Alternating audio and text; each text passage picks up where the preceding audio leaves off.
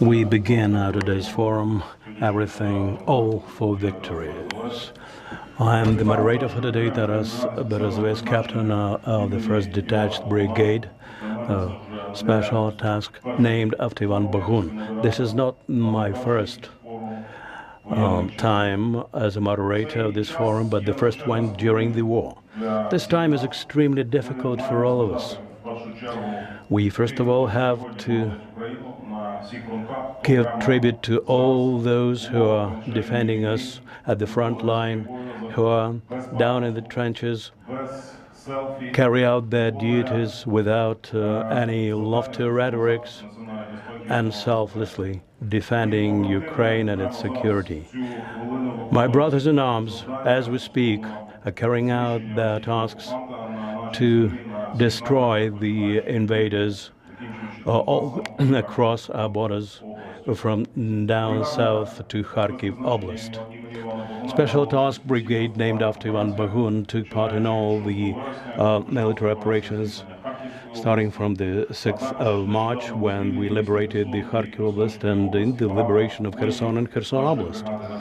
A lot of fighters of our brigade were decorated with state awards, but the main burden, obviously, is borne by the Ukrainian people. And it is symbolic that today we mark the 31st anniversary of the referendum which marked Ukraine's independence, which took place on the 1st of December 1991.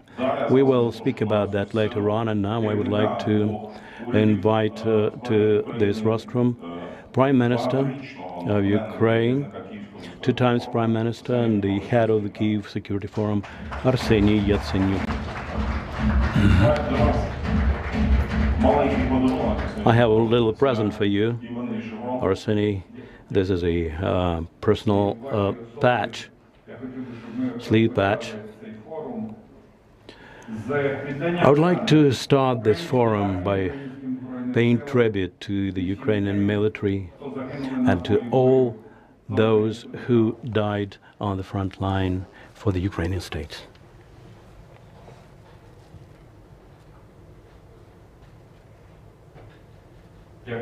Thank you.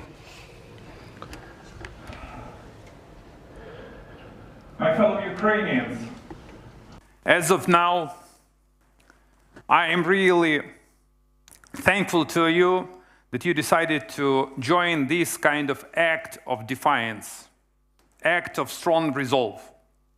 This is another sign that Ukrainian people will never back down, that we will prevail, as we are fighting for our liberty and for our country. 31 years ago, Ukrainians cast their ballots and voted in favor of Ukrainian independence. Starting with the 2014, and now, we are fighting for our independence. We are not alone. We are joined by the Western countries, and we are joined by everyone who stand behind democracy, liberty, and freedoms. Why and how we are to win this war? I want to reiterate that first, we have not to stop, but to win the war. In 2014, we managed to hold the war. And this was the way how to buy the time, how actually to build from the scratch Ukrainian military, how to rebuild and reinforce Ukrainian economy, and how to be ready for the next Russian assault. As of now, the only victory for Ukraine is to restore its territorial integrity entirely, including Donetsk, Lugansk, and Crimea. Otherwise, Russia and those who commit war crimes against humanity, and this is Russia and his crony elite, they will relaunch their war against the free Ukraine. This war is more than about Ukraine, and I want to address our international audience just for you to understand the reason why it's so important to help Ukraine. We are fighting for your security, for your liberty, for your economy, for your sovereignty. We are fighting for the entire world. And here is the reason why. Putin waged the war not just against Ukraine. He waged the war against democracy. This is the war of light against the darkness of light, and he wants actually to shut down this light. This is the war of freedom against slavery. This is the war of democracy against dictators. The only option which is on the table is to win this war. So we have to join our ranks, to circle the wagon, to defend the democracy and freedoms all over the world. The third issue which is on the table is that every single evil that is unpunished, it always reemerges. And it always reappears. So, in this contemporary world, we need to establish a special, separate court in order to bring to justice Russian military, Russian political elite, those who committed crimes against humanity, those who committed war crimes, to show everyone else in the world, I mean similar dictators, and these dictators, they are tracking, they are watching what is happening. Who is to prevail? Who is to take over? In order to show and to clearly send a signal to everyone in the world who supports this kind of autocracy and dictatorship that they will be held accountable. And this goes with the criminal prosecution and financial one. And I want to be very clear that sanctions that have been imposed have to be ramped up, and every single Russian asset has to be both liquidated and confiscated. Russia is to pay for the rebuilding of Ukraine. The fourth issue is that, as of now, we have so-called proactive policy. Proactive policy, and I don't want to dig into details, which is very clear-cut, that Ukraine is to get more and more support from the Western world. And my message to our Western friends is that, look, investing into Ukraine, you invest into your own security and defense. This is the best ever investment to protect your homeland, supporting Ukraine. So ammunition, weaponry, and I would call a new kind of energy weaponry, energy shields, energy tools in order to help Ukraine to survive this winter is of crucial importance. And the fifth issue, which is not just reactive, but proactive policy. We need to think about the future, to think about day after tomorrow. What new world is to emerge? How is to rebuild Ukraine? How to make Ukraine a part of NATO and the European Union, and in this way actually to strengthen both NATO and the European Union. How to demilitarize, de-imperialize, and then denazify Russia, as contemporary Russia is the threat to the global order, as contemporary Russia is the threat to the global democracy and to the freedoms of liberties. How to make the UN stronger, more legally binding and effective one. And how actually to impose a new, strong, democratic global order, the global order that defends civil rights, liberties, that goes after those who commit atrocities and war crimes. The global order which gives prosperity and wealth to the entire world. And Ukraine is a flagship of this new wave of new globe and new global structure. Ukraine will prevail. So, glory to Ukraine, and may God protect Ukrainian troops. Слава Україні! Дякую, Арсенію Петровичу. Сьогоднішній день Thank you, Arseny Petrovich. It's symbolic because 31 years ago, the Ukrainian people openly expressed their will and said that they don't want to remain part of the so-called Russian world. The notion of Russian world was begot by a author of the theory of Russian supremacy. His name is Alexander Dugin. And today we are paying, albeit in a delayed manner. 31 years ago, we didn't think that we would have to pay with blood for this independence, with blood of our sons, daughters. The worst thing that can happen during the war is not the death of adult people. Normally, the bulk of the fighters in Ukraine are people from 35 to 45 who already have their children, and what they fear most is the death of their children and their wives.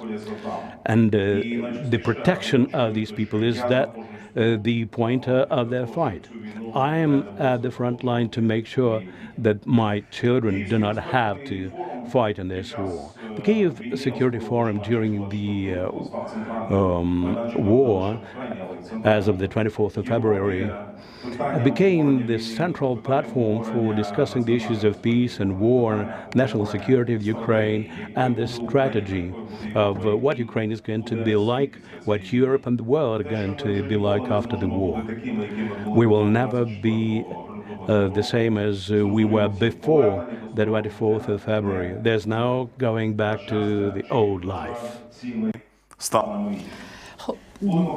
Happily, we will change for the better. And now we will hear the pre-recorded address from our famous American diplomat, Victoria Nuland, who is the United States Undersecretary of the State for Political Affairs. Thank you, Danilo. Former Prime Minister Yatsenyuk, Deputy Chairwoman Kondratyuk, Secretary Danilov, and all those joining online, I'm honored to be with you, if virtually, as you work together to support Ukraine's freedom, sovereignty, territorial integrity, and the right of every Ukrainian to live in peace and dignity. I wish I could be with you in person today, but I'm actually next door in Poland, delivering the same message at the OSCE Ministerial that I wanted to share with you today. And that is, as President Biden and Secretary Blinken have said unequivocally, the United States will stand with Ukraine for as long as it takes. Because the American people understand you're not only fighting for your own survival, you're fighting for all of us. Putin's attempts at violent conquest, his war crimes, his nuclear blackmail, his Hunger Games, and now his effort to freeze Ukrainians as winter deepens, must be defeated. Because if they are not, the world will be a much more dangerous place. Not only will Ukraine's light as a sovereign democratic nation fighting for its own future be extinguished, but every small and medium-sized nation around the globe living next to a big nation with a big military will wonder if they are next. As you know, the United States has led the world in providing unprecedented levels of military, economic, and humanitarian support to Ukraine and the Ukrainian people.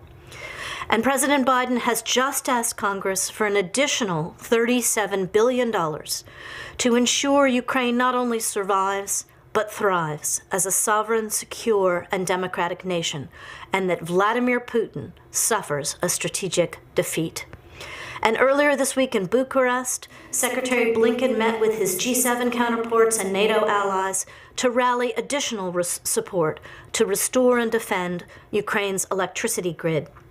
He announced $53 million in critical electric grid equipment from the United States, on top of some $50 million in generators we have already provided. Putin must not be allowed to achieve with darkness and cold what he had failed to achieve on the battlefield. And he failed because of the resilience, the bravery, and the strength of the Ukrainian people. And yet, we also know that every family in Ukraine will have at least one empty chair this holiday season. Loved ones lost in battle, by war crimes, displaced far away from home, or called to fight at the front. Every day brings a new round of terror and indignity, masterminded by one man in the Kremlin who can't stand what Ukraine represents. Not na Ukrainie, the edge of some fantasy empire of his, but a free, proud, increasingly successful European state. Americans across our country rejoiced with Ukraine at your independence in 1991. We stood with Ukraine in 2004 and in 2014, and again this year, because your success is freedom's success, and your courage calls all of us to our better angels. Thank you for all each of you is contributing, and for letting me join you virtually today. Slava Ukraini!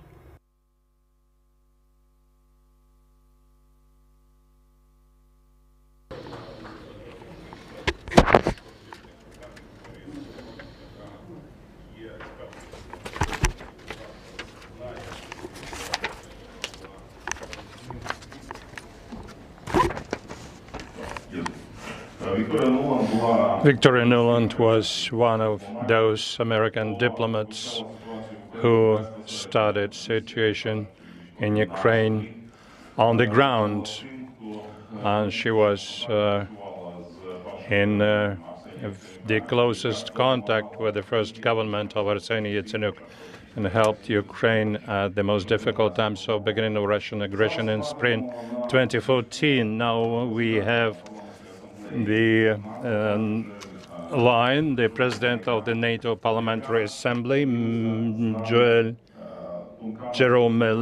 who is going to share with us her views with regards North Atlantic Alliance. NATO has become the key institution helping Ukraine.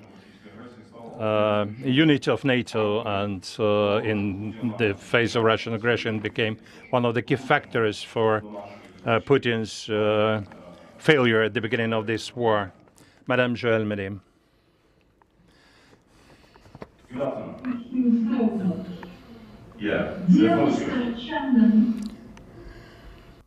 Chairman, former Prime Minister Arseniy Yatsenyuk, dear participants, it's a great honor for me to take part in this very important event as a newly elected president of NATO Parliamentary Assembly.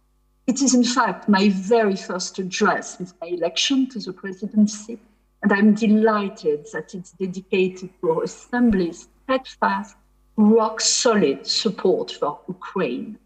We are at a critical moment for Ukraine, for Europe, and for the world. With this assault against Ukraine, Russia has brought the destruction and horror of war back to Europe. This assault didn't start in February 2022. It started in February 2014, when Russia illegally annexed Crimea and seized control of parts of the Luhansk and Donetsk regions of Ukraine. The NATO Parliamentary Assembly took decisive action already then. We expelled Russia from our structures and committed to never, ever recognizing Russia's illegal, illegitimate, and forceful annexation. As rapporteur of the Civil Dimension of Security Committee, I stood on Maidan Square in Kyiv in February 2014 to support the Ukrainian people in their fight for freedom and democracy. With the annexation of Crimea and war in Donbass, the Russian regime was already showing its true face and imperialistic ambitions. Yet, for too long, our Western societies have continued to believe that Russia could change.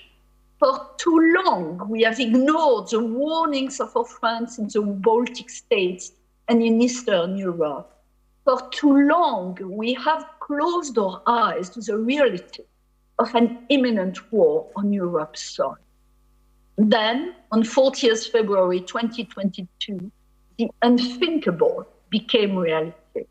Russia unleashed a brutal, devastating, all-out war aimed at subjugating Ukraine and, by extension, suppressing freedom in Europe and indeed around the world.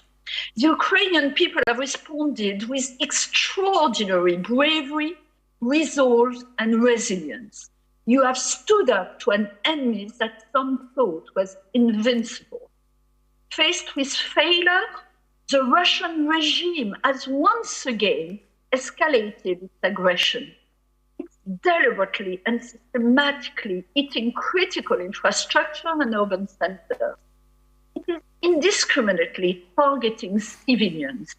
It is killing, injuring, and starving innocent children, women, and men. It is forcing people to live without electricity, water, and heating. There is a name for such criminal and appalling actions. As the NATO PA stated just 10 days ago at our annual session in Madrid, under the current regime, Russia acts as a state that supports and perpetrates terrorism and war crimes. We cannot stand idle in the face of this barbarity. That is why, in Madrid, the Assembly urged NATO governments to respond by further tightening their sanctions against Russia and further isolating the Putin regime. Russia must also be held accountable for its crimes. All of its actions must be investigated, including war crimes, crimes against humanity, and possible acts of genocide. Russia's crime of aggression must be prosecuted by a special international tribunal. Our Assembly fully supports its establishment. We must also continue to provide Ukraine with the equipment and assistance it needs. Since the 24th of February, we've been in constant contact with our brave Ukrainian colleagues from the Verkhovna Rada, Yeor Cherniev, Solomia Bobrovska, and all the other members of the Ukrainian delegation to the NATO PA. They have ensured that we are fully up to date with developments on the ground and with Ukrainians' needs. They regularly participate in our meetings, and we also travel to Lviv, Ukraine in May for a meeting of the Ukraine NATO Interparliamentary Council to convey our solidarity with them and with the so brave Ukrainian people. We exchanged again with Yeor, Solomia, and other Ukrainian colleagues in Madrid, and President Zelensky addressed our meeting too. The recent successes of the Ukrainian armed forces on the battlefield must not make us complacent. We must continue to increase and accelerate the provision of military, intelligence, financial, training, and humanitarian support to Ukraine. Ukraine is facing attacks on multiple fronts. Cyberspace is one of them. In Madrid, I presented a report and a resolution analyzing the heinous and irresponsible cyber attacks that have targeted critical infrastructure in Ukraine since the start of Russia's renewed invasion. I asked for allied assistance to Ukraine to be bolstered in this domain too. The support is not time-bound. We often hear talk of so-called Ukraine fatigue amongst Western populations and leaders. Let me be very clear. Our resolve is unwavering. We are and will be with you for as long as it takes to prevail. And well beyond, we will stand by Ukraine when the time comes to rebuild. Indeed, as we provide Ukraine with the support it needs today, we must also start thinking about the future. That is why our Assembly called for the launch of a vast aid program to rebuild Ukraine. This is essential to ensure that Ukraine emerges more prosperous and democratic than ever when the tide of war recedes. and when peace comes to light. Ukrainian women are playing their full part today in the war effort, and they will play an essential role in rebuilding Ukraine tomorrow. That is why our Assembly decided to honor a remarkable woman, Deputy Prime Minister for European and Euro-Atlantic Integration, Olga Stefanishina, with our award Women for Peace and Security. Through Olga, we also honor all the women of Ukraine for their resilience and resolve. Never in recent history has our individual and collective responsibility been greater and the stakes higher.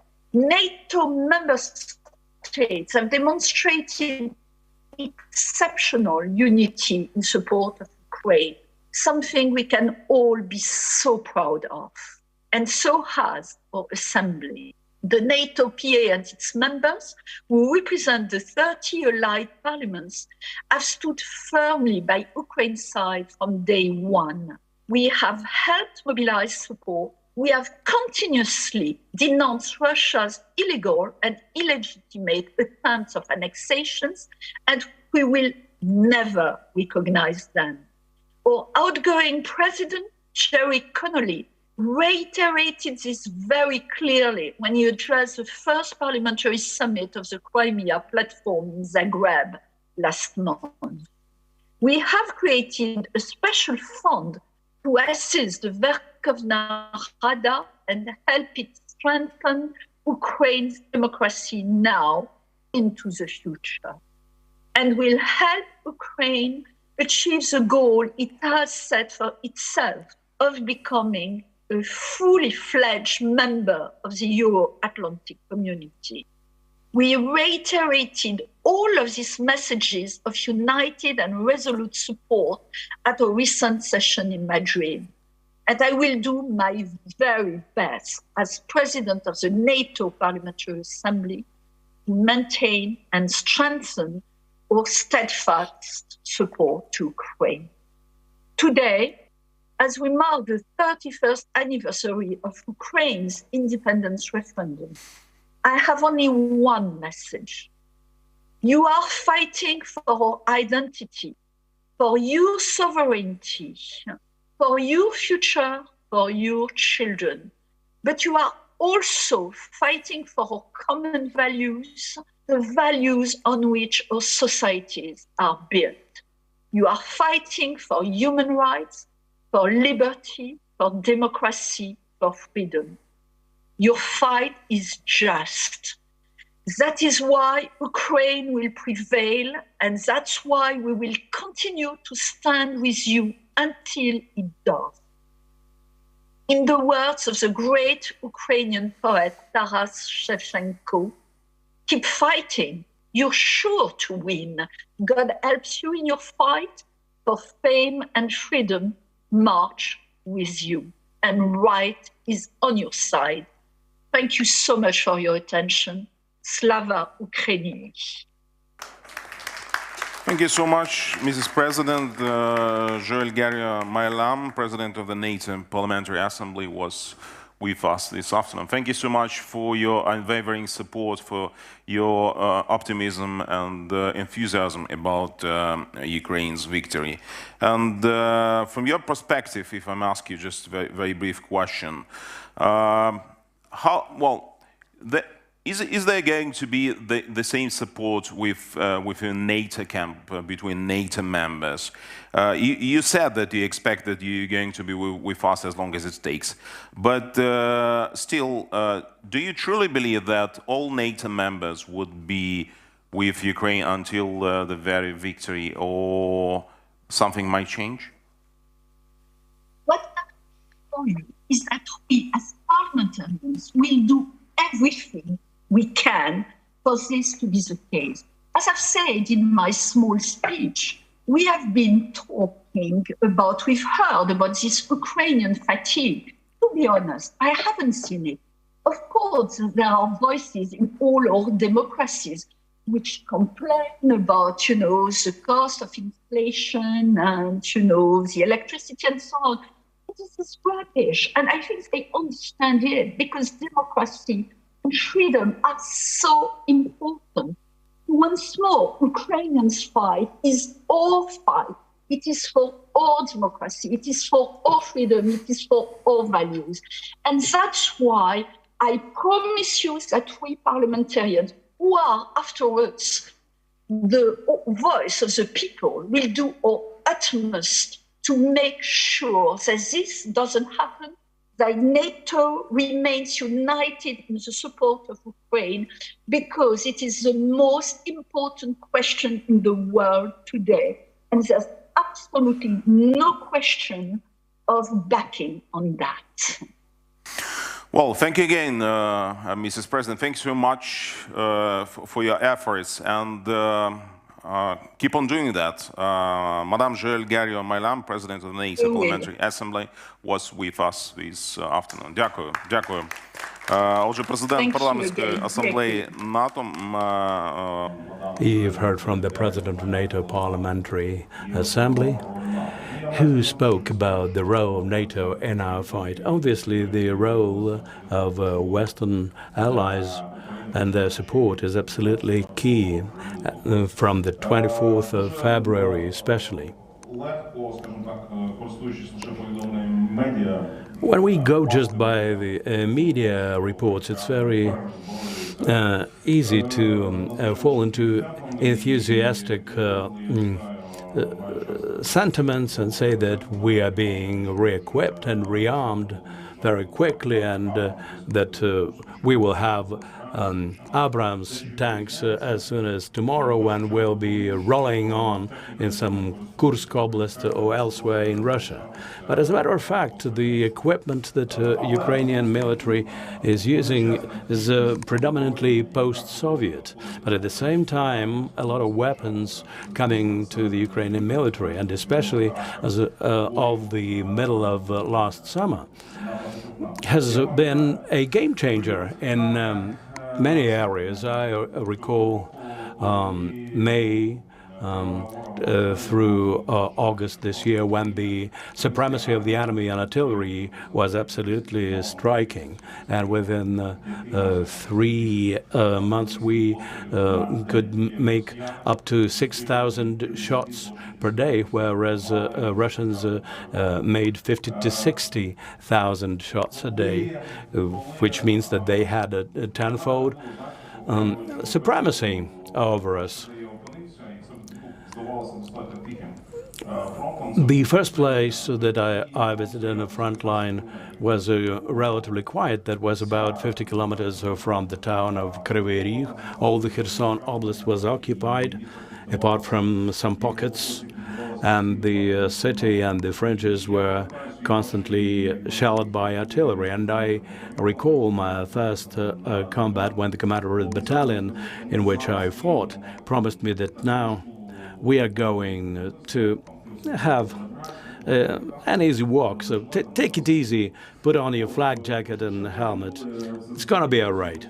And when all that ended, I understood that we had entered the so-called gray zone. We were faced off with the Buryats and the Crimean Brigade of the Russian Federation.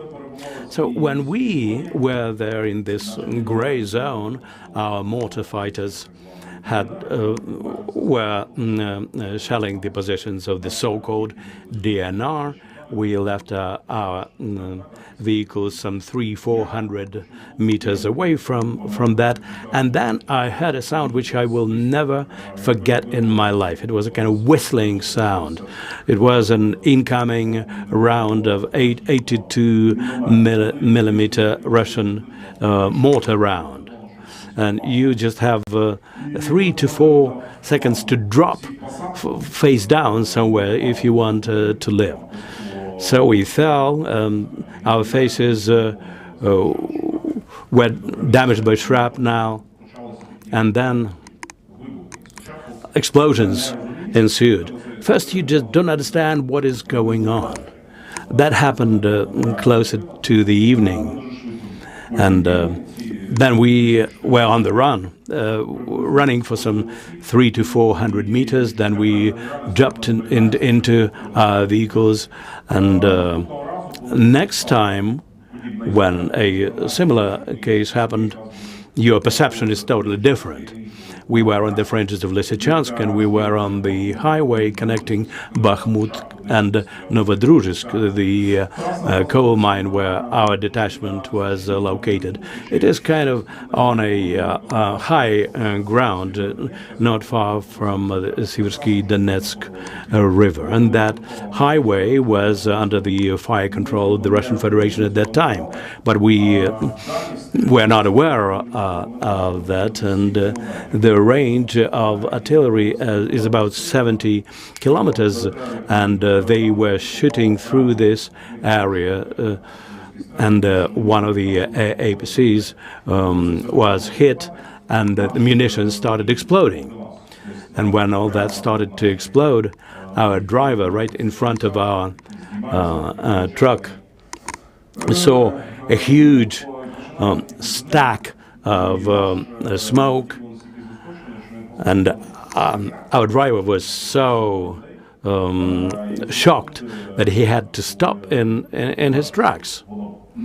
When you see it falling short of you several meters, it's a very scary feeling. It's very difficult to express it. And then everyone started to beat this driver, just to beat him out of his shock condition, because otherwise he would be totally paralyzed. And when you are paralyzed, you cannot hear any words.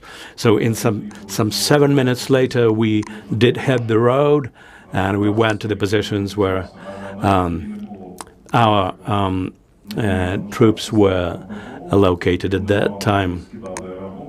We did not have that much of a air defense coverage, and they were dropping 500 kilo bombs on us, and they leave huge craters like 15 meters wide. So it's quite a powerful weapon. So the most important thing in situations like that is not to ask one question, not to ask others, what are you planning to do tomorrow? If you ask this question, you can regret it. No one is making any plans for tomorrow. You just live here and now. If you survive, you will plan for tomorrow later. I invite Alexei Danilov, Secretary of the National Security and Defense Council of Ukraine,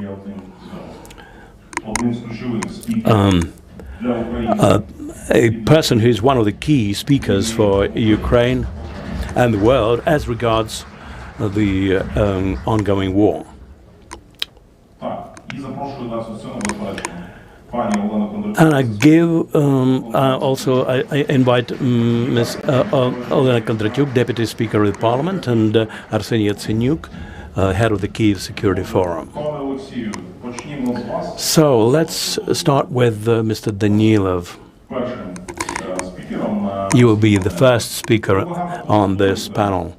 You often comment on not just the combat activities, but all the workings of the Russian world, as it is called.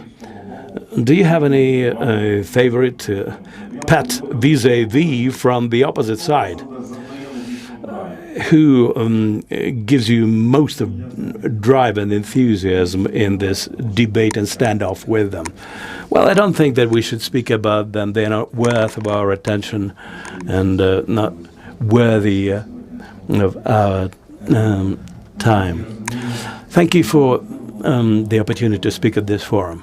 As far as I can understand from the title of this forum, we're talking about victories and about doing everything possible for victory.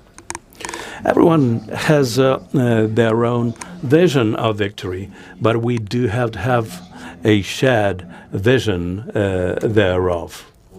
And unless we shape it up, it will be very difficult for us to resolve this issue. We have to bring this issue to a closure, because otherwise we will just postpone the resolution of this issue and the resolution of the problems which can come our way down the road.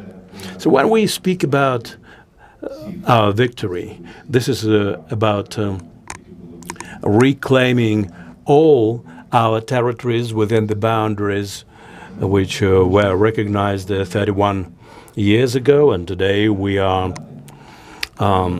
marking the 31st anniversary of that referendum. And until that happens, there will be no victory. And trying to lean on us and make us go for a compromise with people who committed crimes against humanity and our children is an outrage. We cannot even raise this issue.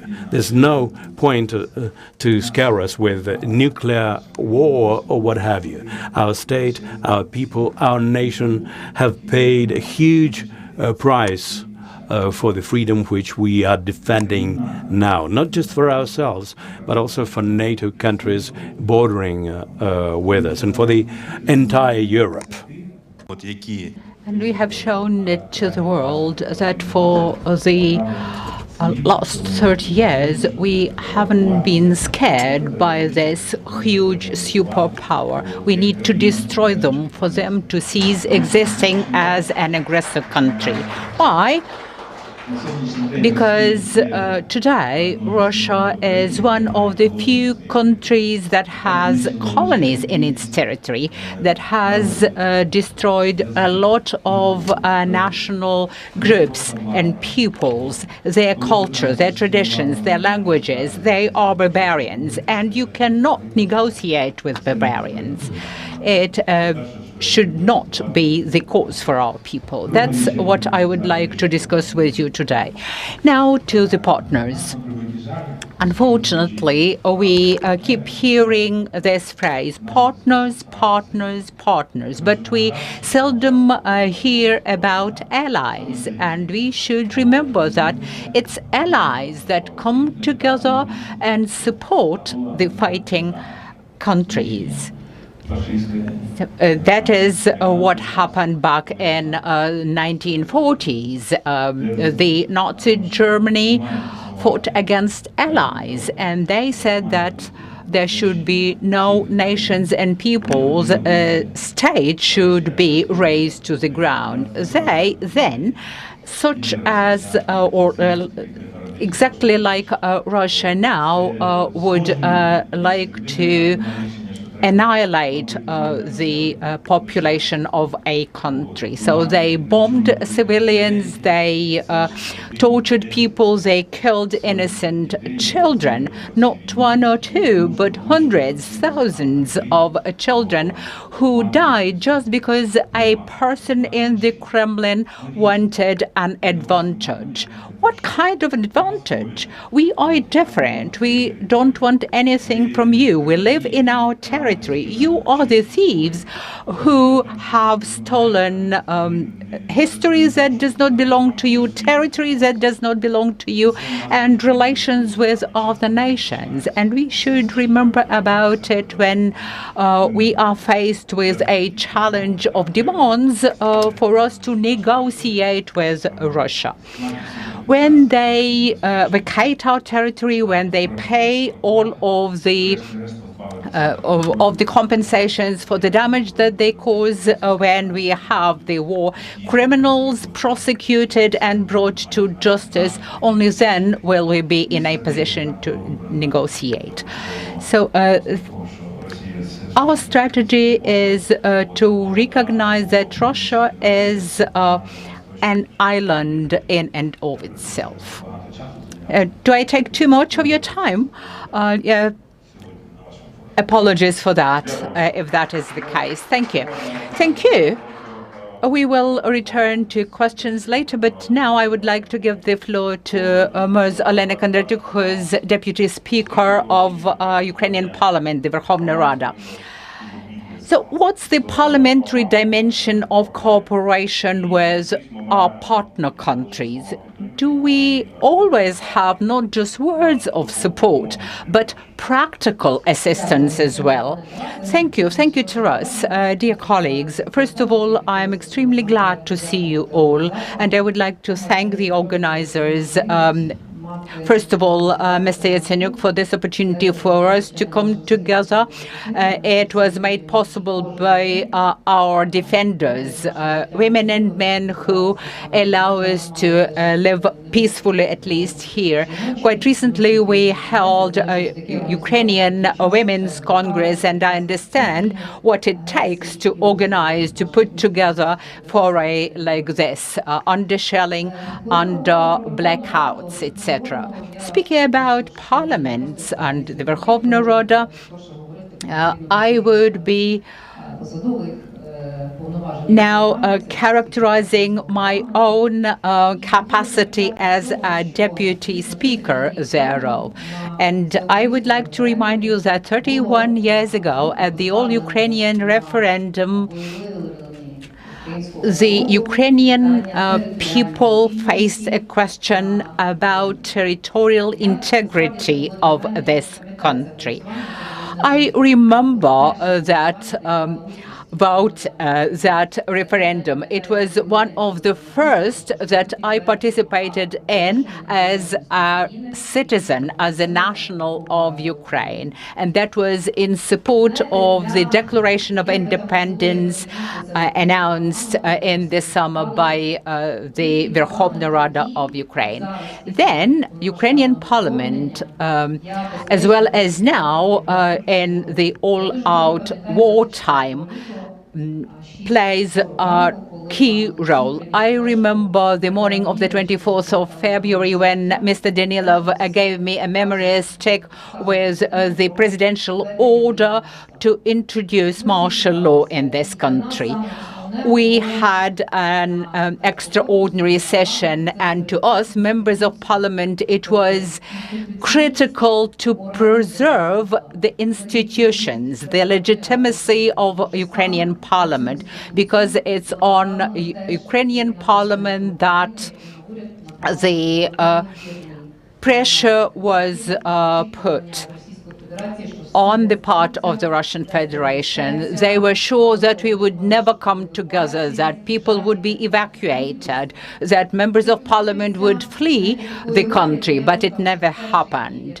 And from the very first days of the all-out war, we decided to focus on key issues. And that was unprecedented in the history of Ukrainian parliament, to focus on parliamentary diplomacy. Our statements made by parliament, and we are a representative body, we act on behalf of the Ukrainian people. So all political statements that we make approaching parliaments of various countries, we express the key needs and demands of Ukrainian people. We spoke about putting up resistance to the Russian aggression in the form of not only condemning it, but also in the form of recognizing Russia as a terrorist state, or at least sponsor of terrorism. And we actually gave a very clear definition of what the terrorist state is about. In the international practice, there is no clear-cut definition of the terrorist state. There is only the definition of the sponsor of terrorism, and we have to work together to change this situation. And it pleases me to state today that we've been in permanent, constant communication with a lot of parliaments, and now several parliaments, 5 to be exact, have recognized Russia as a terrorist country or a country sponsor of terrorism. And you've already heard that the Parliamentary Assembly of NATO, European Parliament, and Parliamentary Assembly of the Council of Europe have followed suit. And now the national parliament should also do so. And I totally agree with Alexei Danilov here in that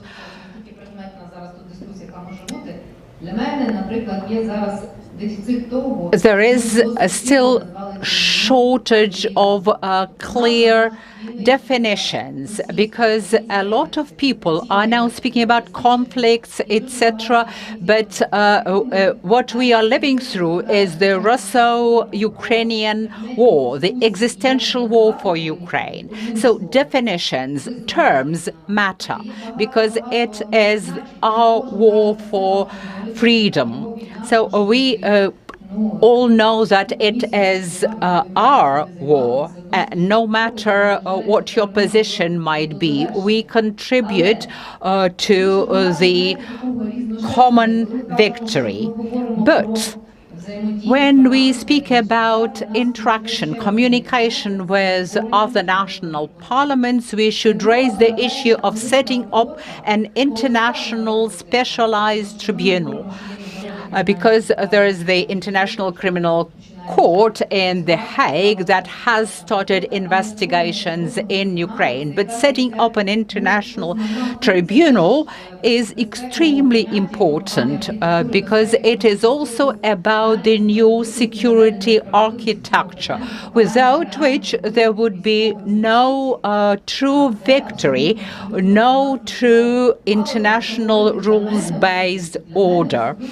To me personally, the role of the International Tribunal should be to bring the perpetrators of war crimes and crimes against humanity to justice. Those who voted for recognition of the independence of the so-called DPR and LPR, for annexing our territories, for launching this aggression. Each and every of them who pressed the buttons in parliament, who raised their hands in agreement, should be held accountable.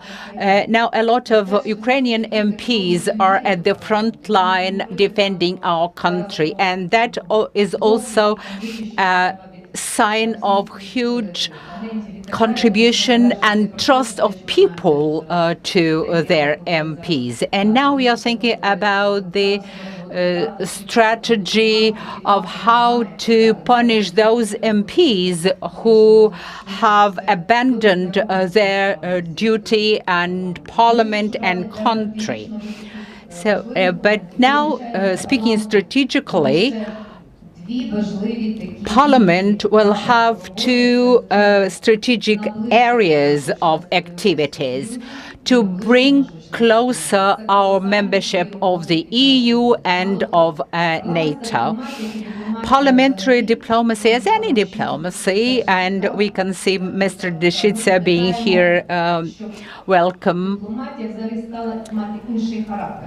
should be more demanding, more insistent. We do not have the time to waste for classic diplomatic steps. We should be very proactive. And what I like about this rhythm of life and activity,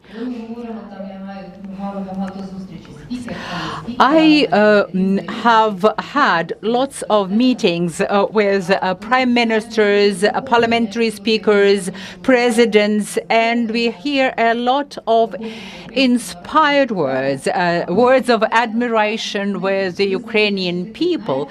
But then they say that you are changing, transforming your own society, but also ours.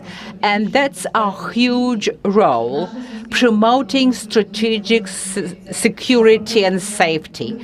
Our own society is paying this punishing price for our freedom. And we are being transformed, and with us we are transforming international community as well. Mr. Yatsenyuk, you've spoken a lot to top politicians of Europe. Some time ago you had very frank discussions with Angela Merkel, for example, former Chancellor of Germany. And now we remember the infamous Steinmeier formula, which also failed to contribute to Ukraine's security. Do you think that the European politicians who misjudged the role of Russia will admit that they made a mistake? I'm sure that all the EU member states, and I would actually take Hungary or Hungarian government rather apart from that group of European leaders. I think that they have reconsidered their former attitude to Russia, and they have understood that they made huge mistakes. Yesterday, German Parliament recognized Holodomor as genocide of Ukrainian people. And this is yet another factor that shows that prior to 2022, there were a lot of mistakes made by the European leaders for fear of spoiling relations with the Russian Federation. And the key mistake was that the allies, and here I cannot but agree with Mr. Danilov, we are talking about allies. So allies made their major blunder where they thought that Putin would be playing by the rules, but he has always played with the rules. And Putin has always thought that we would be mentioned to establish his own rules. The second mistake was that economy was prevailing over values, because general philosophy in Europe was that if we have close economic relations, these economic relations will prevent Russia from unleashing a new war after the Second World War. The third mistake was, let's not irritate Russia. That was the key mistake in 2009 when France and Germany rejected Ukraine with NATO, with MAP. The fourth mistake was that inadequate reaction of our European allies today to the beginning of Russian war against Ukraine in 2014. There are two sub-items. The first sub-item concerned the sanctions. The first sanctions applied against Russia were more superficial rather than real sanctions aimed at undermining Russian ability to fight the war. It would allow Ukraine to resist Russia and to prevent Russia from accumulating arsenals. But in fact, Russia used to got hundreds of billions of dollars for weaponization. But Ukraine started the process of demilitarization of Russia. And the next mistake was our allies just took a decision about supplying arms to Ukraine. In fact, the discussion on supplying arms started as a non-lethal weapon. That is not offensive weapons. Even when, as a prime minister, I launched a new idea, give us not offensive but defensive weapons, the West nevertheless was not prepared. And we must recognize that, unfortunately, it was a joint decision. Let's not irritate Russia. I can add one more key mistake, which was in the area of energy, and this energy mistake costs Europe. The growth of prices of natural gas by 147%, and raise of the electricity by 70-something%. All that led to weakening of Europe. Europe now realizes this. That's why I will repeat once again that Ukraine fighting for its independence is fighting for the independence of the whole Europe and the whole free world, including for energy independence, because as a result of this war, Europe at last will get rid of the energy dependence of Russia.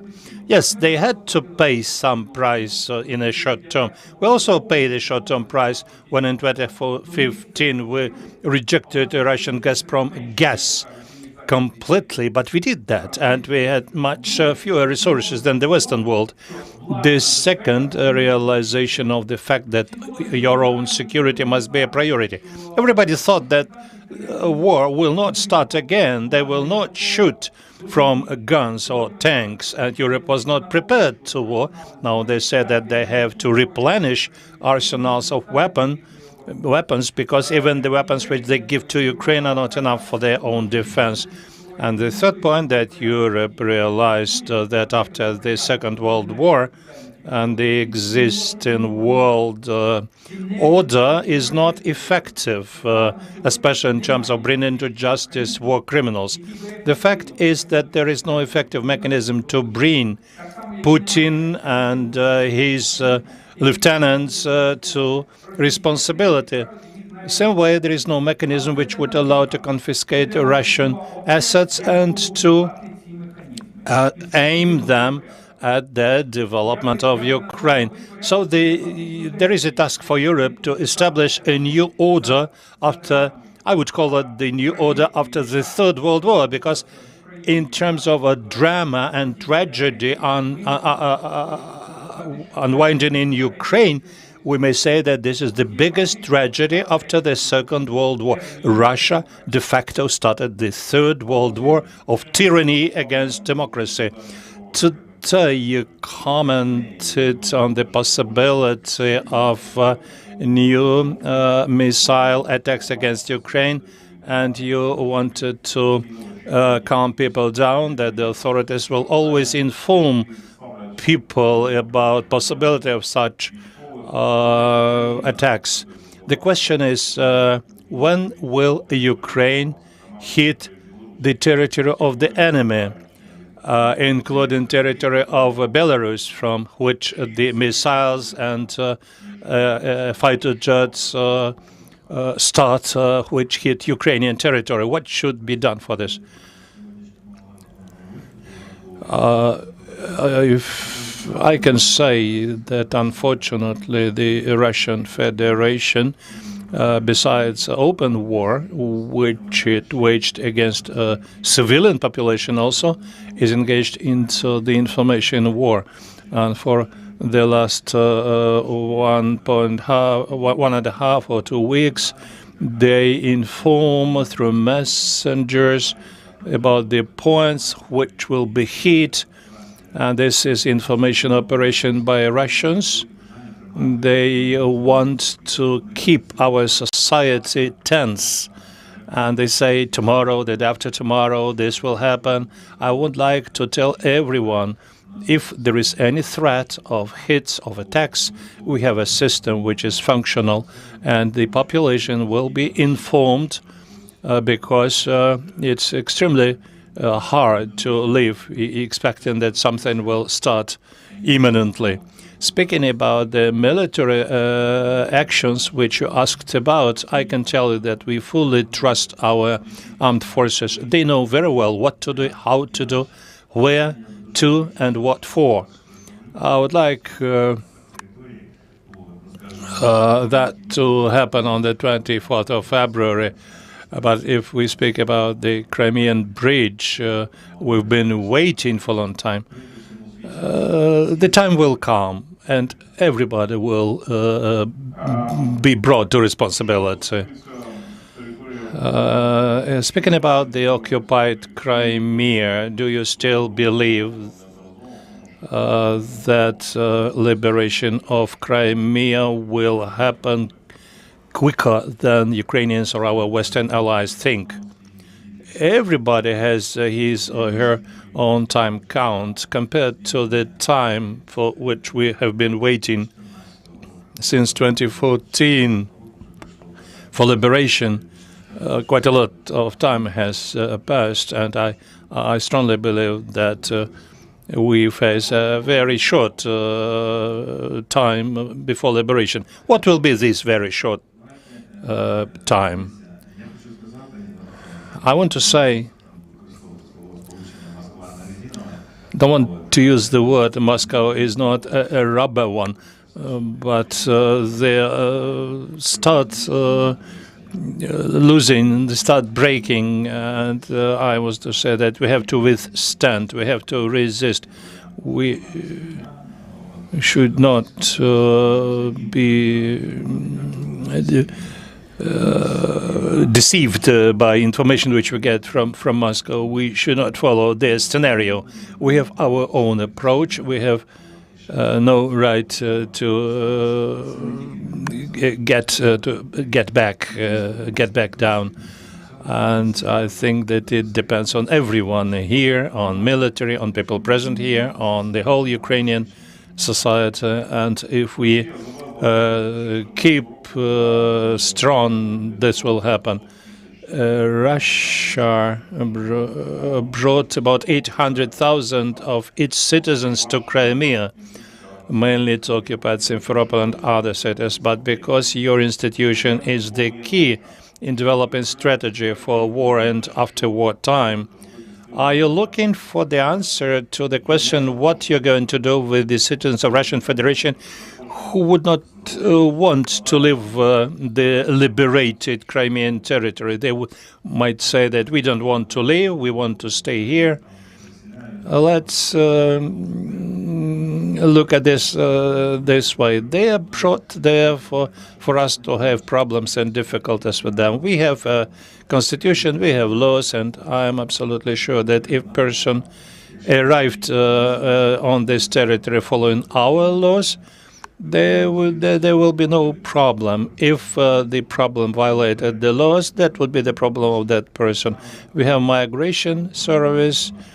We have legal norms concerning crossing the borders or leaving. If you arrive there in some unknown way, you have to come back where you came here from. And following the compromises, agreeing with somebody, it's a bad practice, the practice which led to the Second World War. I want to say that after the Second World War, in terms of relations with Germans, there were countries which did not allow Germans to come to their territories.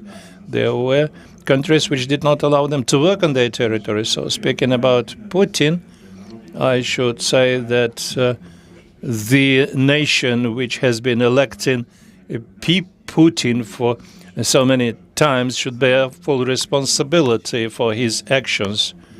And those who were brought on our territory should bear the same responsibility. They know that they are living on the stolen territories. Olena, currently on the liberated territories of Kharkiv and Kherson Oblast, there are many people who collaborated with Russian occupiers. Some of them left, but not all. And people with whom we communicate say that a lot of these collaborators continue living there as if nothing happened. What would be your vision of the post-war prosecution or responsibility of these people for collaboration with Russians, and how to divide these people by categories? Not everybody committed war crimes. If a person started working at school, teaching children following the Russian narratives imposed by the Ministry of Education of Russian Federation, that also was an act of collaboration. How to divide them? It's a difficult question. On the one hand, it may be easy that according to the law, everybody should act. But on the other hand, every situation is individual. I would say that in that situation, I would speak more about war and values, the values which we have now. And frankly speaking, Ukrainians now are going through the coordinates of values which are important, and this important coordinate which is humanity. Humanism which brings about freedom. I remember that in my native town Kherson at the beginning, I call it native town because I have a lot of friends over there, members of Batkivshina Party, who used to work there, being teachers at schools, and they were put in resistance in spite of all odds. And I got lots of information and photographs, reports. Collaborators should be prosecuted, it's clear. But the most important is that we should have a couple of examples of such prosecutions, beginning with the top level of traitors, for instance. Now we're working on improving the law on treason, state treason, and about collaborators. All the legislative amendments have been made. And as far as I know, there are a lot of criminal cases launched, opened, and they should be brought to courts soon. You know, at our Ukrainian Women's Congress, we heard a story from the chaplain, Andriy Zelinsky, who told us that we are going through a very difficult time now, in spite of the fact whether you're a politician, a teacher, or medical worker, it's a very hard choice. You know that in Kherson, they executed people who were telling truth to people. And now it looks like this war claims the lives of the best of Ukrainians from different areas and straight of life. It's impossible to answer your question to us in unequivocal terms. I just know that, realistically speaking, Ukrainians now are going through a very crucial phase in their lives. Judging by the latest ratings, popularity ratings, and other ratings, Ukrainians have a very strong vision of victory and very high hopes for rebirth and rebuilding of their country. So this is about the truth, justice, and these are the most important issues for Ukrainians. Empathy, support for people who are who suffered most from this war, and we are in for a lot of trials. I think after the war it's going to be, in many respects, even tougher than it is now, because we'll deal with a lot of issues relating to emotional sphere and to post-traumatic syndromes.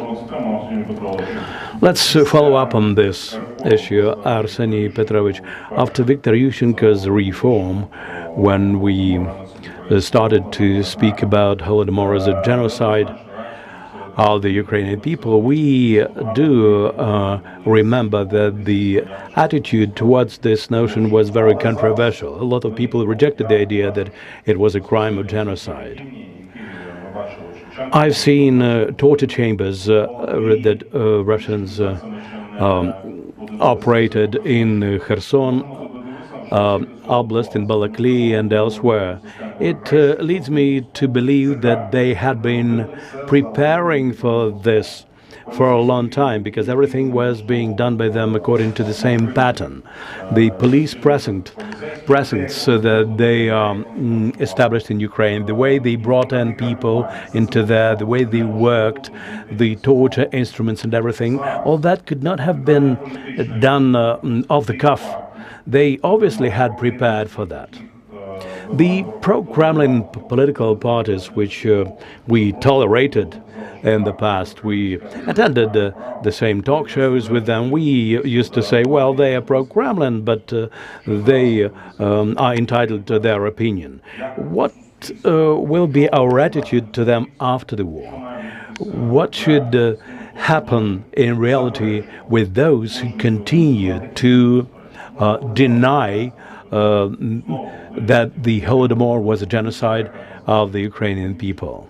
They will again say that not everything is that straightforward. Well, Ukraine has changed a lot, and Ukrainians have changed a lot, and the vice speaker was right in saying that after the victory in this war, we are in for very tough times. We'll have to think how to help each other, how to rebuild our country. Because rebuilding a building is one thing. It's easy. But how to repair your moral status, your emotional condition, how to help people who have lost something which is an irreparable loss. Some people lost their loved ones, some people lost their limbs or lost their health in combat. It's going to be a huge challenge, which will require not just money, because money is the easy part of it, and I know how to find it, but how to find the internal accord and unity which should become a foundation for building a new Ukraine. As regards the perception of the society in Ukraine of what was going on in Russia and what is going on in Russia now, people sometimes call me that I am a hawk, that I'm a proponent of war. You know, in Russia, NKVD was replaced by the security service. Stalin was replaced by Putin. But the essence of those things remained the same.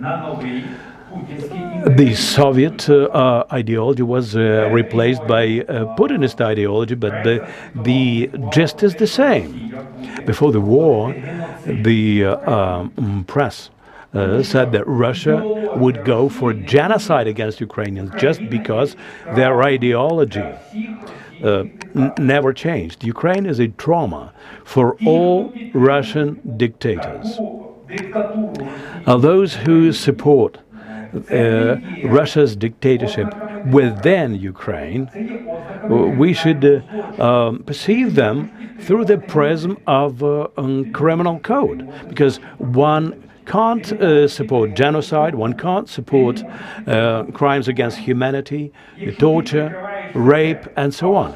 And if you cover up all that, trying to pass it off as freedom of speech and so on, this is nothing short of a crime.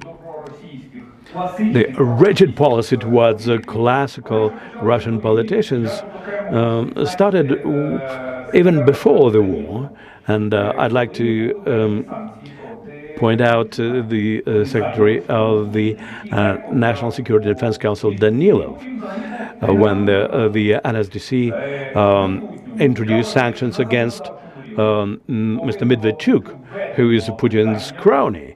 And I think that within the legislative framework, we should make sure that just like genocide is unacceptable and the failure to recognize it as such should be banned, likewise there should be a ban on the recognition of Russia's right for aggression or the support of any Russian parties or Russian ideologies. All that should be banned, full stop. The denial of Russian aggression, Russia's tortures, the fact that genocide that Holodomor was genocide against Ukrainians, denial of all that should be out of law, and people who hold that view should have no place in our political establishment. There should be a clear-cut and straightforward lustration in that respect. I'm just the secretary of the National Security and Defense Council, whereas the head of the NSDC is the president. So all the decisions related to Medvedchuk, Kozak, Firtash, and others, all that was done on the basis of the decrees signed by the president, which is the Supreme Commander-in-Chief in Ukraine.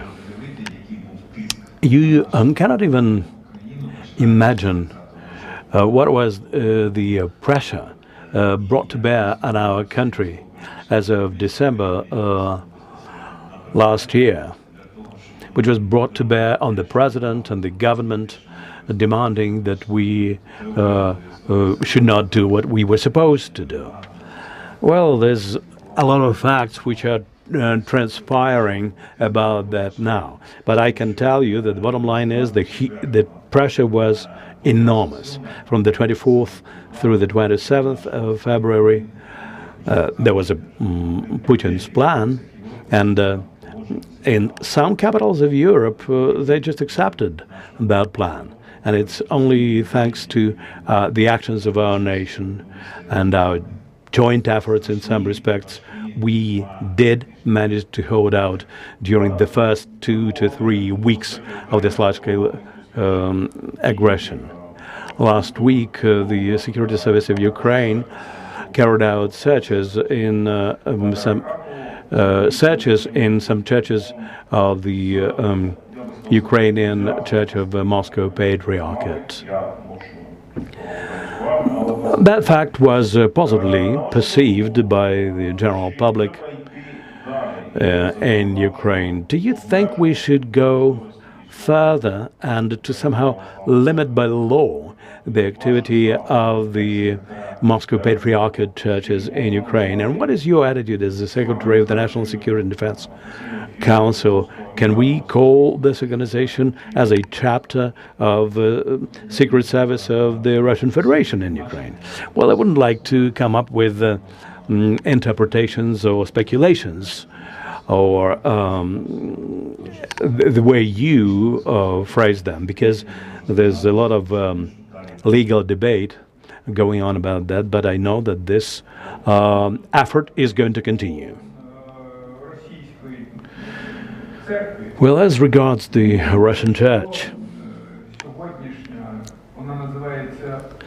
if it's called the Ukrainian Orthodox Church of Moscow Patriarchate. Is this the official title of it? No, it's not. It's not quite. Somehow they lose the words of Moscow Patriarchate in their official name when they quote it. Well, we need to revise all that. If they want to be independent, they should totally distance themselves from Russia, and they should recognize the religious status that Ukraine received. And only in this case, that church would have some future in Ukraine. This is my personal view, and it's built not just on conjecture, but on facts. It's a fact that unfortunately the security service of Russia used the Russian Orthodox Church of Moscow Patriarchate as an instrument of destabilizing Ukraine, as an instrument of undermining Ukraine and spreading the network of their agents. Maybe this church has some future in Ukraine, provided they go for the conditions that I've mentioned before. Ms. Kondratyuk, do you think that this church has a future in Ukraine and how they can reform themselves? I can only add to what my colleagues have said, that this, as Alexei Danilov said, this is to be continued. Our recent efforts are to be continued, and I'm sure that this will be the case. Concluding today's discussion, can we make some projections for Ukrainians? The whole week was spent in fear of an approaching blackout.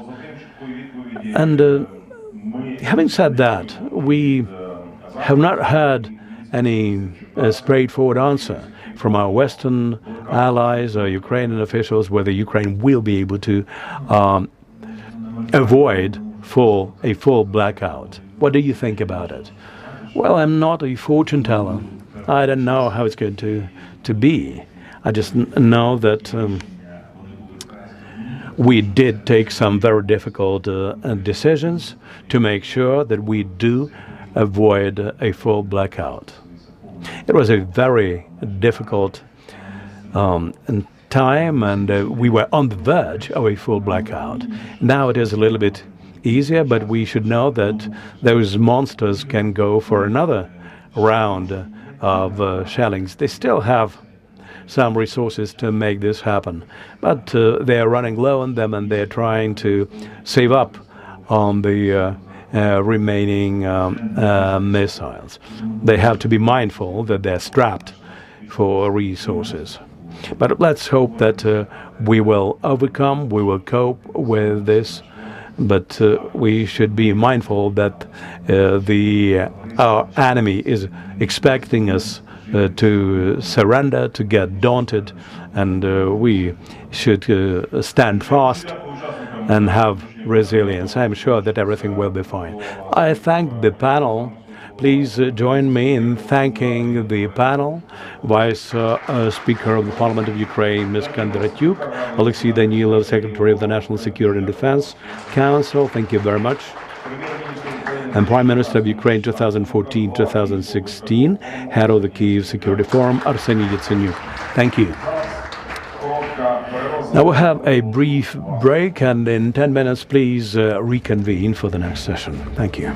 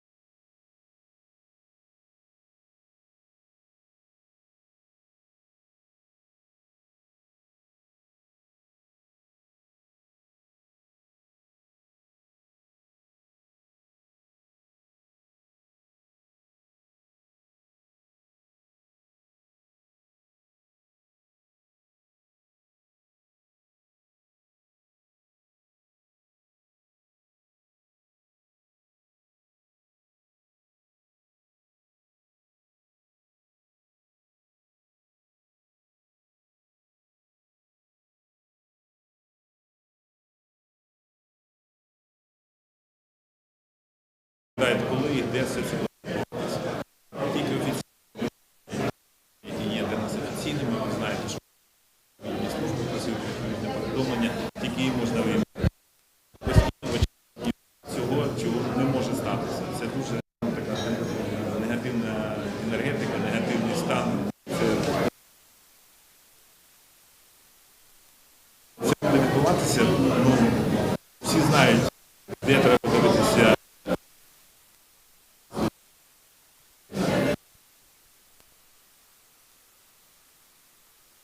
Загроза масових обстрілів, і чи є Росії, чи до вас, тобто чи є ракети, і чи є дрони?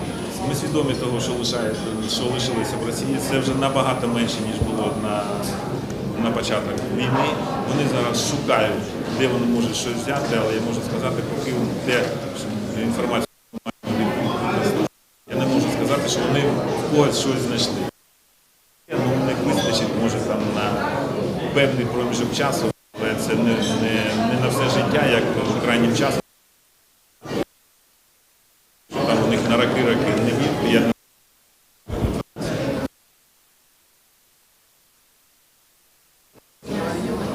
Індія та Китай – це Індія.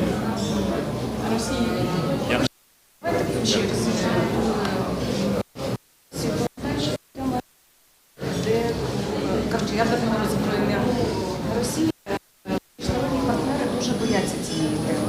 Чи не може Україна на сьогодні запропонувати або моменту це має відбуватися? І ваш погляд, якщо вибирається створення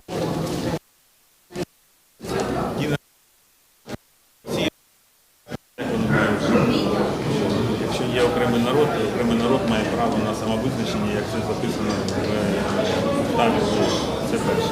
Те, що ядерна розмова в 94-му році, коли нас попросили безкоштовно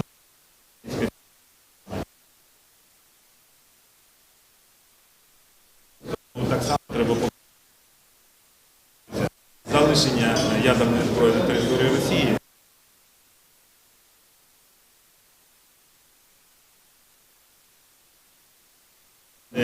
Проти нас може проти Росії.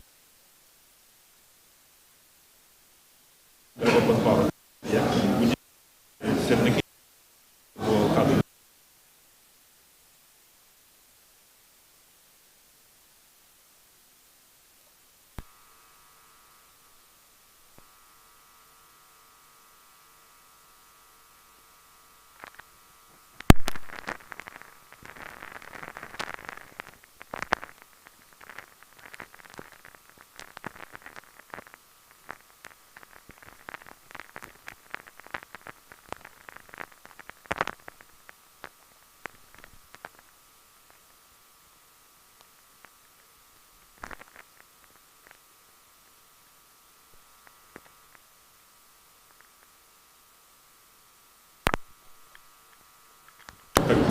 Так званої Великої війни, як вони там кажуть, фашисти, зараз у них там новий наратив, вони там, Сполучені Штати, у них там є свій вираз, як вони їх називають. Це свідомість того, що шансів виграти в них вже на сьогоднішній день немає. І це свідомі ці дві жіночки, які там постійно волають на телебаченні. Вони це вже усвідомили, а лишатися в тому стані, який вони жили люди собі спокійно, їздили по Італіях, по інших країнах, ніхто їх не чіпав. Зараз можна жити за парканом, як сьогоднішній. А як часто ви зараз зі своїми колегами спілкуєтесь, які очолюють радбези інших країн? Я спілкуюся з своїми колегами постійно. Заради необхідності. Колеги, я перепрошую.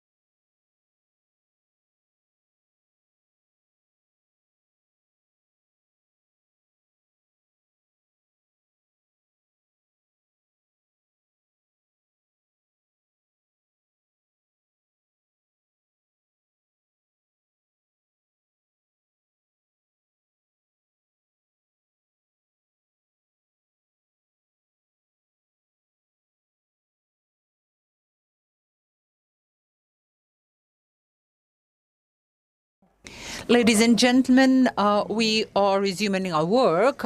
Could you please take your seats? Thank you. Thank you.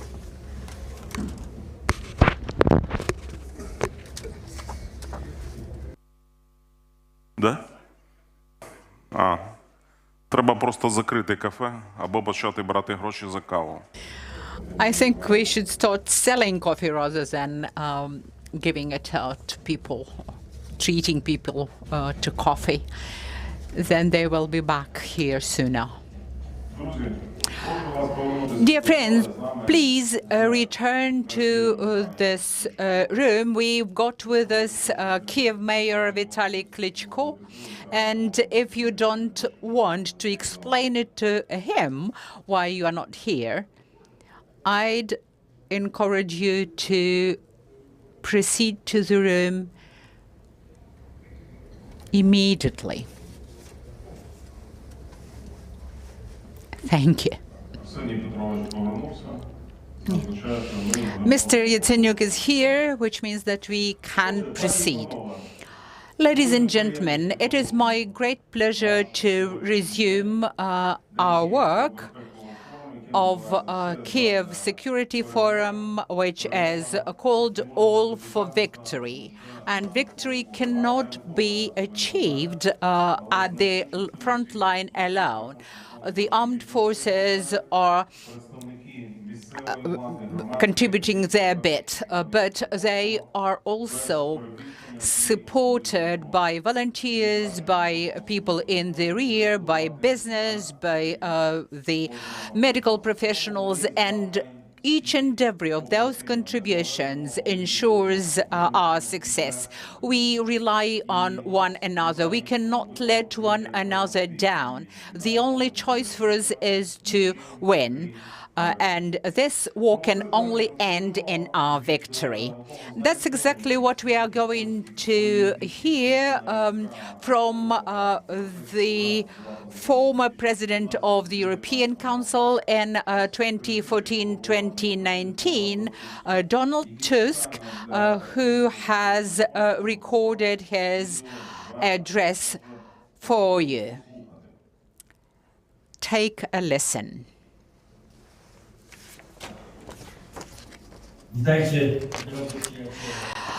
Dear friends, I'm sure that not a single meeting in Kyiv can be as dramatic as this one today. Kyiv Security Forum is dedicated to the issues of Ukraine's security and safety, to the issues of peace, security of borders, and it is taking place in the time of war, of brutal aggression. Every day, Ukraine and Kyiv are being rained by missiles, by bombs and shells of the merciless enemy. It is extremely important to stand by you under the circumstances. And now, as I'm speaking with you, I know that there are a lot of friends who I know personally, with whom I've been in communication constantly, and I know that at the beginning of the war and now you don't need compliments, nor do you need hot and cordial words of support or else diplomatic rhetoric to demonstrate the support to you, as during the Polish uprisal in the Second World War, one of our poets said, "You don't need applause, you didn't need ammunition." We Poles, irrespective of what political party we represent, and that refers not only to politicians but to every Pole, we appreciate your needs and your irritations sometimes, because you, Ukrainian men and women, have shouldered this a dramatic burden of protecting not only your own borders, not only your own territory and liberty, but also those of the Western world, of the entire Europe. And it seems to be a banal truth, but I'm sure that when I speak to Polish men and women, we act so that we should support you practically. You need ammunition, not applaud. You need political, logistical, financial, and military support, first of all. That's what we fully understand here in Warsaw. And I would like to assure you that the all-national support of the Ukrainian cause, the issues of your freedom and independence, territorial integrity are fully supported in Poland. We will soon have elections, and I'm sure that Putin and his administration would like to cause dissent and chaos in our countries, including political destabilization. So that can be predicted, foreseen, and understood. But I would like to assure that we, Poles, are very consistent in supporting Ukraine, including in the international arena. And I'm sure that our opposition and incumbent government will do everything tirelessly for the West, the EU, and all of your neighbors to consistently support Ukraine, for the political determination, political alliance be tireless during this dramatic winter with you. That's why I'm sure that in Poland, even though we often argue, politicians of the opposition and those of the ruling party, we still unilaterally and unanimously support Ukraine. And when we disagree with one another on certain points of internal politics, when it concerns Ukraine, Poles will always be united, irrespective of whether you are running for power during the next elections or whether you are the grassroots NGOs. Poles are united in that, again, Poles of different traditions, of different experiences, they are prepared to support thousands of your countrymen and countrywomen here in Poland and there in Ukraine, because we understand that millions are fleeing the war, but we are showing our popular solidarity in order to help Ukraine, politically, economically, as I said, and militarily. And this support will not depend on the situation of today. It is eternal. Thank you very much.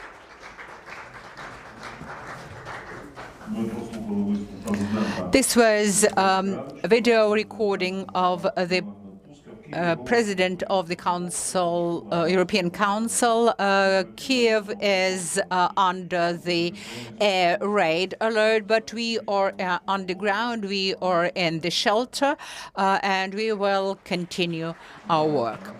It is my great pleasure to invite Kyiv Mayor Vitaly Klitschko to this stage. I've just come from a very the area very close to the Russian border, from Kharkiv Oblast. And unlike in Kyiv, the situation there is calmer. But in Kyiv, the situation is very dramatic. Nothing like calm. There's a lot of debate about the so-called points of invincibility, and you called on people not to politicize these issues of everyday survival, because that's the least that Ukraine might need today. So what's the situation like here in Kyiv? what about this initiative of setting up invincibility points? First of all, I would like to greet you all and thank the organizers for inviting me. Before I answer your question, I would like to give you some statistics. We understand that to aggressor Kyiv is still the main prize, and we should thank our armed forces for fending them off, for driving them away from Kyiv suburbs. But it does not mean that they have given up their plan to capture the capital city. This is a symbol of our independence, so we should be on alert. A year ago, we did know about the looming invasion, but none of us could even think of how dramatic this development could be. And if a year ago somebody would think of telling me about it, I would think that the person had lost his or her mind. The city of Kyiv was not on the front line, but in Kyiv, 670 buildings have been destroyed or damaged. 350 of them are residential houses. More than 150 people were killed, including 4 children. We would have never thought that shelling and missiles attacks could happen in Kyiv, in the very center of the city. Such places like children's playground in Taras Shevchenko Park was totally destroyed. Streets and houses in the center of the Kyiv have been damaged. The main purpose is not to intimidate the people, but rather to pursue the politics of genocide. So they want us to be depressed, to flee from the country, to desert this country so that Ukraine is depopulated. They want us to live in darkness and in cold. What Putin wants is Ukraine without Ukrainians. So he's after the depopulation, as I've said. And we have to stand strong, shoulder to shoulder, to protect our country in these difficult times. We should not underestimate the threat, of course. We should not be heady with the recent advances at the front, because the enemy is perfidious, it is very strong, and very hard times are still ahead of us. And we have to be united to liberate all of our territories. All Ukrainians should stand together. Legislators, executive bodies, judicial authorities, and people in the streets. We should be like a fist rather than individual fingers. So as far as your question is concerned about those invincibility points, a lot of questions have been asked about that. As I said before, I don't want this matter to be politicized. Political infight should not be our policy for today. Political parties should not be trying to make it a matter of hype.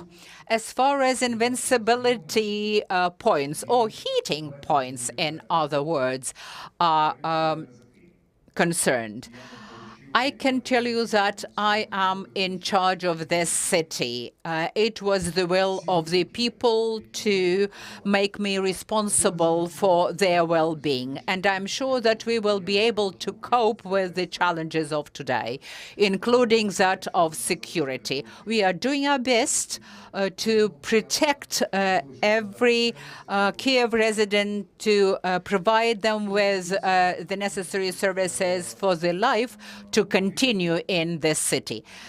So as far as the heating points or invincibility points, call it whatever you want, are concerned, this is a true challenge because we did not expect the foe to destroy our energy and water supply infrastructure or critical civilian infrastructure. Last week, we lived through the almost total blackout in Kyiv. Residents did not have electricity, water supplies, or heating, and 4,000 utility company workers worked around the clock to have those services restored. Now the situation is much better, but temporary outages are still the fact of life. Yeah. Still, we have a threat of ruining the energy supply system in the city. I don't want to scare people, but we must be prepared to various scenarios, even to the worst one. We all are grown-up people. We not only have to know what can happen, but we need to know what to do and how to help people to survive. The city has taken over their responsibility. We are only given orders. Nobody gives us generators. They only promise them. We have set up 430 points of invincibility, but it's not a panacea. In the city of Kyiv, at the moment, there is 3.5 million people living, and 430 heating points or invincibility points is not enough. It's funny to hear about this. Even 5,000 would not be enough if God forbid situation develop for the worst. People will.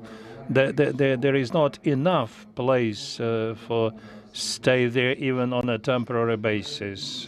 We're doing everything possible for businesses also function as points for women, people if necessary. So all those inspections were done at mainly at school buildings. The buildings which meet the major criteria of insulation, there is no loss of energy, and we had to ensure supply separately if there is no centralized water supply in the city, some electric supply services. So, and for this we did a lot. All the key hospitals have generators. They have enough stocks of medical supplies, medical items and food. And once again, I will appeal to all Kyiv residents that we need to be prepared to various scenarios, even to the worst one, and to have an action plan on what people should do in this case. I will tell you.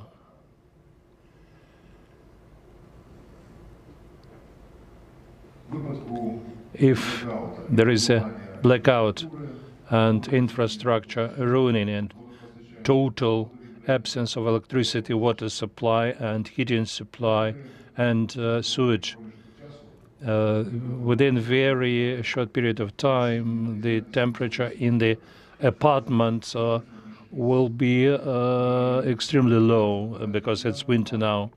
So I ask Kyiv residents, ask them to have a stock of technical water, drinking water, food which can be kept for longer time, warm clothes. If you have friends, acquaintances, relatives living outside of Kyiv in the rural communities, talk to them. Be prepared to move there if they have in their home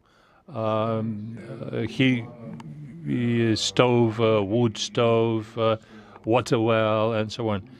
And it would be good if you have an opportunity to stay temporarily with your friends and relatives in the countryside. We are trying to organize these sort of things at schools, but it's very difficult to do, though we are working on this. First of all, our services have restored almost all electric, water, and heating supply. We still have problems. We have a deficit of energy about 30%, not only in Kyiv, but all over Ukraine. But we can come, but any moment the worst scenario may happen. And these points of invincibility is not a panacea. They can help some limited number of people, and we are trying to do everything possible to increase their number using our own funds, our connections, getting from our partners and friends generators, setting up these points, and they are just trying to blame us for not having enough cookies in the heating invincibility points, or possibilities to charge telephone. When I talk to the members of parliament, I say, how do you like this? Can you put a mark 4 on the basis of 5 points? They say, almost 5. And then they say something different at another occasion. But we want people to talk directly, to be honest, not through the mass media, but directly. But anyway, we are not going to take the responsibility off. We're working 24/7, and we are putting all possible efforts into making possibilities for residents of Kyiv to be taken off by the authorities of the city. And I want the residents of Kyiv to understand this. This is our task, which is very difficult, but we are not afraid of challenges. And I assure you that we are going to overcome all the difficulties. I came here for a short vacation, so to say, short leave. I saw my family, visit them, and I see that people here do not panic. The people are quite calm in the city, but I see if this situation of full blackout, no water, heating, or electricity, after how many days in such case the city would announce a total evacuation.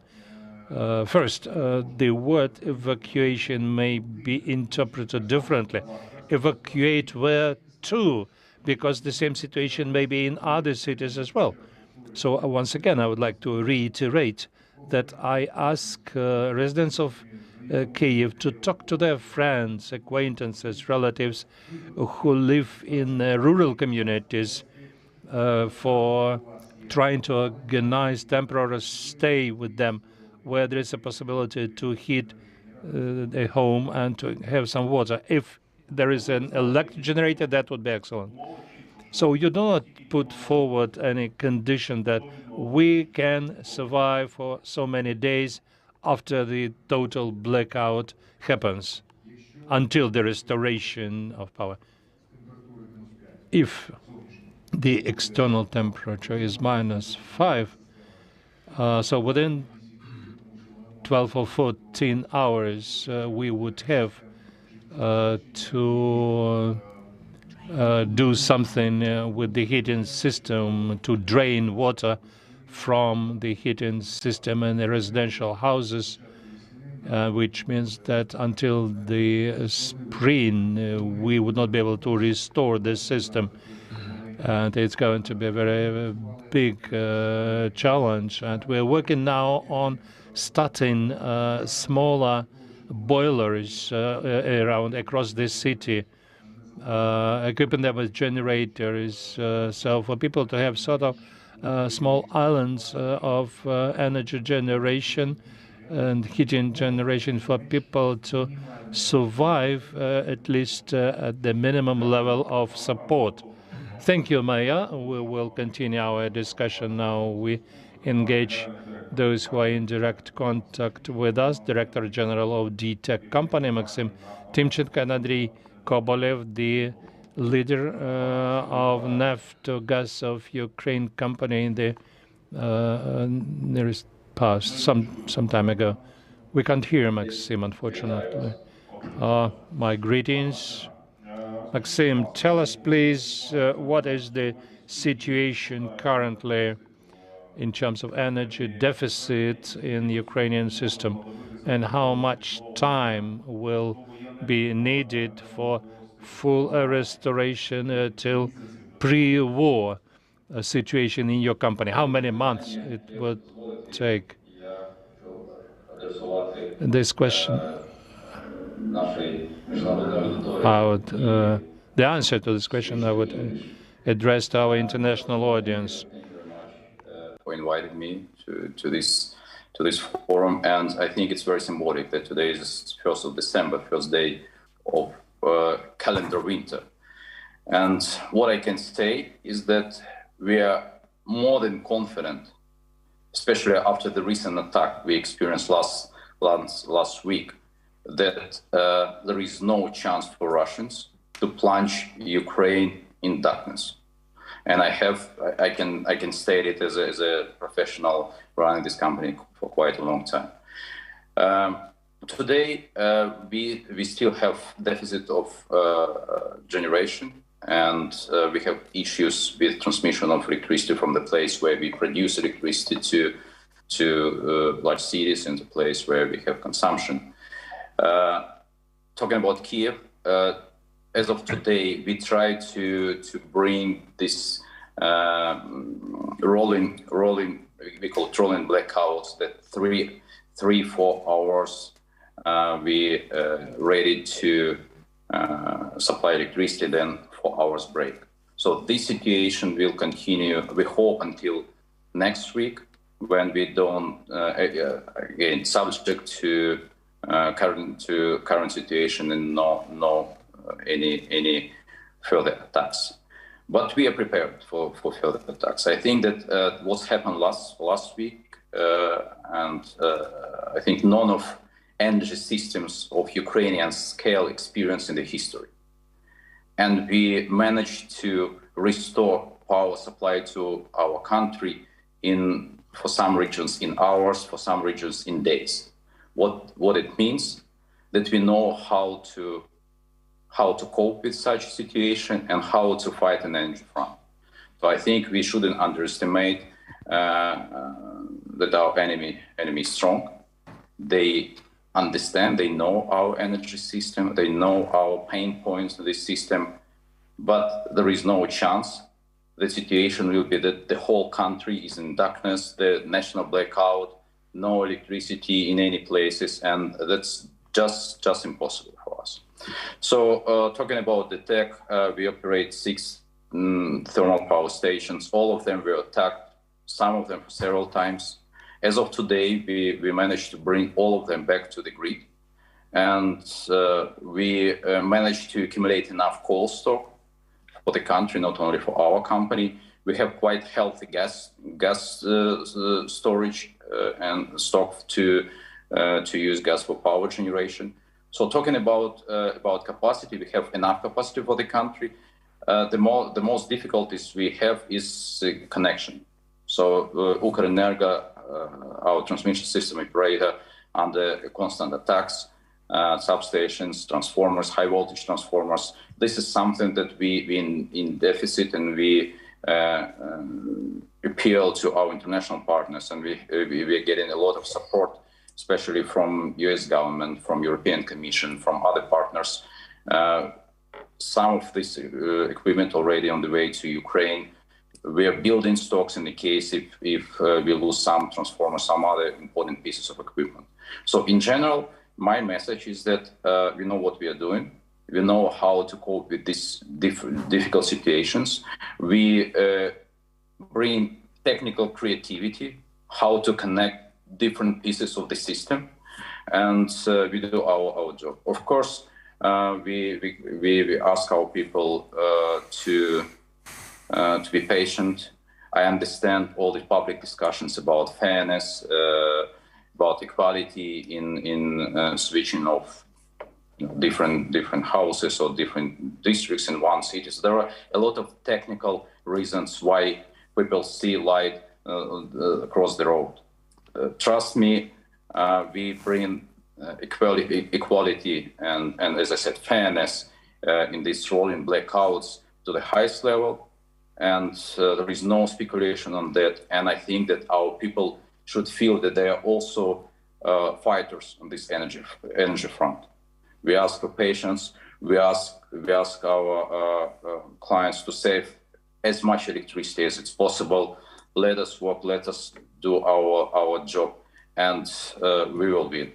Today, what I'm saying, countdown of 120 days of winter season started, and we will go through these 120 days and become stronger. Пане Максиме, дякую вам за ваше включення. Ваші слова, безперечно. Thank you very much for your input, Maxim Tinchenko, Director General of the DTAC Energy Company. And now we invite to our panel discussion Andrei Kobolev, head of Naftogaz Ukraine company, and until recently one of the best experts in energy security issues.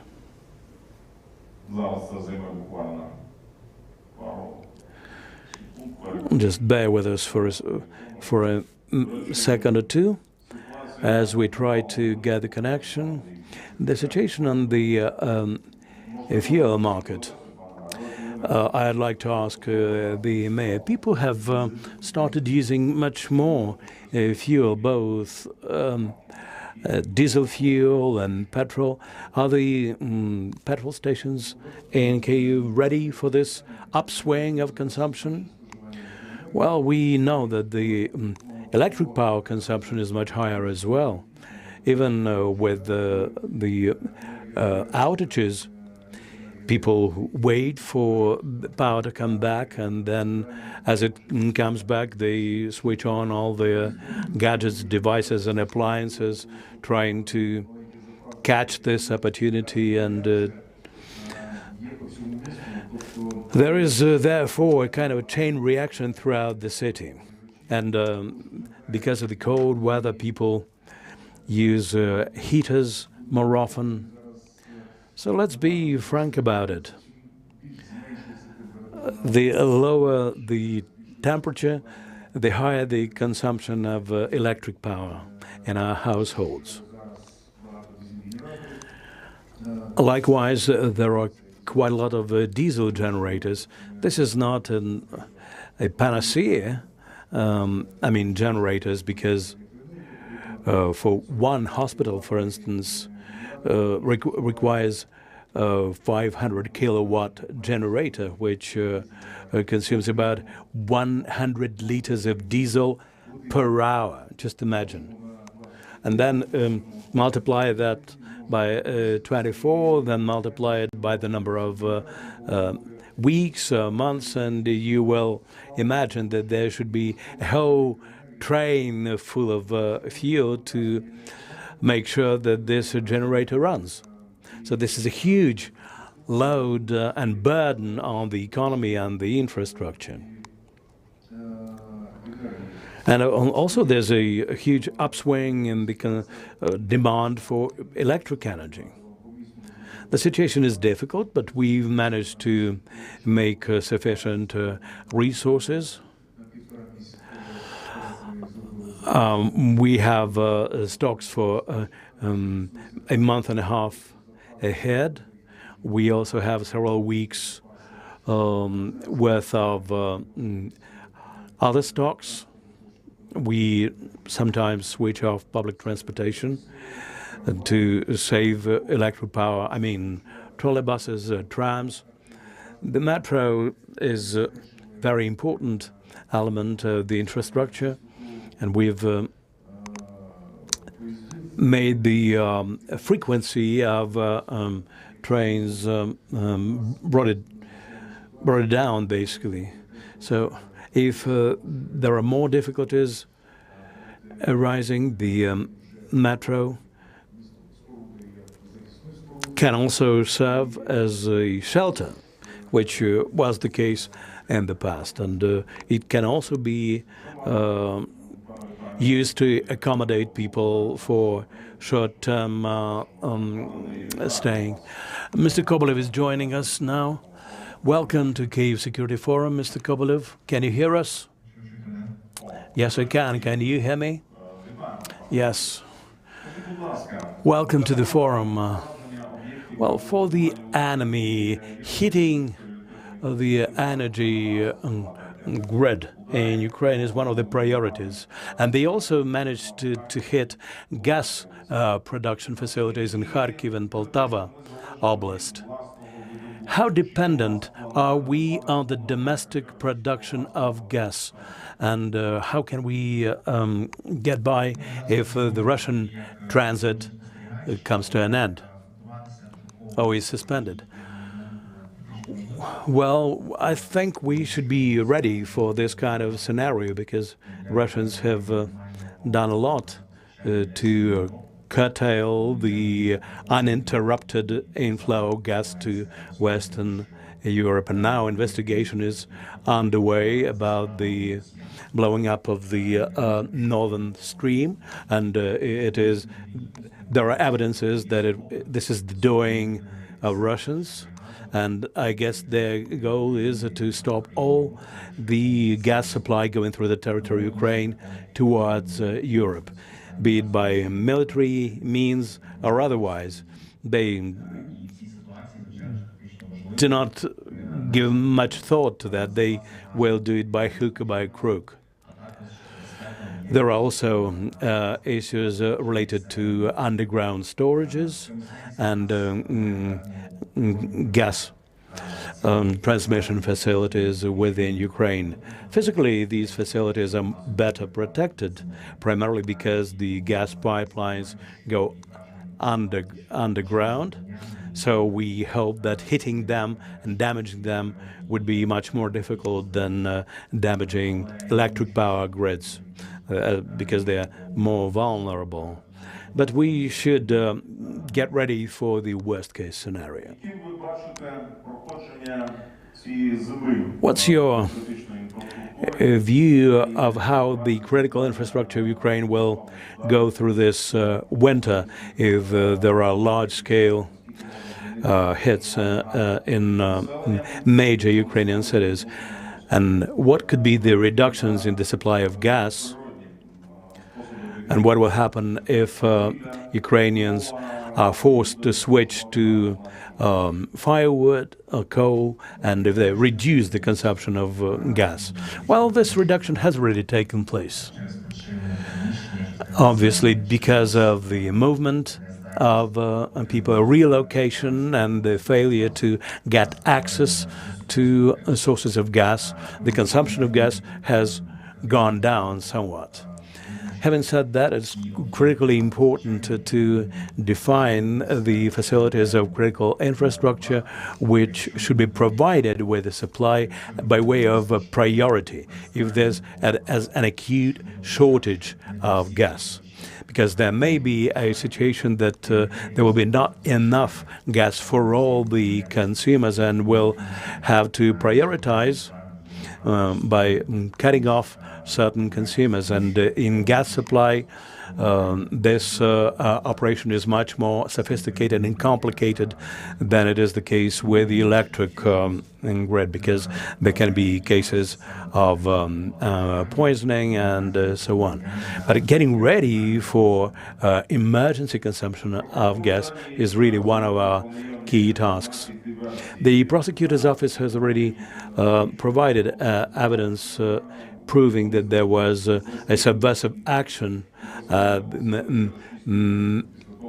North Stream, and remnants of explosives were found on the spot.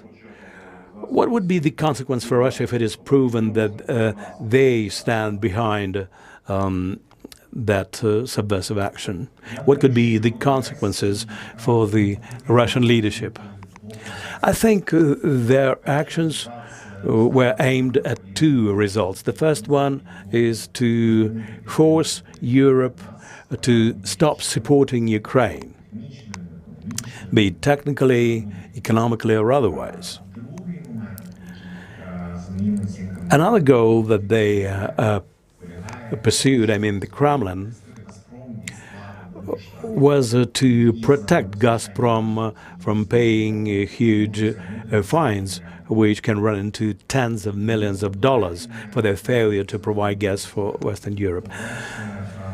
Therefore, if this is proved that they are behind it, this will not protect them from paying fines.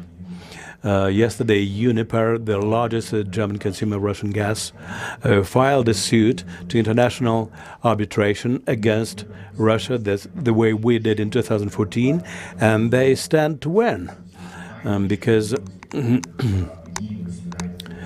they could not even imagine that something of that kind would ever happen.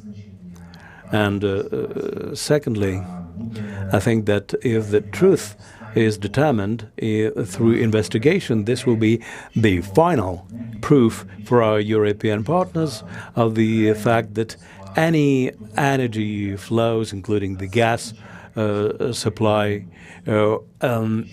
is being weaponized by Russia. And that means that all the actions and all the efforts that we have been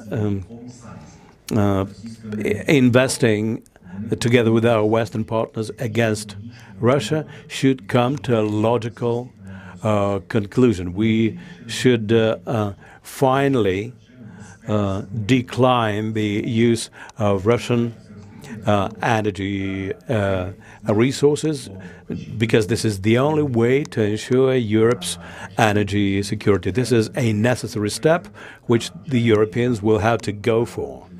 Even though we know that there are some alternative views, we know the proposal of Hungary, they stand against any sanctions against Russia. But I hope that this step will finally be taken by Europe. Mr. Kobolev, Chief Executive Ukrnaftogaz. Mr. Mayor, back to you. Thank you very much once again for being able to speak at this forum, for being able to get my point across to the general public. Information is absolutely key in a situation like this. We know how zombified people are in Russia when their brains are totally washed and they consider Ukrainians like Banderites, radicals, fascists, and all the rest. And they spread those slanderous opinions throughout the media, and they also are fishing for support throughout the world through financing certain media outlets, spreading fakes. Sometimes these fakes work like explosives, but providing true and authentic information is really key. That's why I'm very thankful for being able to speak at this forum today. The city of Kyiv has a major strategic importance for Ukraine, and I can reassure you that we do everything possible and impossible to make sure that the situation is stable and we avoid emergencies. Today, I said some things which may be pursued as shocking, but it's better to be well prepared and know what you're supposed to do in the worst-case scenario, emergencies, and we cannot rule out that this worst-case scenario will come to pass, in which case we should be ready and we should know what to do. So, again, the aim of the shelling is to make sure that we plunge into depression, that we succumb to chaos, and cave in to their pressure and sit at the negotiation table with the Russians. It's really surprising for me when they say, let's find a compromise, let's find a solution. But what kind of compromise are you talking about here? We can only talk after the last Russian soldier has left the territory of Ukraine. Only then will we be able to talk to Russians about the future. But until that happens, we should show our determination, our willpower, our resilience, and I can reassure you that we've done everything possible to make sure that all the Kyiv residents feel protected and all the necessary services keep on being provided, so that business could keep on operating. And we would like to thank our military once again for everything they're doing to make sure that we live on and take care of the needs of the residents of Kyiv and beyond. So it's only together, by pulling our efforts, that we can prevail. There should be no political parties or political flags. There is just one national Ukrainian flag behind which we should rally. Thank you, Mayor, for your wonderful and inspiring words of support. I cannot agree more that there should be no political divide inside our society. We are here all Kyivites. We are all here Ukrainians. And I believe it's great that a Ukrainian capital at this critical time is chaired by you, by the person who realizes his responsibility. Thank you, Mr. Klitschko. Thank you, Mr. Kobylev. And thank you, Maxim Timchenko, Director General of the TAC Energy Company. Please stay put. In a minute, we will have a conversation with Olga Stefanishina, Vice Prime Minister of Ukraine for European and Euro-Atlantic integration. She's here.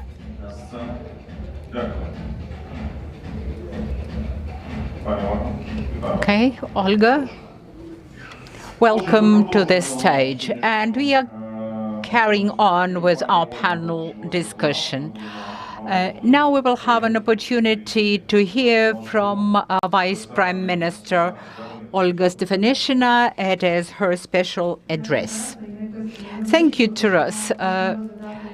I started analyzing your patches on the sleeve. This is the habit that we've all acquired over these months of the war. At the very beginning of this war, I was not sure that I would ever have a desire to discuss the NATO as an organization that we would aspire to be members of, because at the very beginning of the war, there was a lot of frustration and disillusionment about the capacity that we relied on and that was never offered to us. But now we are are talking about the security order after the war, how to prevent the repetition of aggression against our country, how to make sure that Russia has no appetite for a next war in some time. Some time ago, we invested in the European project by applying for the EU membership, and we believe that it was a crucial decision for Ukraine. It was also an investment into the EU itself, because now we can see that the EU is coping very powerfully with great dignity with its role of the super political actor. And of course, we also aspire to be members of the North Atlantic Treaty Organization. And we've decided to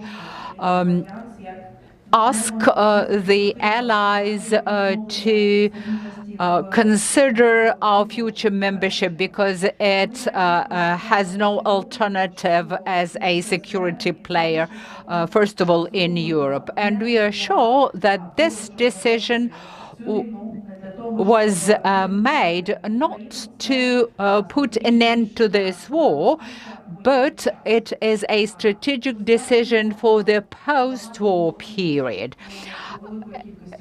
It raised a lot of emotions in European countries and in the USA, but I can see the positive aspect to it in that not a single ally said no to Ukraine. All 30 allies have officially confirmed during their summit in Bucharest that Ukraine will be eventually the NATO member, and that our application will be officially considered.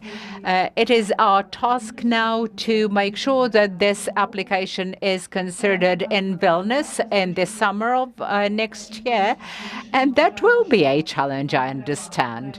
And of course, we have to together, all of us together, we have to correct the mistakes of 2008, because what we see now is the fallout of those mistakes back 14 years ago.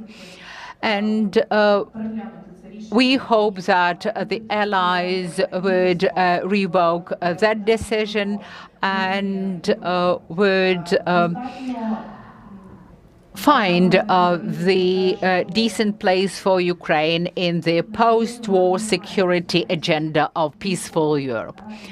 We understand that NATO hasn't got any military tools that it can offer Ukraine, but we understand that it is still a trigger for the Russian Federation. And working together with our supporters, we are trying to persuade them that we are not wishing to irritate, to irk Russia. For Russia, NATO is a materialized embodiment of the enemy. And we understand that the allies should reconsider their attitude to turn lemons into lemonade, their weaknesses into their strengths. That's why we are activating our dialogue at all levels. And even though the security situation has dramatically changed over the last 9 months, we still continue to meet at the top level and communicate at the top level. And I encourage all of the representatives of the international community to support this communication, because it is our key need of today. Where one country can block a discussion of 29 allies with the third countries, that will mean that alliance is very week. So when it comes to the Commission at the level of the presidents, it means that allies should form a separate position vis-à-vis Ukraine, its security guarantees, and vis-à-vis its application to the NATO membership. Without that, we would not be able to move ahead. So in the next few months, we would be promoting these ideas, and I'm sure that working together, we will overcome resistance.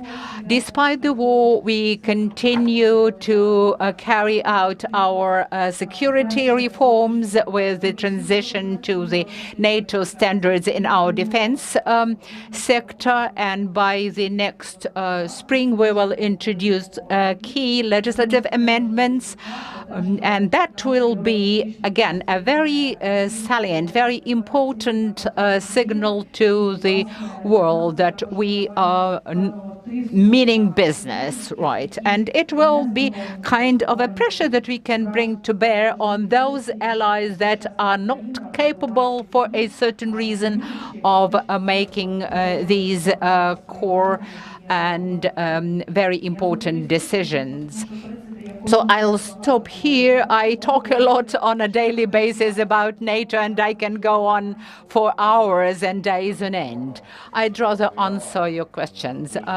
We have the recent statement by the Deputy Minister of Defense of Germany. She said that negotiations on Ukraine's membership of the EU should start in the very near future.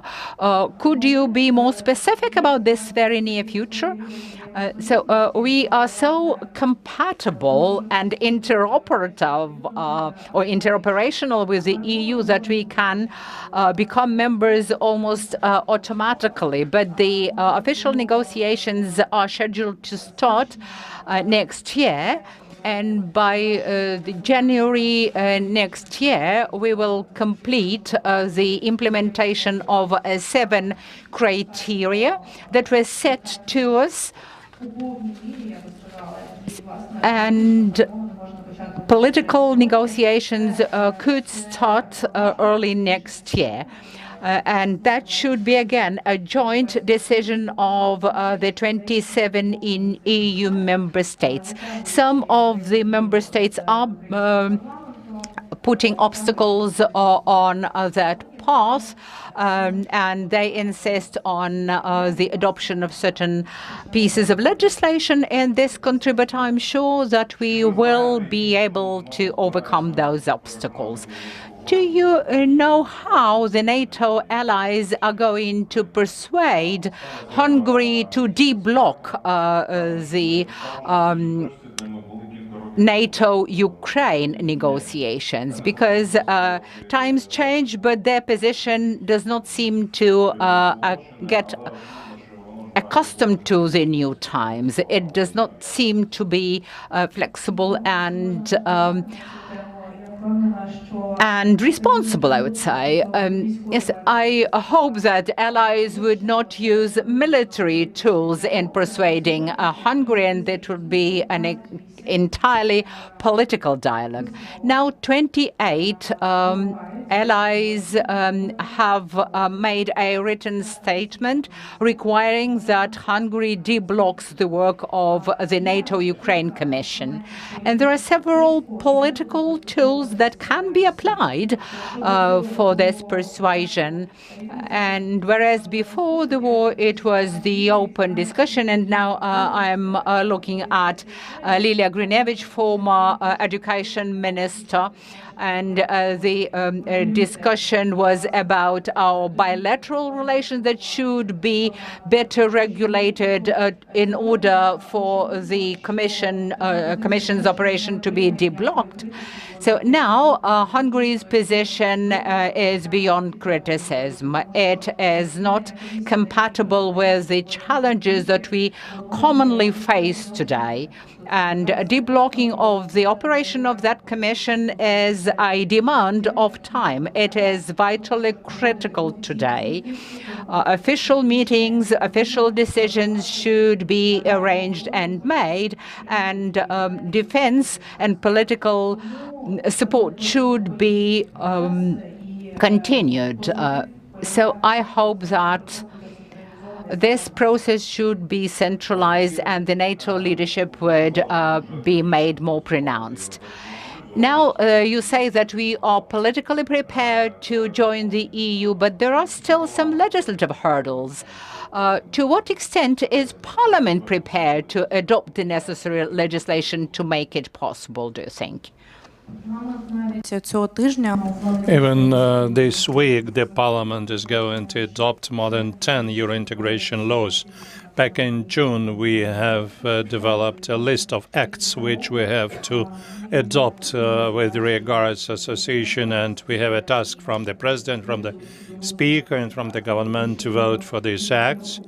And even more, by the end of the year, the Parliament will adopt all necessary political acts concerning reform of the Constitutional Court, law on media, law on protection of national minorities' rights.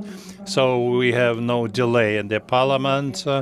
We have developed cooperation with the European Commission on drafting acts, maybe because of war, but the interaction in the Parliament between different political forces is present. And currently, I see no decision which would not be able to find unity in the Parliament. Even the laws which for decades were not supported by the Parliament were voted for. I think you will join our thanks to Olga. Unfortunately, we have no second to keep you here. Vice Prime Minister of Ukraine on Euro-Atlantic integration, Olga Stefanishyna, was with us. Thank you. Journalists will have an opportunity to ask Olga briefly beyond the stage. Thank you.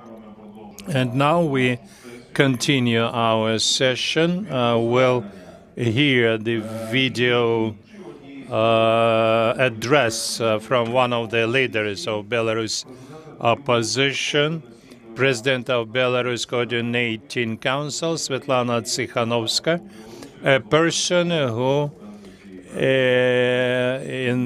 by many people in Belarus, is called the legitimately elected president of this country 2 years ago. I will remind you that time, according to absolutely true and recognized by the European community processes, the elections in this country were completely falsified. And Lukashenko's authorities, in a bloodshed, oppressed the protests in Belarus in the most cruel way. And now, as you know, the regime of Lukashenko is official supporter and official accomplice in the Russian Federation's aggression against Ukraine. So Madam Tsikhanovska remains as a representative of civil society beyond the borders of the country. But as you know, hundreds or even more patriots of Belarus, the exact figure is known only to the general staff. I would say at least some hundreds of Belarus volunteers are fighting within Ukrainian armed forces against Russian aggression. Belarus volunteers also belong to my first Special Operations Brigade, and their professional training is extremely high. So the words to Svetlana Tsikhanovska. Dear friends, thank you for inviting me to speak at Kyiv Security Forum at this decisive moment in the history of Ukrainian relations between our nations. For me, it's an honor and responsibility. First of all, let me congratulate Ukrainian people with the anniversary of adoption of the Act on Independence of Ukraine, when Ukrainians expressed their wish to get out of the Soviet occupation and to restore their independence. In my country, the word occupation concerning Soviet history is not used because Lukashenko feels himself absolutely Soviet. But for our nation, there is no better word. Belarusians, Ukrainians, Lithuanians, Latvians, Estonians, Georgians, Moldovans, and other nations, neighbors of Russia, all were de facto deprived their right for self-determination. Remembering the past, it's important for us to remain honest. Our Soviet past cannot be called a union. That was a prison of nations. Millions of freedom-loving Belarusians and Ukrainians died, were killed by NKVD. Almost 5 million Ukrainians who died because of famine, Holodomor. No one can imagine this. Until the every date of Holodomor, the Joint Transition Cabinet, for the first time in the history of Belarus, declared about this genocide of Ukrainian people. Today, the owners of that prison again try to enslave our nations. Independence of our countries is again under huge threat. We understand the price of sovereignty. We understand the price of freedom, and we must be prepared to defend it. I want to express my deep gratitude and respect to Ukrainian nation for you defending your country. I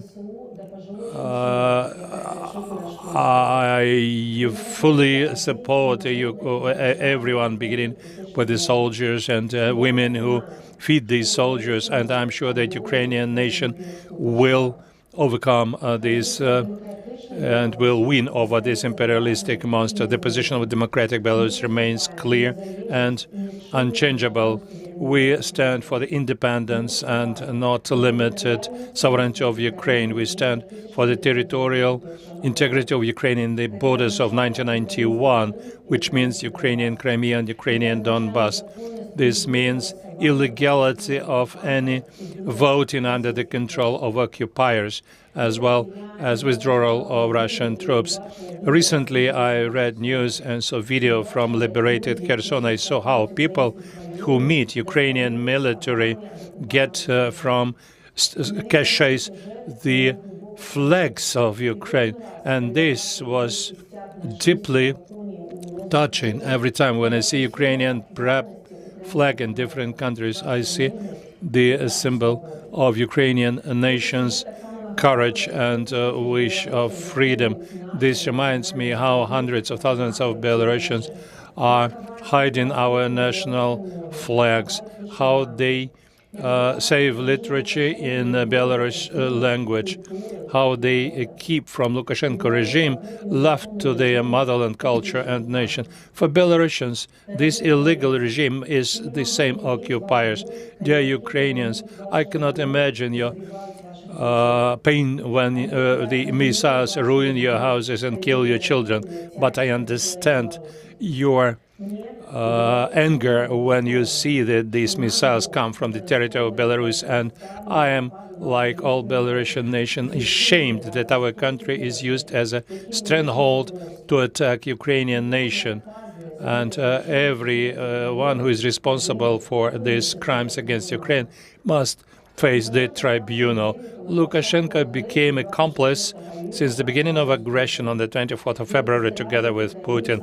He betrayed Ukrainians and he betrayed Belarusian people when he invited occupiers into our home. Dictator continued dragging Belarusians into this war. For the 9 months, the territory of our country, its military and civil infrastructure has been serving the criminal imperialistic ambitions of Russia. And it's not by chance that Lukashenko participates in the war against Ukraine. Free, democratic European Ukraine is a threat to the regime in Minsk and to Putin. That's why two dictators united and started this war in order to destroy free Ukraine. We should recognize Lukashenko as an enemy of Ukrainian nation and Ukrainian state. and the criminal cannot be allowed to continue to rule the country. He is accomplice in aggression and military crimes and must be brought to responsibility. Belarusians understand what's going on, and in spite of massive propaganda, 86% of Belarusians are against participation of our army in Russian aggression, in spite of the level of repressions which Belarus has not seen since Stalin's times. Thousands of Belarusians risk their freedom in order to support Ukraine.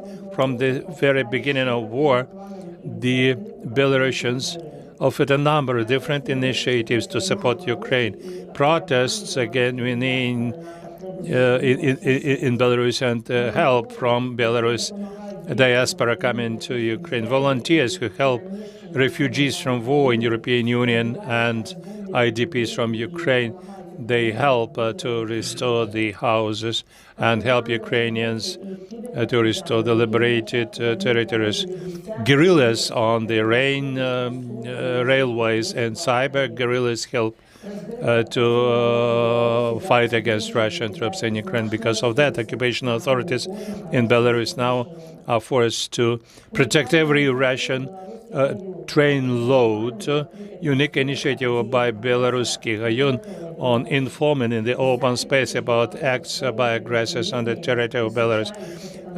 Dozens of thousands of Belarusians with their information inform and help the analysts.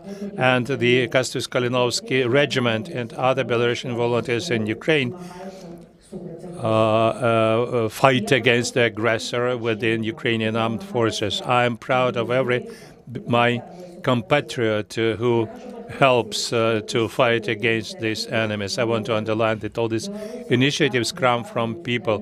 Belarusians this way express their solidarity and support to Ukraine. They should not be called upon or incentivized to do this. Meanwhile, political structures of democratic Belarus every day remind international partners, national governments, international organizations, and experts and media that Ukraine in this war is fighting for the whole free world. That's why the responsibility of each and every one to help Ukrainian nation. We collect help for the volunteers and to the possible extent support all civic initiatives. In our talks with Ukrainian politicians, diplomats, experts, journalists, everybody agrees that the imperialistic Belarus, which is controlled by imperialistic Kremlin, will be the source of a threat to Ukraine.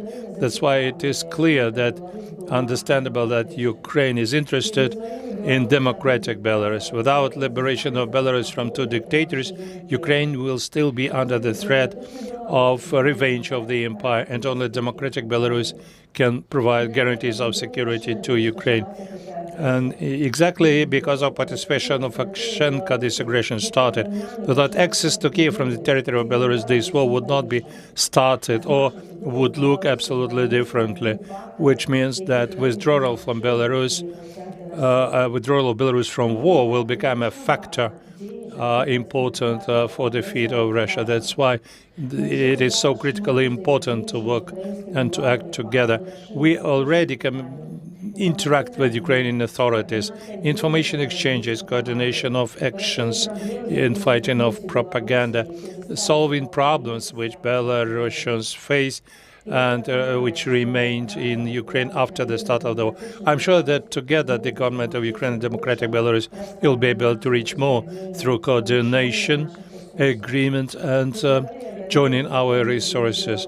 We set up the Joint Transition Cabinet in Belarus, the main executive authority, which is responsible, first of all, for protection of independence of our country and maintaining of its sovereignty. Even more, our cooperation concerning today's agenda helps to win two dictator regimes. When relations between Belarus and Ukraine are not limited by investments and will join the area of regional security, the empire should be ruined. We must ruin these prison together. And every day I am more and more sure that soon in Ukraine and in Belarus there will be one more Independence Day, because our nations have no other way except for the way to freedom. Glory to Ukraine. Long live Belarus.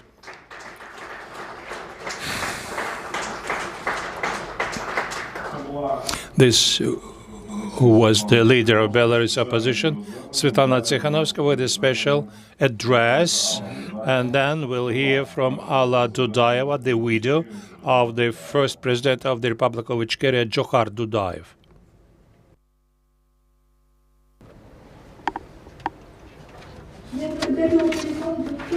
I thank the organizers of the forum who invited me to speak. This is a big honor for me, and I'm very grateful to the Ukrainian people who denounced the genocide and occupation of the independent Chechen Republic of Ichkeria.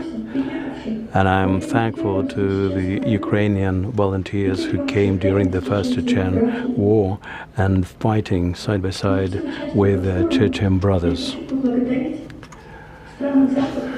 In the persons of the members of the forum, I would like to thank the representatives of the Western world who sheltered hundreds and thousands of the Chechen people, children and women, and saved their lives. I want to ask a question. Why did the Russian Empire of violence and imperialism attacked Ukraine? Just because nobody denounced Russia after the two Chechen wars. After 300,000 Chechens had been killed, 42,000 children, 4 presidents, on such a small territory, 130 kilometers by 170, and there were more than 50 fascist filtration concentration camps of Russia, in which they tortured people, killed them, raped them, and then sold the maimed dead bodies of these people to their loved ones. For these 10 years, the Chechen people went through all the circles of hell. Then Russia attacked Georgia. And likewise, no one was brought to account for that. Then they captured Crimea in Ukraine and 2 oblasts, Donetsk and Luhansk. The world was silent. Probably now the countries of the West recall the words of Johar Dudayev that time will come when they will also be under the threat of Russia. And on their territories, Putin's accomplices were buying mansions, palaces, provided education to their children, invested billions of dollars in Western and American banks, blackmailed Europe by the gas supplies, engineered terrorist acts in Europe.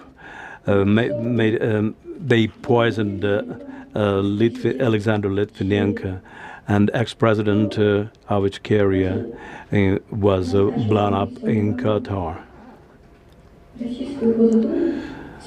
And then the murderer of Lugovoy was given a seat in the Russian parliament to provide him with immunity. And the murderer of Yanderbiev, a diplomat, was met on a red carpet by Putin at the airport. They just flaunted their impunity without any fear of retribution. What will happen in our today's world if Putin and his accomplices are not brought to account for all their crimes at an international tribunal? In this case, crimes will be committed over and over again. Russia should be treated the way the Hitler's Germany was treated once by the whole world efforts, through reparations, compensations, and the suppressed peoples of the Russian Federation should be liberated.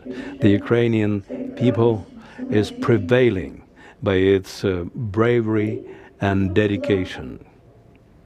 The Ukrainian flag is blue and yellow. Blue for the sky, and yellow for a field of wheat. In many countries of Europe, this flag has become the favorite flag of our planet. Russia will be defeated, and Ukraine will definitely triumph. And this will be a holiday for all civilized world. We have long since celebrated any holidays, but there are bright changes awaiting us, and I congratulate us with the future awaiting us.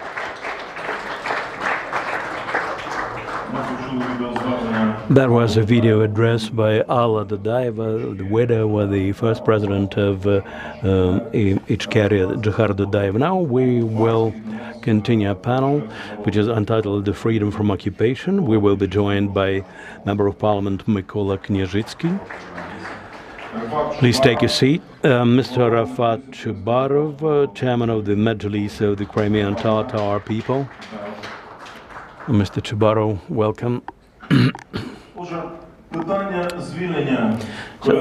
So the issue of liberation of the indigenous people of the Russian Federation from the Russian suppression has become acute after the large-scale aggression. Why it happened so late, and how is it related to the Ukrainian-Russian war? I have another question. Why it is only now that a number of countries recognize the Holodomor as genocide against Ukrainians? Obviously, those questions were long overdue, and they are still very relevant. Now we feel that what is going on is not just the war of Russia against Ukraine, and Mr. Yatsenyuk emphasized that. We are dealing with the world war of authoritarianism against democracy. Previously, we did not feel the threat of authoritarianism if it was not directly related to us. And the world failed to feel that. I've taken a note of what Mrs. Dadaeva said, that during the first Chechen wars, the world remained silent. During the aggression against Georgia, the world was silent.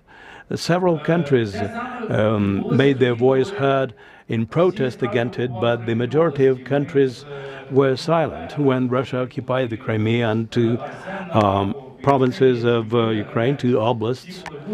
We and many people present here were at the meeting of the government, and we remember how it was. We were told, don't interfere, we will deal with that. We were asking for assistance, which we are receiving only now. And now, when the whole world sees the way we are being helped, then many oppressed nations of the world gain hope that the values of justice will prevail. I recently came back from Taiwan. Taiwan is all inundated with the blue and yellow flags, symbolizing the sky and a field of wheat. Just because what's going on in Ukraine gives them hope that they will gain liberation as well.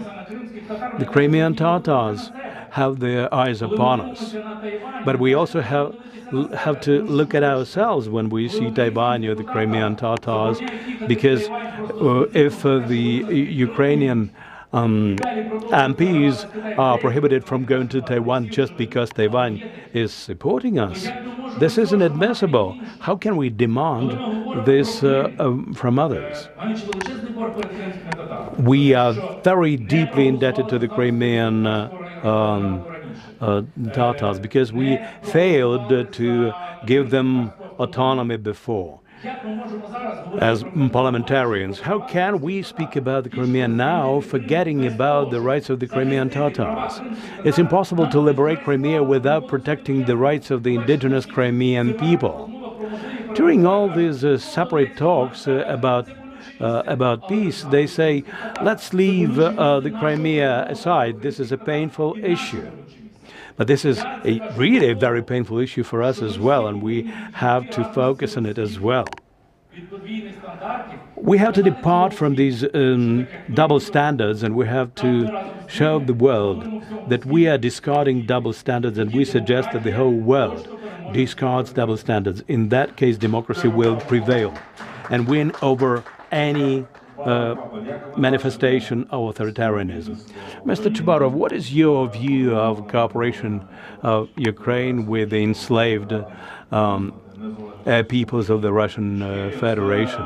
The decision to recognize the independence of Ichkeria, was that the first and the last step of this kind, or will there be another recognitions by the Ukrainian Parliament? Thank you very much for the opportunity to follow up on this issue. I'd like to say that today no one is surprised when the whole world keeps saying that Ukraine and Ukrainians are defending not just themselves, but the whole civilized world. As recently as a year ago, there were a lot of people who disputed that notion, especially those who were trying to have us sit at a negotiation table with Putin. Today the situation is different, because they understand that the Russian threat can come to their homes. And this is one of the factors why they are assisting Ukraine now. Now let's talk about the rights of the indigenous people of the Russian Federation, their right to their self-determination and development, just what Mr. Knyzhitsky raised.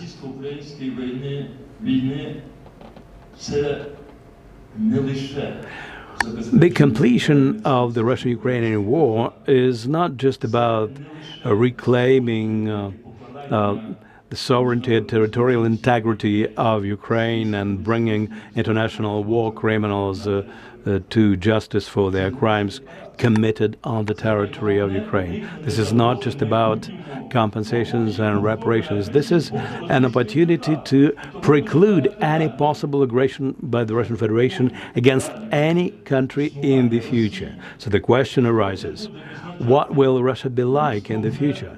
Who will decide about that? The humankind already dealt with such an issue. Let's recall Potsdam Conference at the completion of the Second World War. The main thrust of that conference was to decide the future fate of Germany, to make sure that it becomes a democratic state, inasmuch as that notion was understood at that time. There's no need to artificially divide Russia the way Germany was divided into two countries for many decades. The world should create conditions and make it possible for the peoples of the Russian Federation who live on their lands and who were included into the Russian Empire, and then the Soviet Empire, and then the Russian Federation forcibly. The world should give them the right to actualize their right to self-determination on their God-given land. I believe that if Russia, irrespective of the international environment and instruments, continues existing within the same borders, this will mean that in 10 to 15 years they will unleash another war. There's no question about it.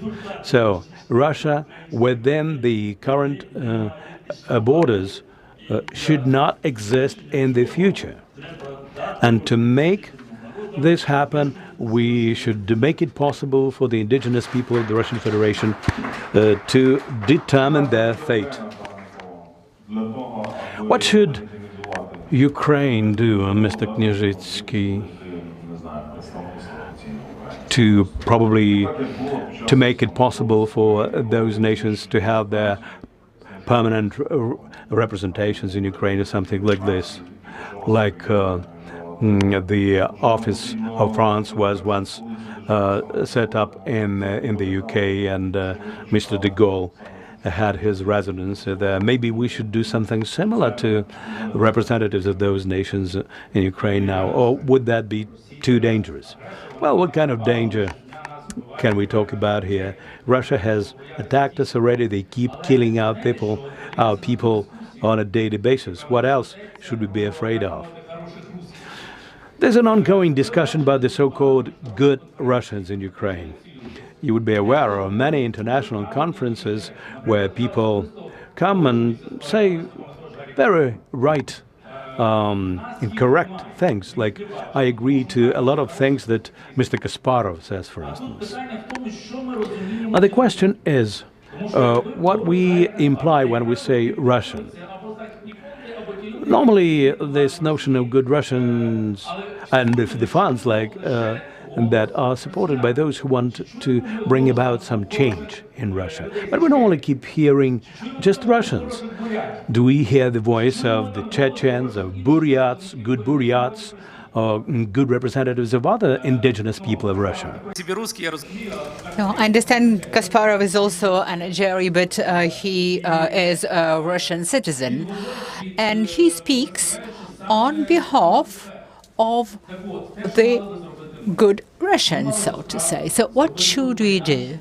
I think that we should offer a platform to the representatives of all nations oppressed right now by the Russian government. And these are the people who fight for independence, and there are people who are like our Bog. They don't know where to move. And there's one writer who is ethnically Buryat, and he works for NATO, and he supports us very actively. And our colleague, Mr. Bessarab, and I arrange a lot of roundtables dedicated to the topic, so let us invite them to engage in this discussion.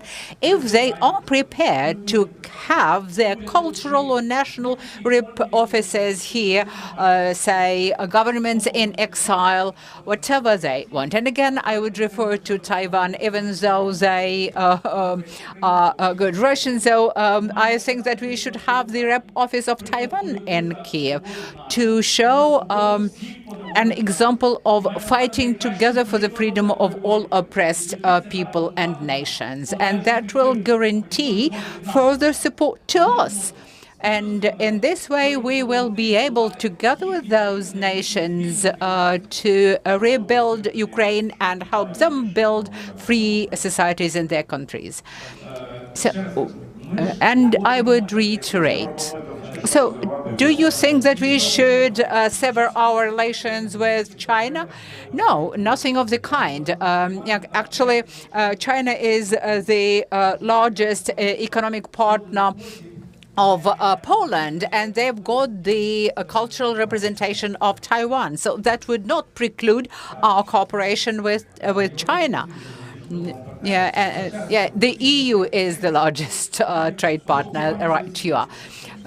But we have always been afraid to have such representation in Ukraine because we thought that Russia would not be happy. Then we are afraid to drive the Russian church away from Ukraine, and that is why they thought that it would be easy to actually invade us and to oppress us.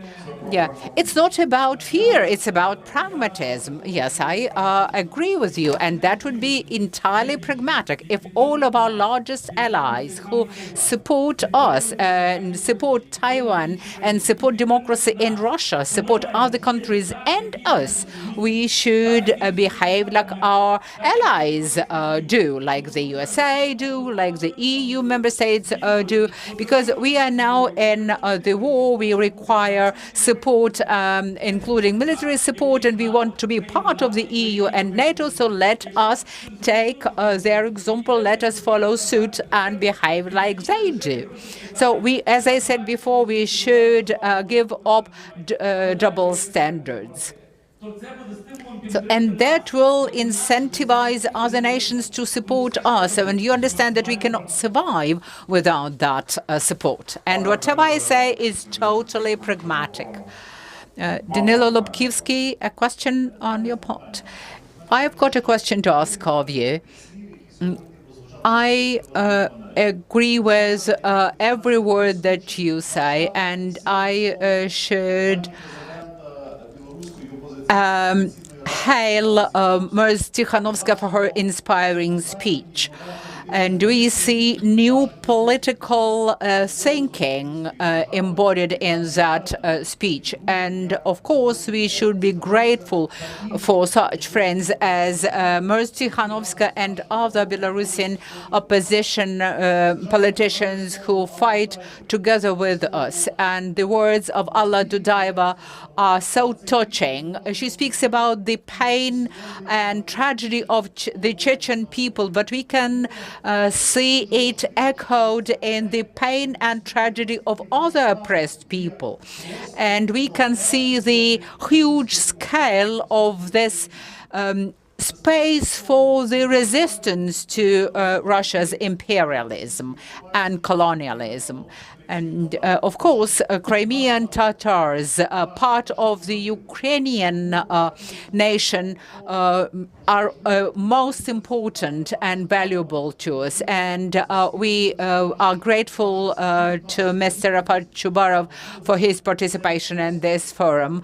Thus, we underscore our kindred spirits and our common cause of restoring justice in Crimea and thus in the entire Eurasian space. I cannot but agree with Mykola Knyzhetsky in that Ukrainian foreign policy should be value-based. And that would be our major pragmatic tool. Our confidence and our trust in values is a symbol of our pragmatism. If we fail to behave according to European principles and values, nobody will be prepared to support us and to guarantee our security in the future. Of course, there are a lot of issues on the international agenda, and Ukraine should support value-based resolutions that we hear in the UN Security Council in support of the Uyghurs in China. And of course, we should support the policies that represent the one China policies, just what the USA is doing, but we should support the civilized dialogue that shows the side that we are at. And that's the essence of this panel. And there's one more idea that I would like to underscore, and that's what Rafat Chubarov has said. Our aim is to overcome Russia, to get victory over Russia that in its current form is not entitled to continue to exist because it is a threat to the humanity itself. Mr. Valery Prekar. Good afternoon. Today, the Ukrainian state is sending mixed signals to the three major groups that oppose the Russian regime, to the Russian liberals, quote-unquote, Russian radicals, and the Russian national liberation movements of the oppressed people. Isn't it high time now not to support three different groups that oppose one another, thus actually disorienting them? Isn't it high time for the Ukrainian state to be very explicit in its clear position, clearly defined position? Thank you. So what was the question again, please? Mr. Chubarov, isn't it the time for the Ukrainian state to be very clear in its position regarding what? Regarding the future Russia scenario that we place our stakes at? Should we believe that the new government can emerge as a result of liberal, free and fair elections there? Or should we side with radicals there or with the national liberation movements? These are incompatible ideas, and we seem to support all of them. Yeah. I have already said them. To be consistent, I should reiterate. And I here agree with Mykola Knergytsky. I would be looking for the new forms of supporting the oppressed nations and peoples of the Russian Federation. And irrespective of whether politically you are liberal or radical, if you decide the political future of Russia without the participation of those numerous oppressed people, you would fail to achieve our goal. I spoke at a Congress of the People's Deputies of Russia, former People's Deputies of Russia, arranged by Mr. Ponomarev and some others, and I insisted on the role of the oppressed peoples and nations of Russia as a prerequisite for its democratic future, because they are the indigenous peoples there and they live in their own land. It depends on your definition of the liberal, because a liberal is the one who promotes freedom, and if they are ready to give freedom to the oppressed people, we are with them. But if they say that Crimea is not a piece of bread with butter or whatever, you cannot take it and give it away,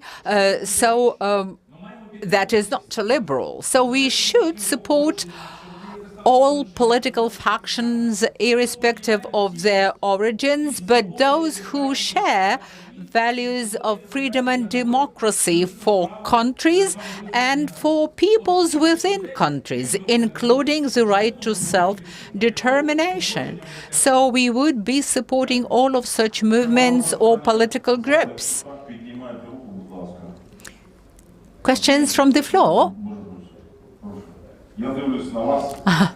Mr. Avakov, Arsen Avakov, not Arseny Yatsenyuk, right. So, could you give me a frank answer? Is it the high time for the Ukrainian state to recognize and start promoting the right of the Island to belong to Japan, for the right of Kaliningrad to be part of Europe, etc. We have voted for the Kuril Islands in Parliament. But as far as other things that you've mentioned are concerned, we should follow the international law. And if the annexation or just the making part of your territory of some territories is within the international law, we will support that. For example, now Russians claim that Poland wants to annex some part of our western regions or oblasts, and Poles say nothing of the kind. We should follow the standards of international law. But with the Kuril Islands, if it runs counter to the international law, then we should not support it. I can only echo this position, and I would like to add some of my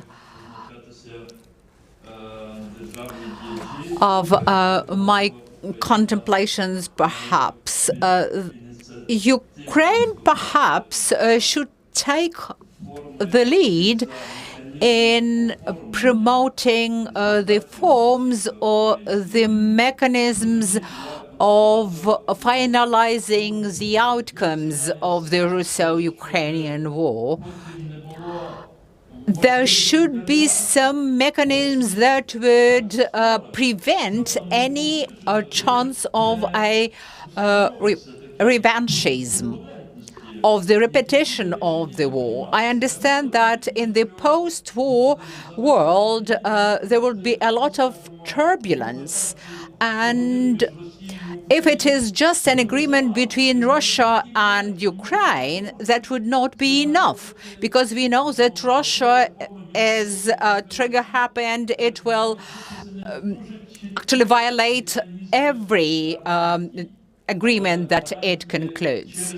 There should be some guarantees and enforcement mechanisms. There should be punishment for the violation, for the disrespect of the agreement. That would not be enough. But one conference would not be sufficient. We keep saying that, and the leadership of Ukraine keeps saying that, just like the politicians in this room keep saying that there should be a major overhaul in the system of international institutions, the United Nations, OSCE, and others. There should be a set of organizations which would render impossible to unleash another war in the world. At the moment, none of them have lived up to this task.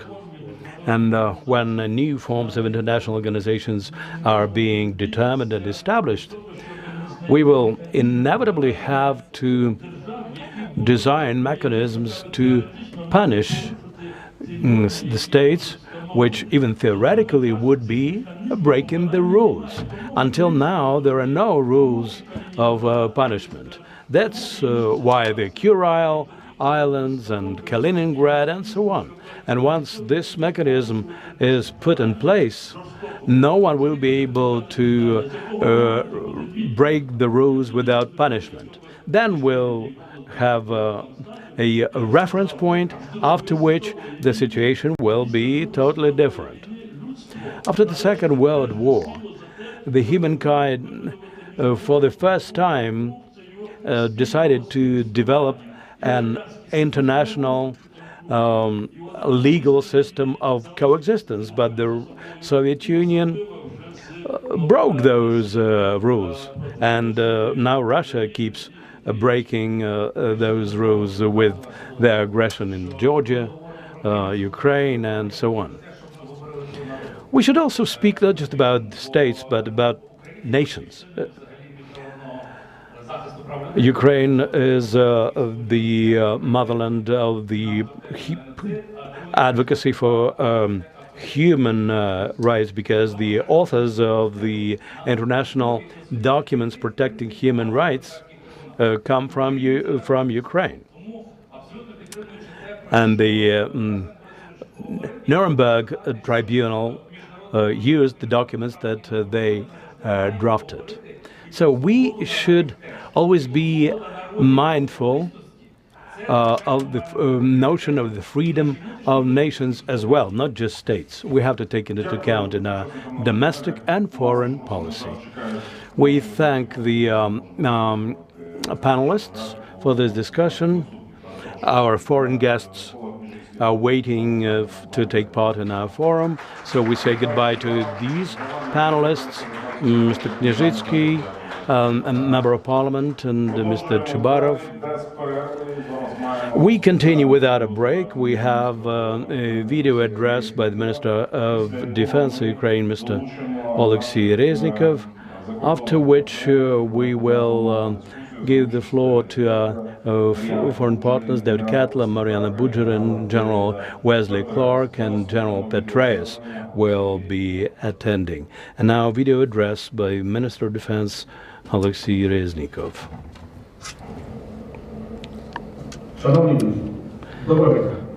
Dear friends, good afternoon. To begin with, I'd like to extend my greetings to the team of organizers of this forum, because holding such an event during the hot phase of the war demonstrates that Ukraine remains indomitable and our confidence in our victory unshakable. This forum is taking place on the day of the 31st anniversary of the referendum at which the Ukrainian people clearly declared their will for independence. It was at that time that the internationally recognized borders of our state took shape. Today, when we speak about the goal of our fight, reclaiming all our territories within the internationally recognized borders is the first and necessary precondition of our victory. Necessary but not sufficient.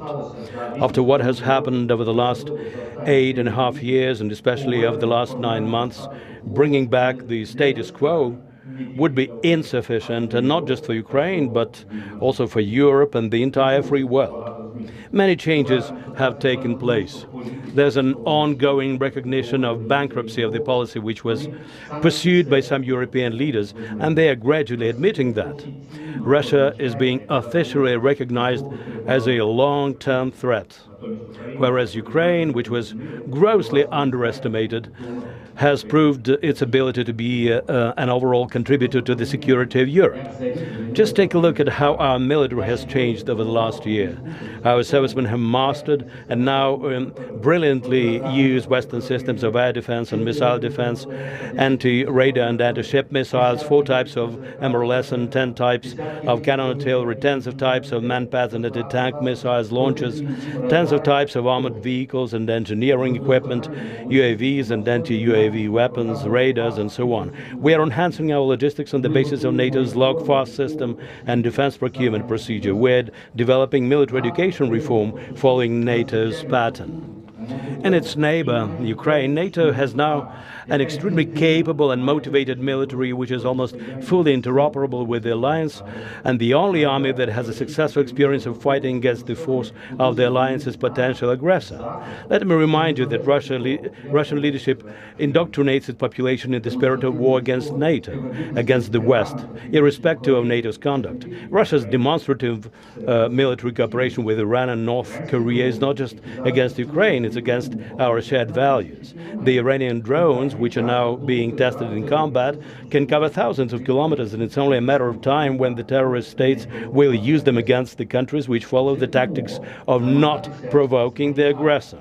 In these conditions, trying to help aggressor save his face and limiting military assistance to Ukraine is illogical. Strengthening of Ukraine is Europe's investment in the defense against officially recognized threats. To make our interoperability with the alliance complete, Ukraine needs integration with some protocols of data exchange, with the common systems of air and missile defense, as well as tanks and aircraft. Only then will Ukraine be able to have over 1,000 kilometers of secure space in the air and on the ground. And the Black Sea will again be a safe area for free shipping. At the same time, this will bolster security in the world's regions prone to instability, because the example of Russia will show the potential aggressors that satisfying one's ambition by force is not an option. And around this, premise, a new world order will be taking shape. The dysfunction of the existing international institutions is not even being disputed. The OSCE has all but disappeared, and Russia's presence in the UN Security Council is simply a mockery of common sense. That is why our victory will be signified not only by reclaiming Ukraine's national borders in Milove, Luhansk region, or on the Tuzla island. It will also be signified by the dismantlement of the Nazi regime in Moscow. In fact, it means simultaneous denazification, de-imperialization, and decolonization of the Russian Federation, rebuilding Ukraine through the use of Russia's assets, bringing to justice Russia's war criminals, including propagandists, bringing a system of international security guarantees under which aggressor will stand no chance.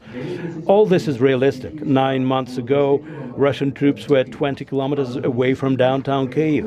But due to the steadfastness of our people, the courage of the military and support of our partners, we did hold out, and now we have already liberated half of the territories temporarily occupied by Russians. Ahead of us are tough months. The enemy still has considerable resources, but there are increasingly growing signs that he needs a pause at any cost. And this is the best proof of the fact that our victory will not be long in coming.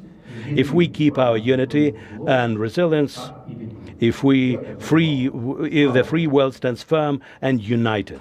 Thank you for your attention. Glory to Ukraine.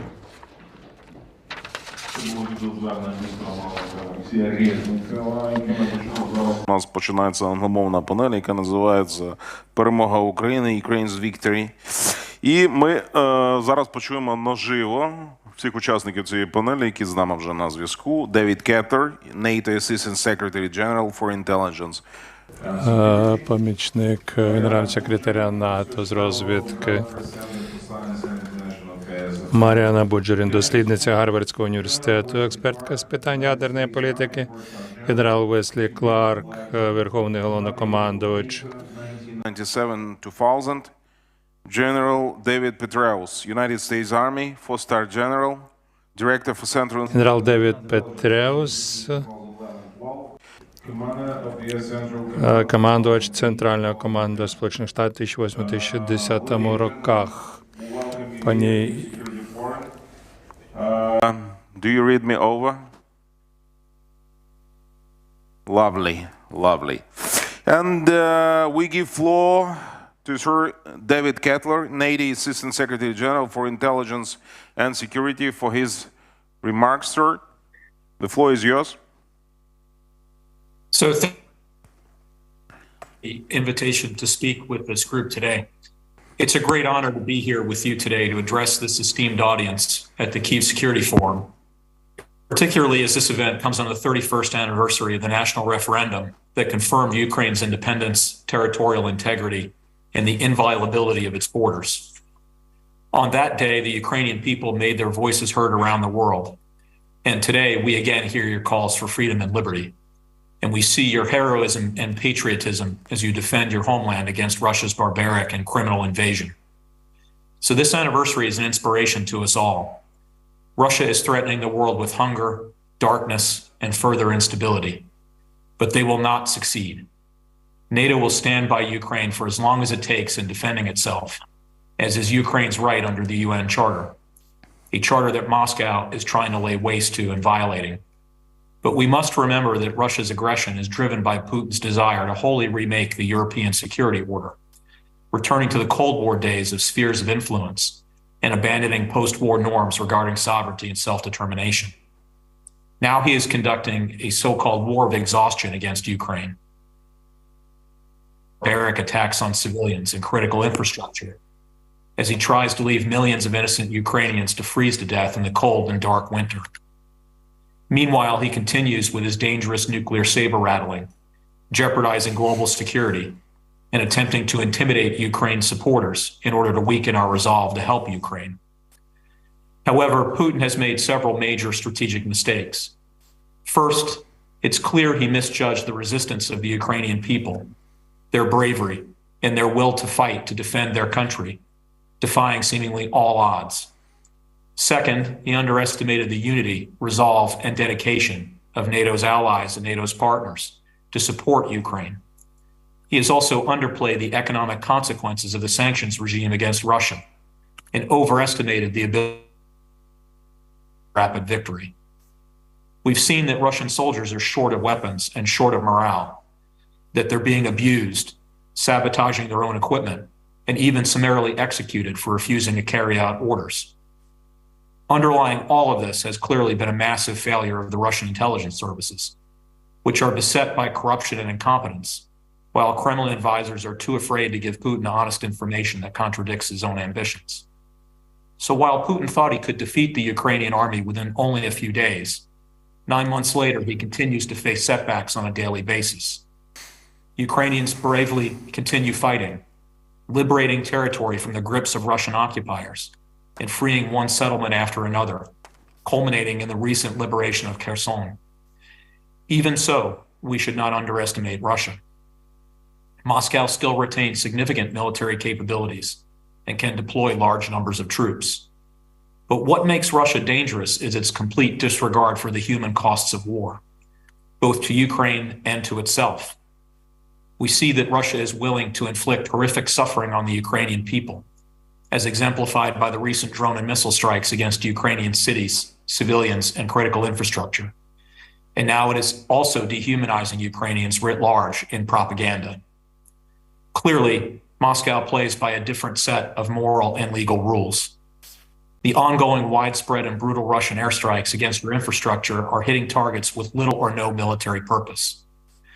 Although Ukraine is admirably defending against many of these attacks, the damage to the electric grid and water supply is serious, directly harming the civilian population. To perform these strikes, Moscow has been drawing deeply upon its reserves of precision munitions and conventional cruise missiles, striking targets throughout your nation. It's clear that the degradation of Ukraine's national infrastructure is now a centerpiece of Russia's strategic approach to the campaign, and the damage has been severe. The costs of rebuilding the country now may be astronomical, with the most recent World Bank estimate putting the price tag at least $350 billion US. And this was even before the waves of airstrikes began in the manner in which they have this fall. But these attacks also underscore Russia's military weaknesses, as Russia is failing to make progress or to maintain momentum in Ukraine, and are, in fact, losing ground, unable to thwart your advances. Such indiscriminate airstrikes on Ukrainian cities, targeting civilians and critical infrastructure, frankly reek of desperation. And as I said, this war of exhaustion will not succeed, and may even in fact be having the opposite effect, fueling further Ukrainian anger and making concessions from Kyiv even less likely. It's clear now that the inevitable Russian military victory that the Kremlin's propaganda machine spouted is a fantasy. Ukraine's courageous actions on the battlefield and in cyberspace are turning the tide. We know, and Russian commanders on the ground know, that their supplies and munitions are running out. Morale is poor in many parts of the Russian military, and its army is significantly degraded.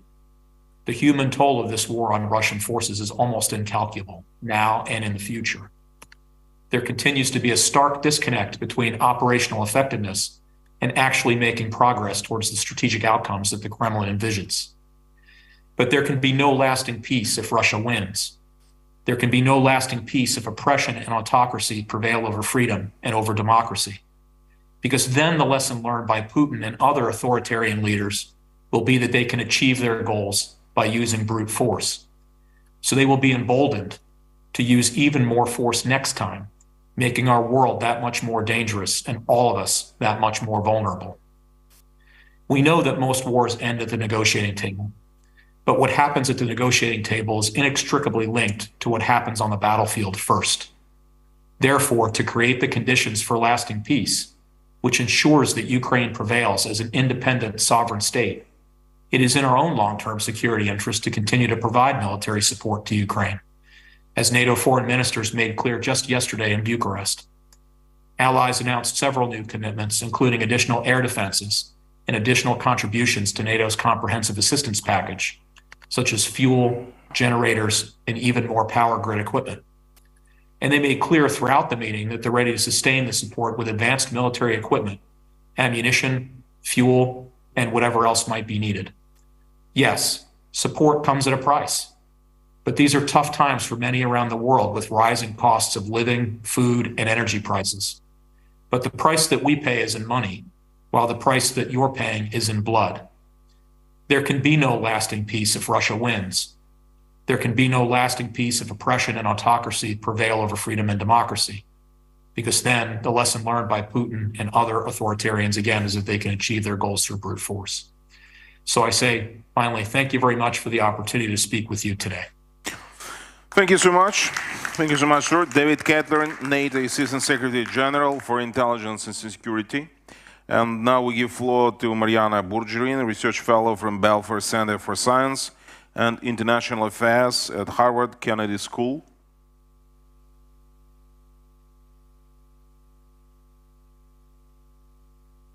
Yes.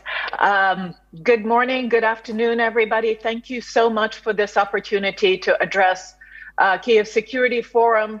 I will speak today about the nuclear dimension of this war. But before I embark on my remarks, let me just say this. I am no one to speak on behalf of the Ukrainian people, but for what it's worth, I want to thank from the bottom of my heart to all those of you from the United States, from NATO countries, from every country that has supported Ukraine in this hour of need.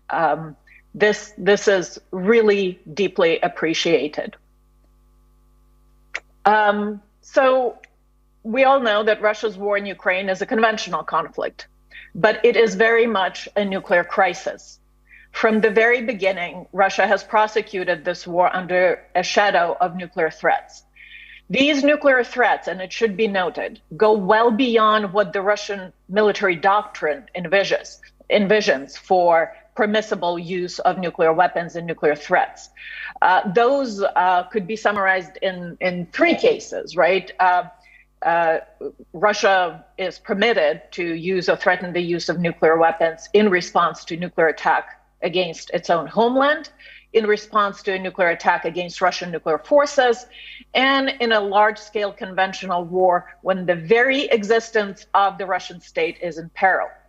But since February this year, Russia has used nuclear threats in order to prevent direct Western involvement in the war in Ukraine on the Ukrainian side, and Western assistance to Ukraine, and to dissuade Ukraine to continue its counteroffensive.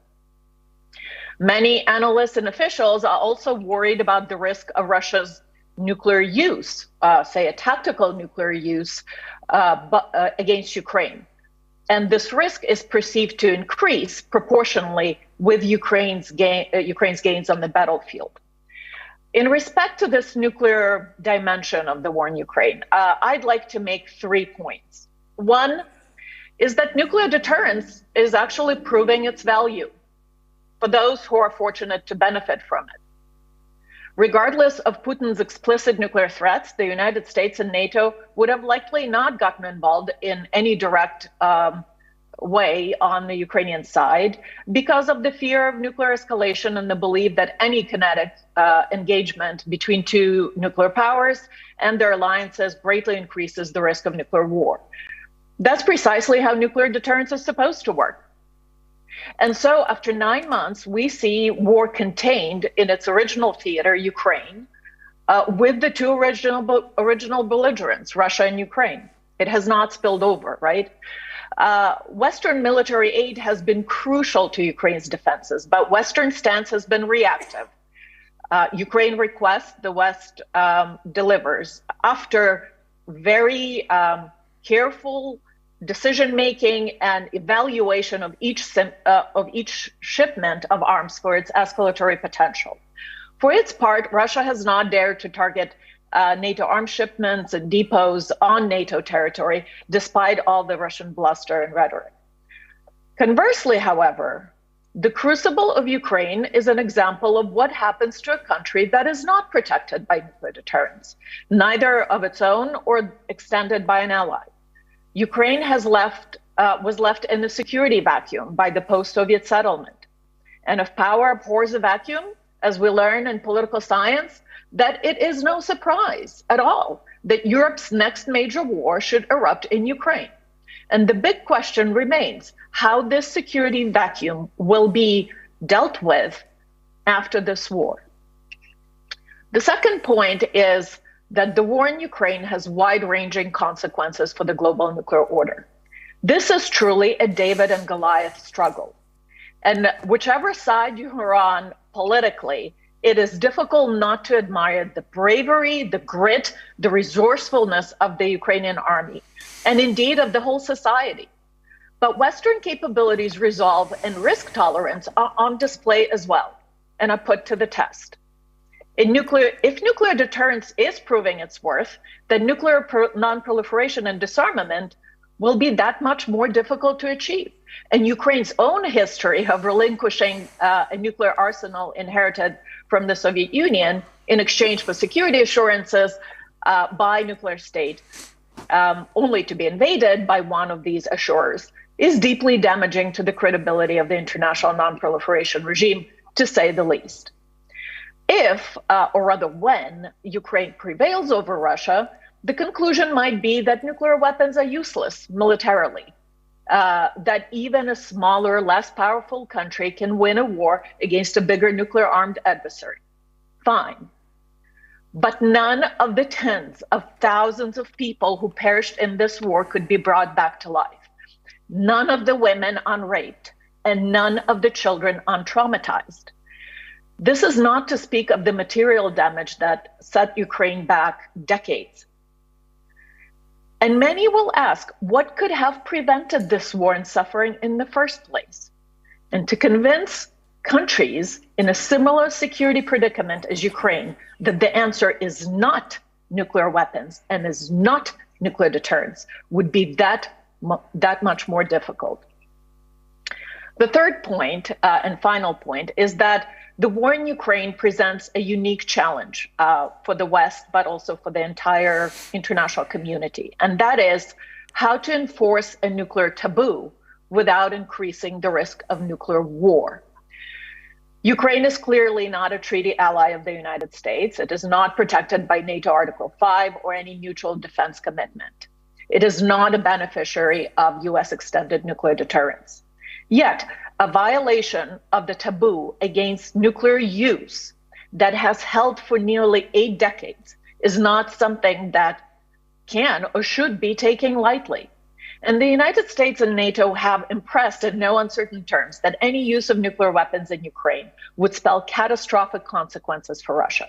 But there's ambiguity as to what exactly these consequences might be, what exactly the United States and NATO might be prepared to credibly threaten in order to dissuade Russian nuclear use.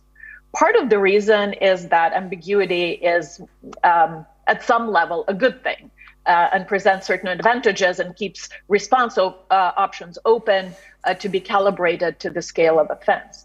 But a greater part of this ambiguity is the genuine difficulty in determining what exactly the United States and NATO might be prepared to do in response to Russian nuclear use, in such a way as not to increase the risk of nuclear war between Russia and NATO.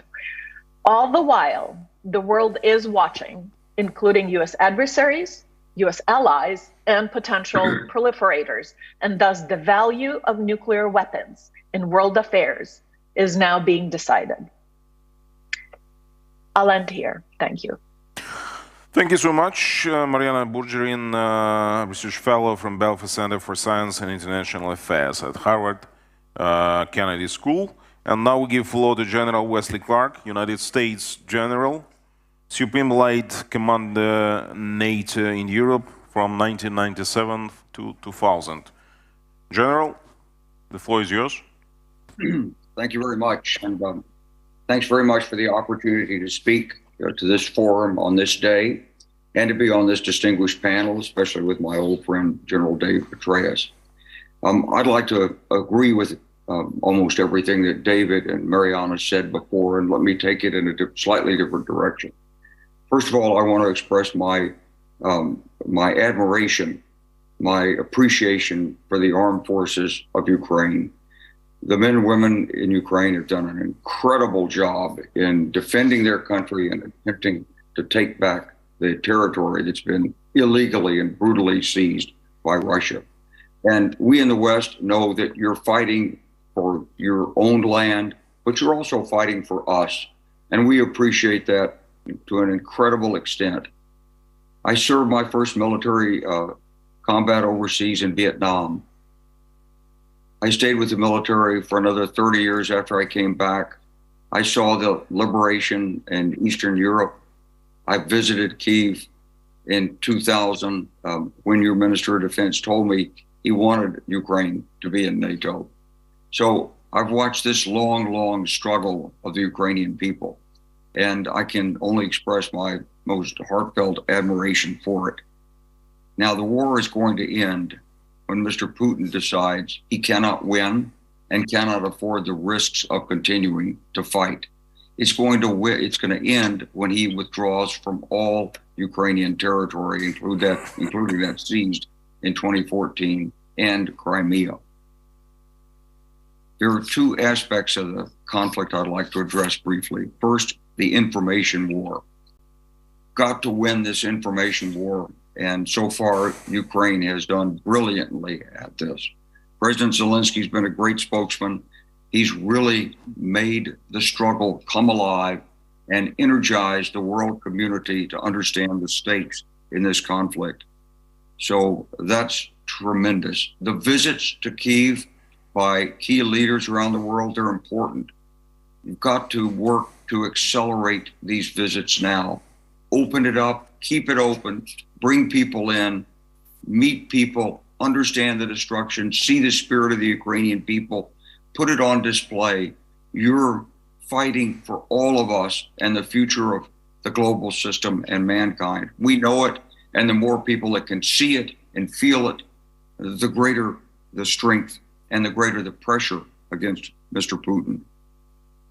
The symbolic strikes against the cruiser Moskva, the unmanned drone that went into the harbor in Sevastopol, the strike on the Kerch Bridge, whether you did it or not, what's happening in Belgorod occasionally, whether you take credit for it or not. These are really important, not only for their military impact, but to demonstrate Ukraine's fortitude, its skill, its determination to resist. So I never underestimate the value of these strikes, and you should continue to work on these as best you can. But we know, of course, the battlefield is critical. It looks to me like we're in the fourth phase of the war. Brilliant defense of Kyiv, stalwart defense in Donbass, tremendously effective reconnaissance-led attacks in the Northeast and in Kherson. So now, where are we? Winter's setting in. It's still the basic principle of maintaining the momentum, hold the defense, but keep the initiative. And this means and continued reliance on reconnaissance-led strikes. We've worked in the United States on our military on sensor-to-shooter linkage for some 50 years, and you're getting some of the benefit of that. But you can take it further.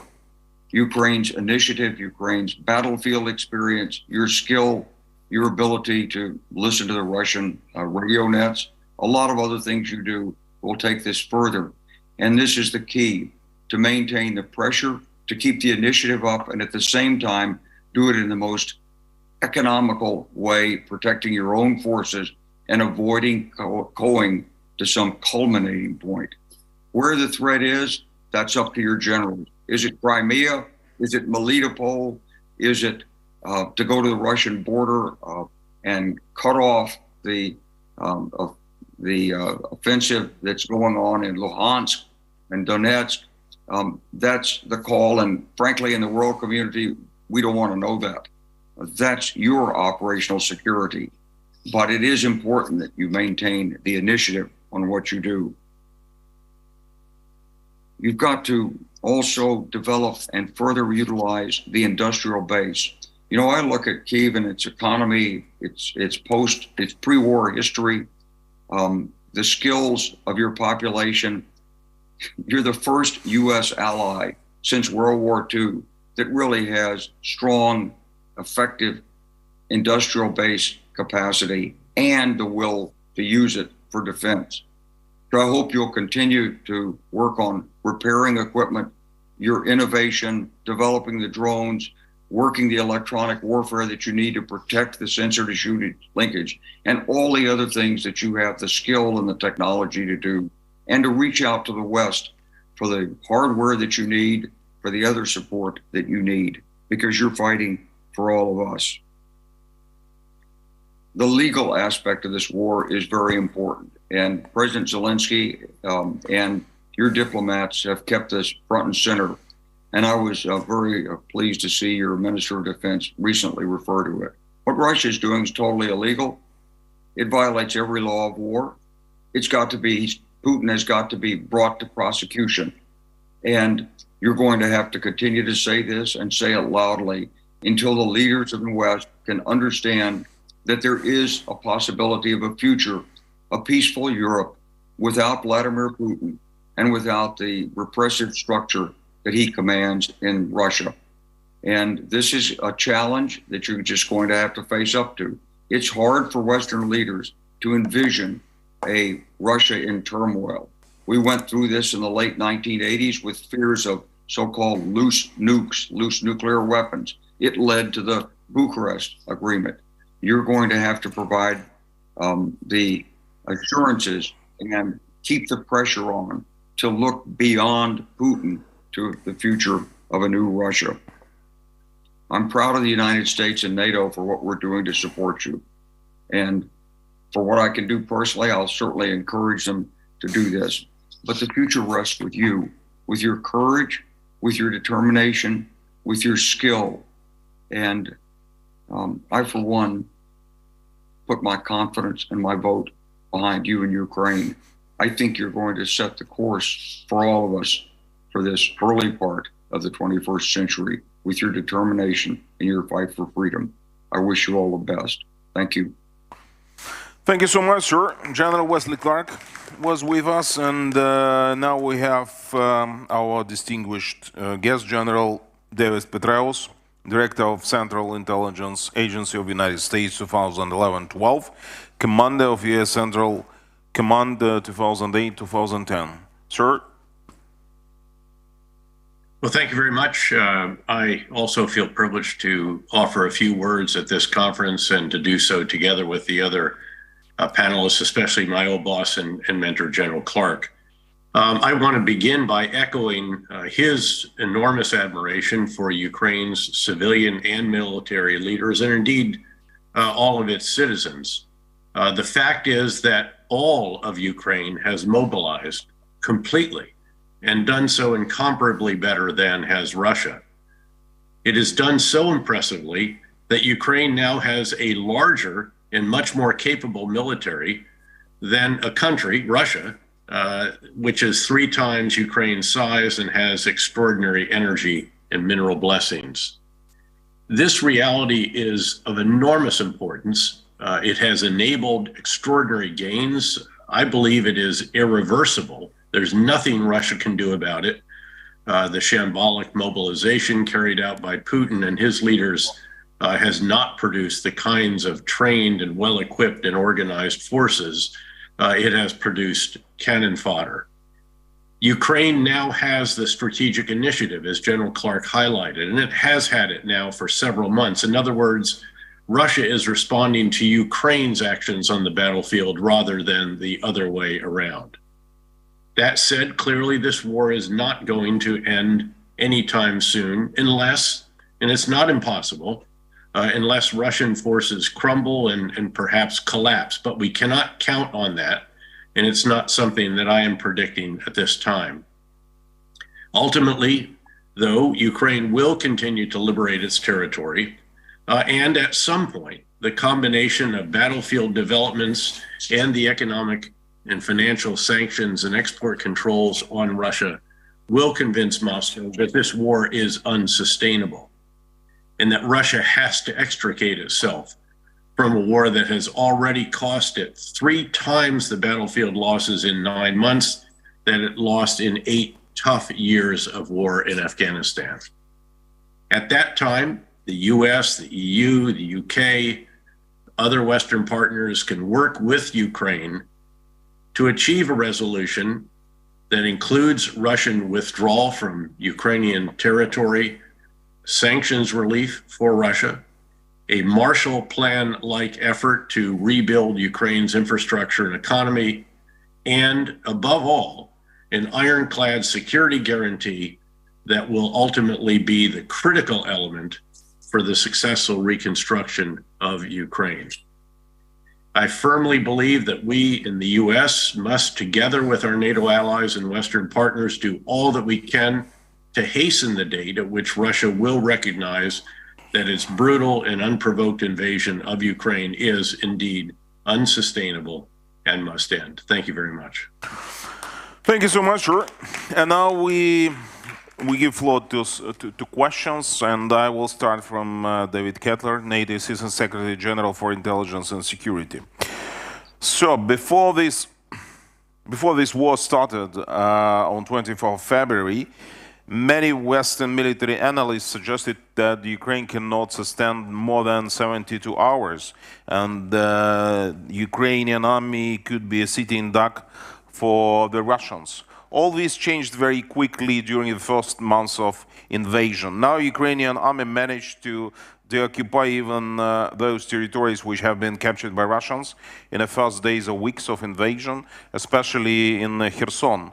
My brigade actually was part of this offensive since March, and my comrades were first entering the city of Kherson. Do you believe that the occupation of the rest of southern territories in Kherson and Crimea would also be so difficult and will take as much time, I mean, as it took in terms of Kherson?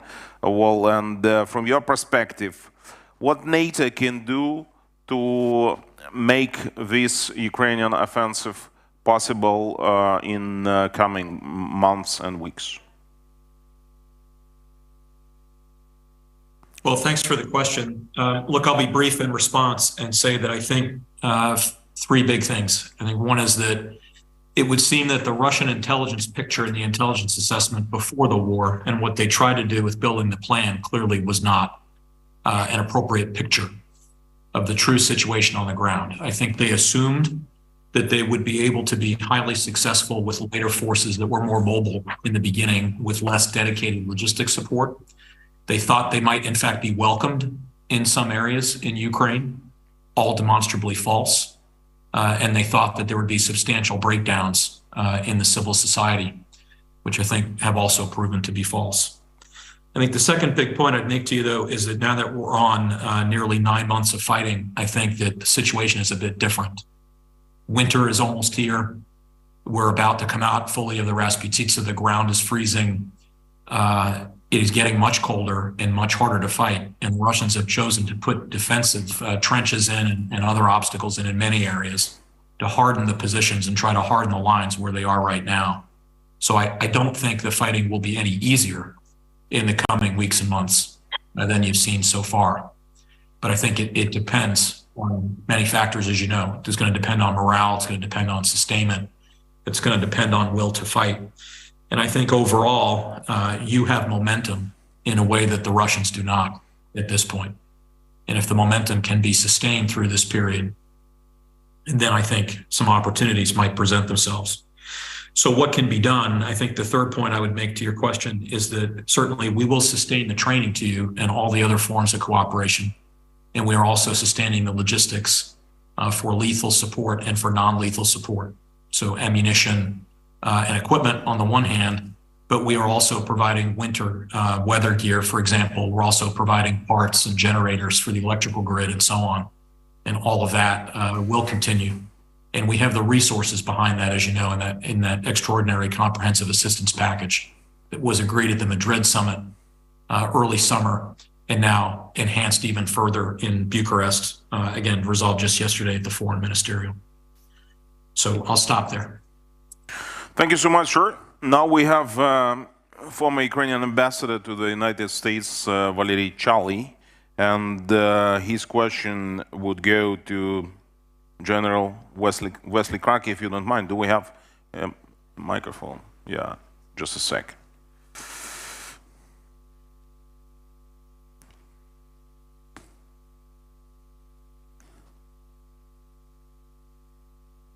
Yeah, here we go. Valery Charlie. Joëlle, it's nice to see you. I remember when you come to Kyiv in 2014, and Mr. Yatsenyuk was Prime Minister, and I remember the first days we would be really shocked, and your advice, your support, and your clear understanding of what's happened with Russian invasion helped us a lot. Now, different phase of this invasion, full-scale invasion, and I want to ask you, we have many discussion in Ukraine about the victory. What does it mean?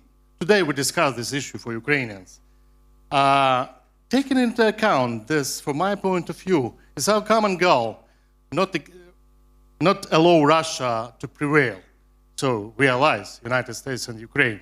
What do you think, what would be a victory for the United States from your point of view?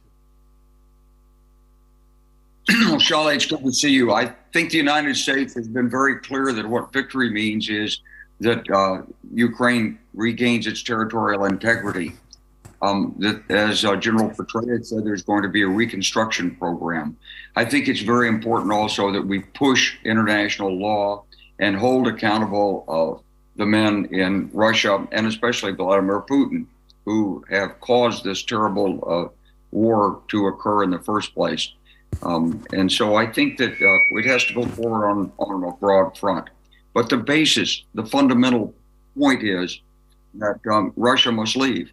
That's the basis. All of it. Ukraine, Eastern Donbass, pull out. We know Vladimir Putin's looking for a ceasefire right now. You can see the signals. There's no more talk of nuclear stuff. That's faded. He's putting the defensive in.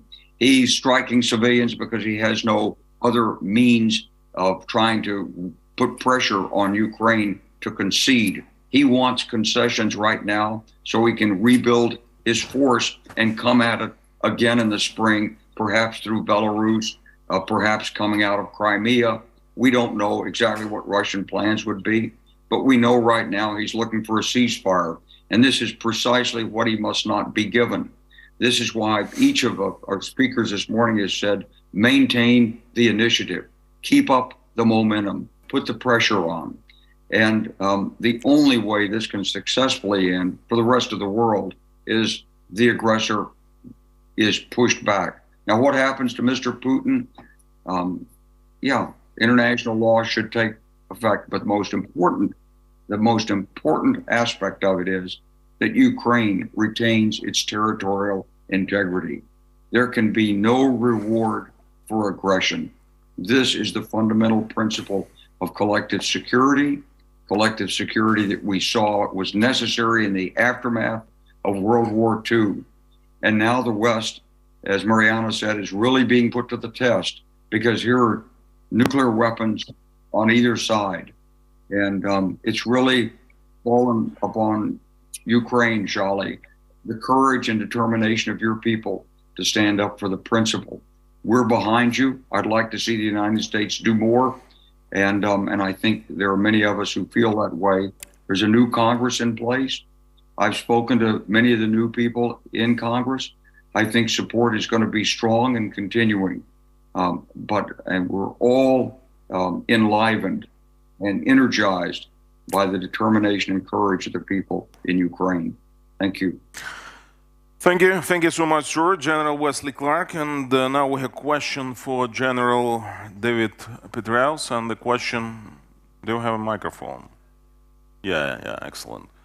We have a question from well-known Ukrainian political analyst and TV journalist Peter Zlomaev. Peter? General, my question is, I actually wanted to get your thoughts as to the proposition, this is for General PETRAEUS, to the proposition that, the White House's claims that they don't want any more escalation with Russia are increasingly untenable because, what other escalation are we talking about? This is as, escalatory as we can get. And also coupled with that, not trying to get NATO dragged into this conflict, whereas the Russian propaganda is already convincing and has convinced its own population that, Russia is in fact fighting with NATO. So what does NATO have to lose if, in the mind of Russians, Russia is very much involved in the fight with it? Well, thanks, Peter. It's a great question. First, if I could just say up front, in response to an earlier question, I would want to point out that I was one of the few observers prior to Russia's invasion who, on the record, publicly predicted in an interview with The Atlantic that Russia would not take Kyiv, much less ever control it. And that was based, frankly, on visits to Ukraine over the years and my observation about the continued professional development, very impressive professional development of Ukrainian forces whom I visited in the Donbass on the front lines and also with their leaders in Kyiv and in Kharkiv and so forth. And I'm proud to say that and subsequent commentary has gotten me sanctioned by Russia. I also just want to observe, to remind all of us of Clausewitz's observation that the moral is to the physical is 3:1, because I don't think there's any conflict in which that has been validated more vividly than it has in this particular war by Ukrainian forces. Their actions, again, as each of the other panelists have noted, have been truly admirable. Look, the proposition that the White House doesn't want escalation, I actually think this is not unreasonable. I think it is not unreasonable for NATO countries to not see the war expand into NATO territory. That obviously would be unhelpful, and certainly not to see it expand to the use of nuclear weapons, as Marianne described. And I think the White House and other leaders around the world, actually including President Xi, have helped to convince Russia that were they to use even tactical nuclear weapons on the battlefield, that they would end up in a worse situation as a result of that use than they were before its use. That is, at the end of the day, the essence of deterrence, dissuasion, and it appears that it has worked, at least for now. I do think that there need to be reminders, and some of us have offered publicly what also Jake Sullivan has publicly said, that there would be catastrophic consequences, his words, were Russia to use nuclear weapons. And again, I think that it is important to persuade Russia not to cross the nuclear threshold, and indeed not to widen the war. The fact is that all wars since World War II have had some limits. This one has those as well.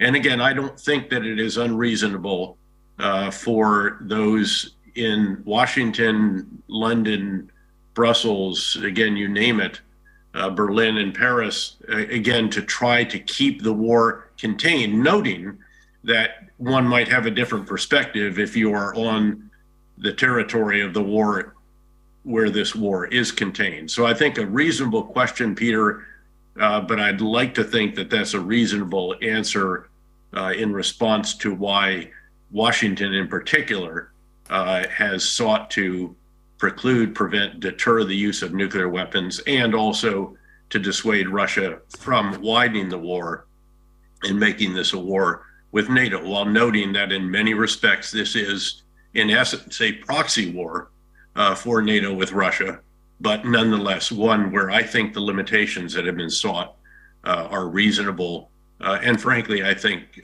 wise. Thank you. Thank you so much, sir. General PETRAEUS was responding to this question, and we have now a question from Ukrainian former Ecology and Natural Resources Minister Stap Semerak. My question will be to Mariana Budgerin. Mariana, thank you for your thoughts about nuclear safety and security. And I want to mention that in 1986, disaster on Chernobyl nuclear station was a disaster with a whole world scale. And today we know that the reason of that disaster was the level of, or mostly ignorance of the management security of that nuclear station, and we know that Moscow was responsible to manage it. And the question is today about the future of nuclear energy in Ukraine, and not only in Ukraine. We remember that in Belarus there is one nuclear station built by Russians, and the influence of there is so high. What can be done just now to increase the level of security on that sector, and what can be done to avoid new threats and new disasters in the region, not only in Ukraine? All of us are thinking every day about Zaporizhia, but the question is not only about Zaporizhia. Thank you. Thank you so much for your question, Ostap. You're absolutely right that Russia's nuclear game, as it were, is not just limited to threats of nuclear use, but has played out in really nefarious ways. The Zaporizhia nuclear power plant, but also now when Ukrainian grid is coming under attack and the other 3 nuclear power plants are being threatened. You know, they have lost offsite power, which is really bad for nuclear power plants. And if there are subsequent attacks like that, missile barrages that are not restored in a timely manner, that would even raise the risks even further. And no need to belabor the point that a nuclear accident anywhere is a nuclear accident everywhere. We've seen that during Chernobyl, and we've seen that during Fukushima Daiichi accidents just in the more recent past. I think what we're grappling with today is an unprecedented situation of nuclear reactors being trapped in a war zone. None of the security and safety systems at these reactors and these power plants have been designed for this eventuality. And, it's a miracle. It's a miracle that in the 9 months so far, we've avoided a major nuclear accident. And a huge part of that is this dedicated work of the staff at the Zaporizhia nuclear power plant that are basically trapped under, working in terrible psychological and physical conditions under the Russian occupying authority. But because the situation is unprecedented, we're also finding out that international institutions, international organizations that are there for the governance of nuclear energy are simply inadequate. And it's not an accusation to these institutions, it's just we haven't had this problem before. And we're finding out that there's a very limited set of tools that we have to prevent a nuclear accident in this case. Yes, there is the IAEA has been very active. Yes, there has been a mission, and the Director General, Rafael Grossi, has been incredibly active in this situation. But there is, no security. There is no security and safety protection zone because frankly, I can't see what the Russian incentives to institute one would be. And in the end, we're just left with the hopes that no major accident will happen.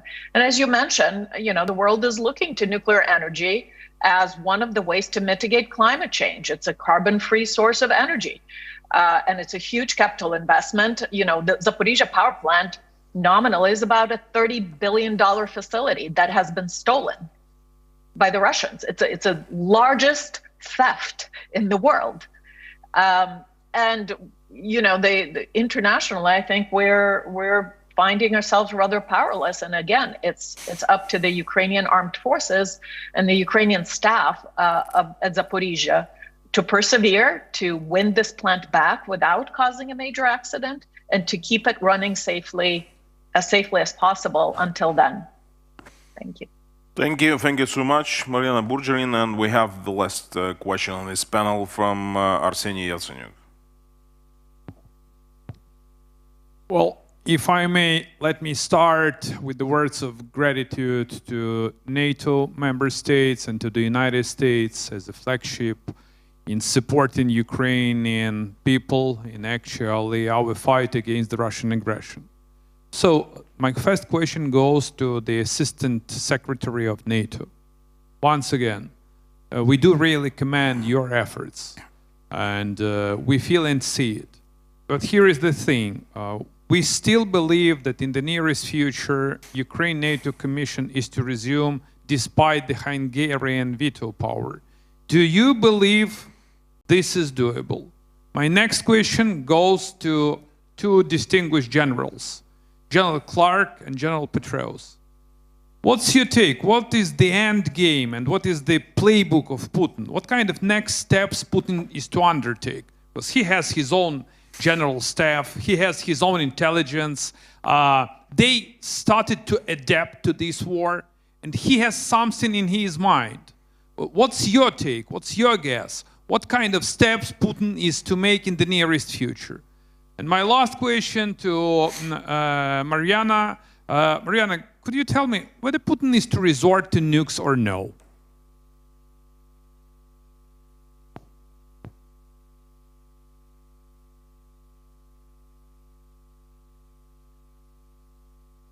Okay, so I guess to me first. Look, I think what I would say is the North Atlantic Council, the military committee, and many of us here, aside from them, are in frequent contact with your government in multiple formats. And I no doubt that you know that from all the back and forth that we have in public and in private. And all I can say on the resumption or the next meeting of the NATO-Ukraine Council is that I know that the North Atlantic Council is considering all of its upcoming meetings. And I'm sure that when they reach a decision, we'll get one scheduled. But I know that the other meetings that we have continue to be very important and very fruitful. So thanks for the question. So as far as the next steps, I think that Ukraine has to keep up the military momentum. I think it's the military momentum that drives the opportunities for successful diplomacy. Now, that doesn't mean you wait until you've pushed the Russian forces totally out of Ukraine before you talk. You set the conditions for the diplomacy right now. Those are the four conditions that we've talked about and that President Zelensky, I think, is referring to. Number one, Russia out. Number two, that all people who are abducted or missing are accounted for. Number three, reparations. And number four, international legal proceedings. After that, then we can talk about what is the security guarantee. Should Ukraine become a member of NATO? And this is a key point of leverage in these negotiations, because the longer Russia persists, the greater the likelihood that the only acceptable security guarantee is Ukraine's membership in NATO. This is a principal leverage factor in the negotiations. So I don't think should be fear about starting the discussions. In 1999, we began using diplomacy early on in the bombing campaign against Slobodan Milosevic. And we did something called escalation dominance. We continued to escalate. We continued to show Milosevic he had no alternative militarily. And when it began, he didn't want to talk. But by the time it was over, he gratefully took the opportunity to peacefully withdraw his forces from Kosovo. Now, the people that carried this peace proposal to Milosevic, it was not the United States. It was Finnish President Ahtisaari and Russian Vice President Viktor Chernomyrdin. So it probably wouldn't be the United States, it wouldn't be Ukraine that would carry this forward.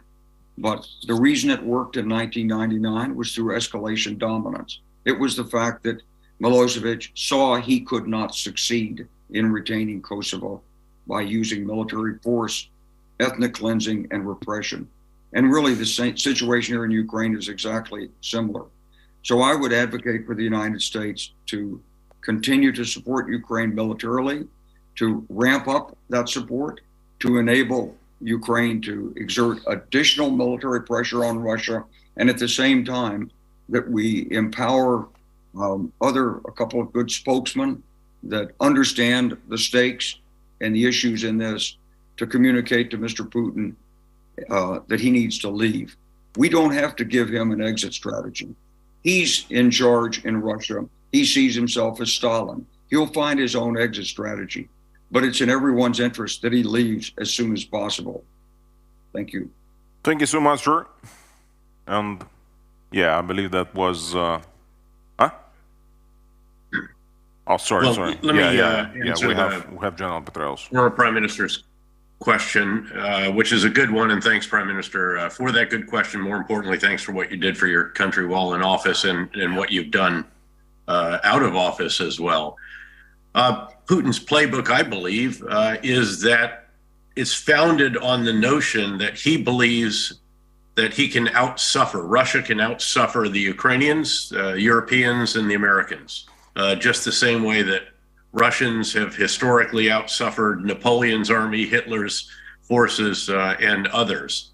He doesn't yet look himself in the mirror and see the leader who's made a catastrophically bad decision for his country. He sees a leader, a strong leader of a proud nation that, again, can suffer better than anyone else. And he is intent on destroying your electrical and water infrastructure to bring you to your knees and to make winter as painful as possible for Europe as well, and to undermine the support in the United States for Ukraine.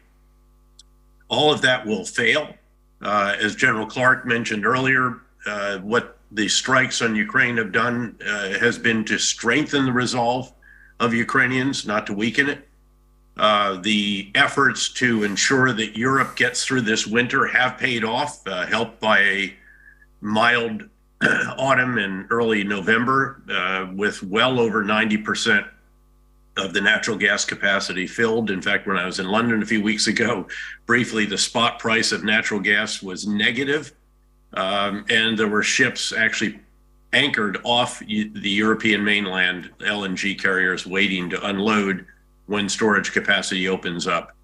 And as General Clark mentioned as well, I believe that the resolve in Washington will remain strong, despite some of the voices you hear in the party that will control the House of Representatives in the new Congress that takes office in January.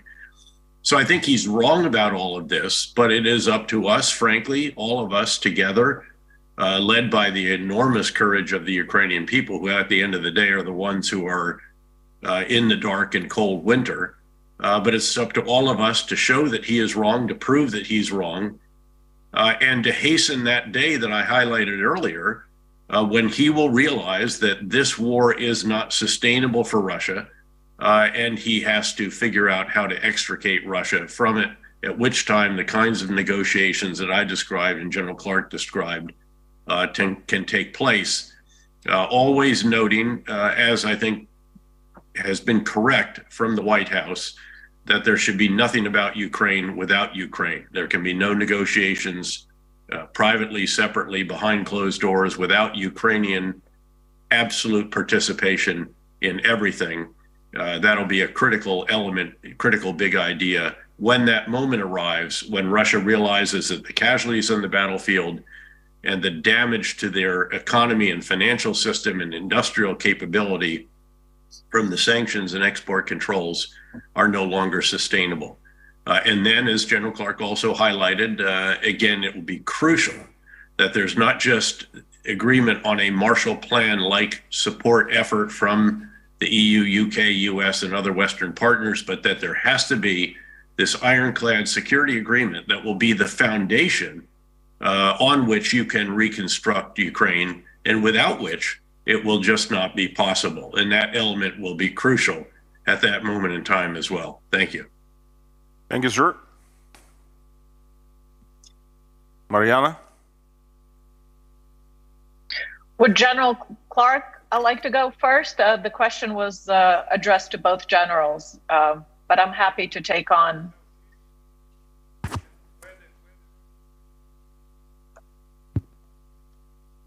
All right, so I'll just go ahead then. Would Putin use nukes? That's $1 million question, right? My personal opinion is that trying to read Putin's mind is a fool's errand. We were trying to impute his motivations and his psychological state. Whatever it is, he has the capability to use nuclear weapons, and we should think about incentives and constraints that should be put in place in order to prevent it. In terms of scenarios for such nuclear use, the military utility of using a tactical nuclear weapon in Ukraine is really limited. I mean, the Soviet doctrine the Soviet military doctrine back in the day allowed for or provided for the use of tactical nuclear weapons on the battlefield for efficiency reasons, really. All you need is a dozen tactical nukes instead of hundreds of rounds of conventional artillery to break through fortified adversary positions. There are not many military targets in Ukraine that would present themselves to this task. Ukrainian force is playing to its strengths. It's nimble, it's mobile, it's evading basically Russian attacks by staying very nimble. And Russia seems to have enough artillery rounds still so far, conventional artillery rounds, to achieve the task of degrading Ukrainian defenses.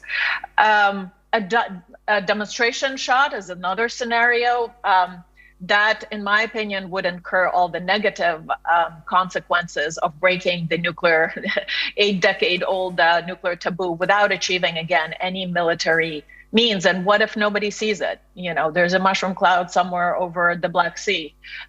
What, are you going to film it and then broadcast it on Twitter? The demonstration shot has its limitations. What I worry about is that, there could be either an electromagnetic pulse kind of high altitude explosion over the Ukrainian city that would knock electricity out completely, or an actual attack on the city. And in preventing that scenario, so let's imagine there's an attack on the city, like, I don't know, somewhere in central Ukraine, and Vinnytsia, for instance, and then an ultimatum of Ukraine, accepts unconditional surrender, or Kyiv is next. In order to prevent that scenario, I think one thing that, again, we're realizing that whatever prevents it, whatever dissuades Putin from doing so, is not nuclear deterrence. There's nobody to threaten a retaliatory strike on behalf of Ukraine. And so that is the predicament that we all are finding ourselves in. What could be credibly threatened on behalf of Ukraine in order to prevent such a scenario from happening?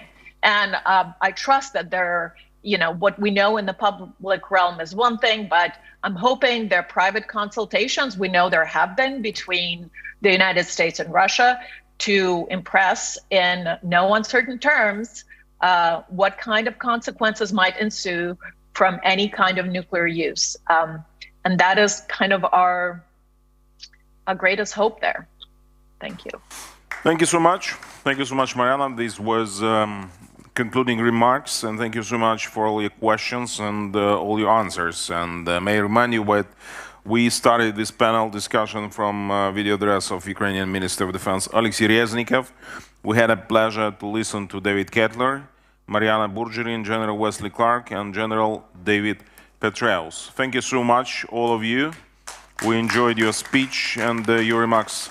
And now we continue this panel discussion. Will be concluded by Petro Burkovsky, Executive Director of Ilko Kucherev Democratic Initiative Foundation. Пан Петро Бурковський з заключними ремарками презентації. Прошу вас. Final comments and presentations. Presentation in English because the main audience for this presentation is the representatives of the foreign governments, representatives of our allies who support our in this war. Still, I also ask everybody who is interested in sociology to stay and to look at what our society is right now. I would just start that from the statement that, as you know, history, so nobody learns the history lessons, but hardly anybody learns sociology lessons, maybe because sociology is not studied at school. And we all know how our society feels, but still it's hard for the foreigners to see why we are struggling, how we see our victory, what we are going to do to achieve this victory, how we see the limits of possible in the war, and how we see the military and economic aid of our allies. So here on this picture you see the huge support and the huge faith of Ukrainian people in the victory in this war.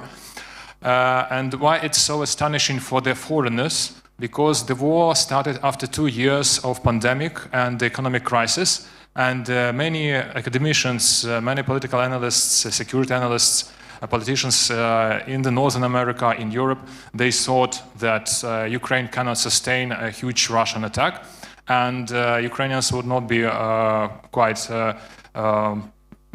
fighting in a good fighting spirit. But I will draw your special attention to the timing of this poll. It's in August this year, and the beginning of the August. And despite the fact that we were facing a very heavy fighting in Donbass, despite the fact that the Ukrainian troops retreated from Lysychansk and Severodonetsk, and before the offensives in the Kharkiv region, before liberation of Liman and Svetoyrsk in Donbass, in the Donetsk region, and before liberation of Kherson, still a lot of people believed that Ukraine's victory is a sure thing. And that tells us that the face is it's a tangible thing, and that the faith helps people to contribute either by being enrolled into the armed forces, or by donations to the organizations who buy equipment, or by donating their blood, or by helping the army and the people who suffered from the occupation and who had to leave their homes. So this is very important. The faith is a very tangible thing. And then the question of our allies is that can the recent Russian attacks shake the faith and confidence of the Ukrainian people? And the answer is that no, it cannot. Okay. Yeah, no, it cannot. We conducted a survey in Mykolaiv. This is the city which was under constant bombardment since March. And after 5 months of bombardment and heavy fighting in Kherson region, we asked the people who live in Mykolaiv and who stayed in Mykolaiv against all odds, do they believe that the Ukrainian armed forces can liberate Kherson? And the paramount majority of people who stayed in Mykolaiv, they said that yes, definitely the Ukrainian army would liberate Kherson, despite all the heavy fighting. So people means that they didn't only believe, but they contributed to this liberation, and they helped armed forces, because Mykolaiv was a kind of a military base, main military base for the advance and liberation of Kherson. But then the question goes, so, okay, you have the faith, you have the confidence, but do you actually know what it takes to win the war with such a formidable enemy? And what, on the personal level, you can contribute to this war? And before the war started, we asked our compatriots, Ukrainians, what they think. Okay. Well, here, thank you. What it takes to repel the Russian aggression. And you can see here the left column, the answer was asked before the Russian invasion. What you will do if it happens? And the right column is the end of October, after the Russian missiles attacks. So before the war, 46% of Ukrainian population, Ukrainians, they said that they either going to join the regular armed forces or volunteer military units to fight Russians, or they are going to support the army in a non-military, non-lethal way, like donations, labor, or blood donorship. After the 9 months of brutal war, after Russian missile attacks on the critical infrastructure, after the blackouts, this determination of the Ukrainian people has only increased. Right now, more than 59% of Ukrainians are ready to withstand Russian aggression and to contribute, and even to sacrifice the most valuable thing they have, their lives. And when I looked for the comparison to the European Union, to the nations who are the members of NATO and European Union, what we have seen is that the same sentiments are inside the NATO.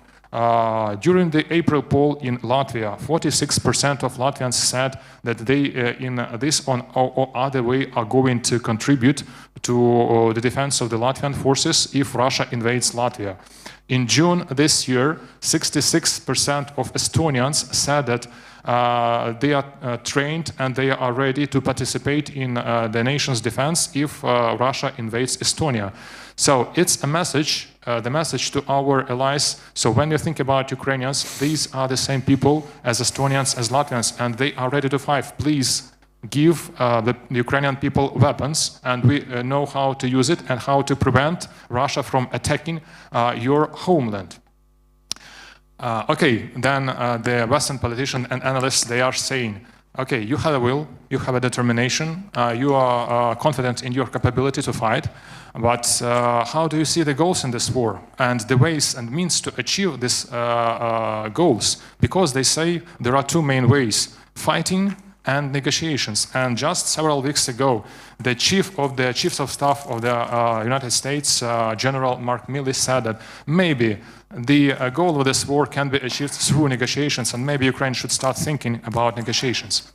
And here is the answer why it's not possible. And we also give you an example what was before the invasion. So before the invasion, majority of Ukrainian people were not ready to make any compromises with Putin's Russia. That was before the war. Ukrainians were not ready to reject NATO membership. Ukrainians were not ready to cede the Crimea or to give the so-called special status to Donbass. And despite all the pressure that was put on Ukraine from Berlin and Paris. So I wish that our partners and allies trusted to this information. And what happened after the invasion? The different situation, the determination only increased. So, yeah. So how many? So okay, I'm just will stop at this moment. Majority of the Ukrainian people, they think that the victory means that then the Russian army is forced to leave the Ukrainian territory. But another 20%, and it's a huge number, they think that the war should end with the destruction of the Russian army and collapse of Russia, so it doesn't pose a threat to Ukraine. And so the message to and when we looked again, whether Ukrainians could be forced into compromises by the Russian missile strikes. So in Mykolaiv, in the city which for 5 months lived under everyday bombardment, the number of people who wanted to make compromises decreased to the very little share, but majority became more determined and more defiant against any compromises. And here you see the bottom line, Ukraine. This is the position of Ukrainians at the end of the October, after Russian missile attacks. So majority of Ukrainians do not support any kind of compromises with Russia. They support the fighting until the victory. And the message to the Western audience is that, and the warning, so if the war continues in this kind of genocidal manner, it means that the more and more Ukrainians would feel like they need to invest everything they have, everything, meaning including their lives, into the victory, which means the collapse of Russia. So if you want to avoid this kind of scenario, which are you very afraid of, please give Ukraine enough weapons to protect the cities and to defeat Russian army inside Ukraine. Otherwise, we will fight until we will make Russia collapse. So I think that the time is out. I have two other points, but thank you so thank much. You for your audience. Thank you for your attention. Thank you so much, Petro Burkovsky, with his presentation on a recent poll conducted by Ilko Kucherev Foundation in Ukraine. Thank you so much from Kyiv Security Forum. And now we will conclude with this panel discussion. We have 30 minutes break. After that, we will continue with Ambassador's panel. Thank you so much. See you back 5:45 here. Зустрічаємося в 17:45. Дякую. Please be back at 5:45, at 5:45. Thank you.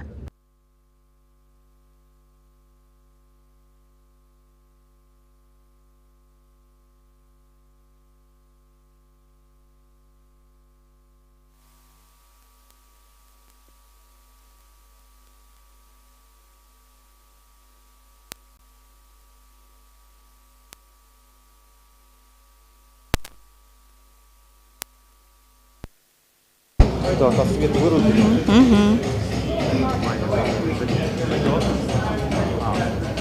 Так что, идем? Да. А как мы будем? На темном фоне? О, отлично.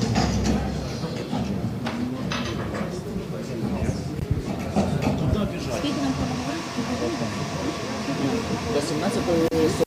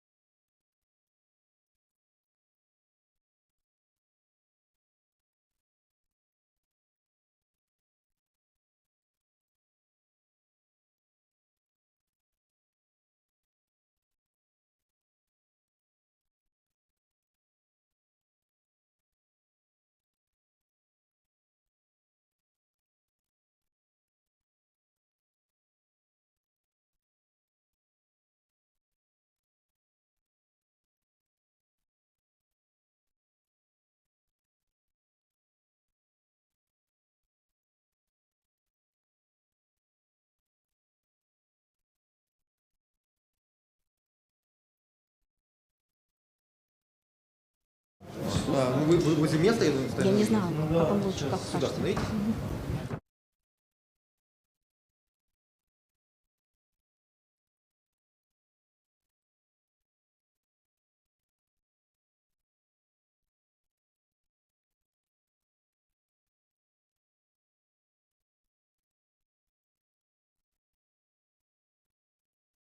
Поставити. Ну, зараз почнеться трансляція, я поставлю, так?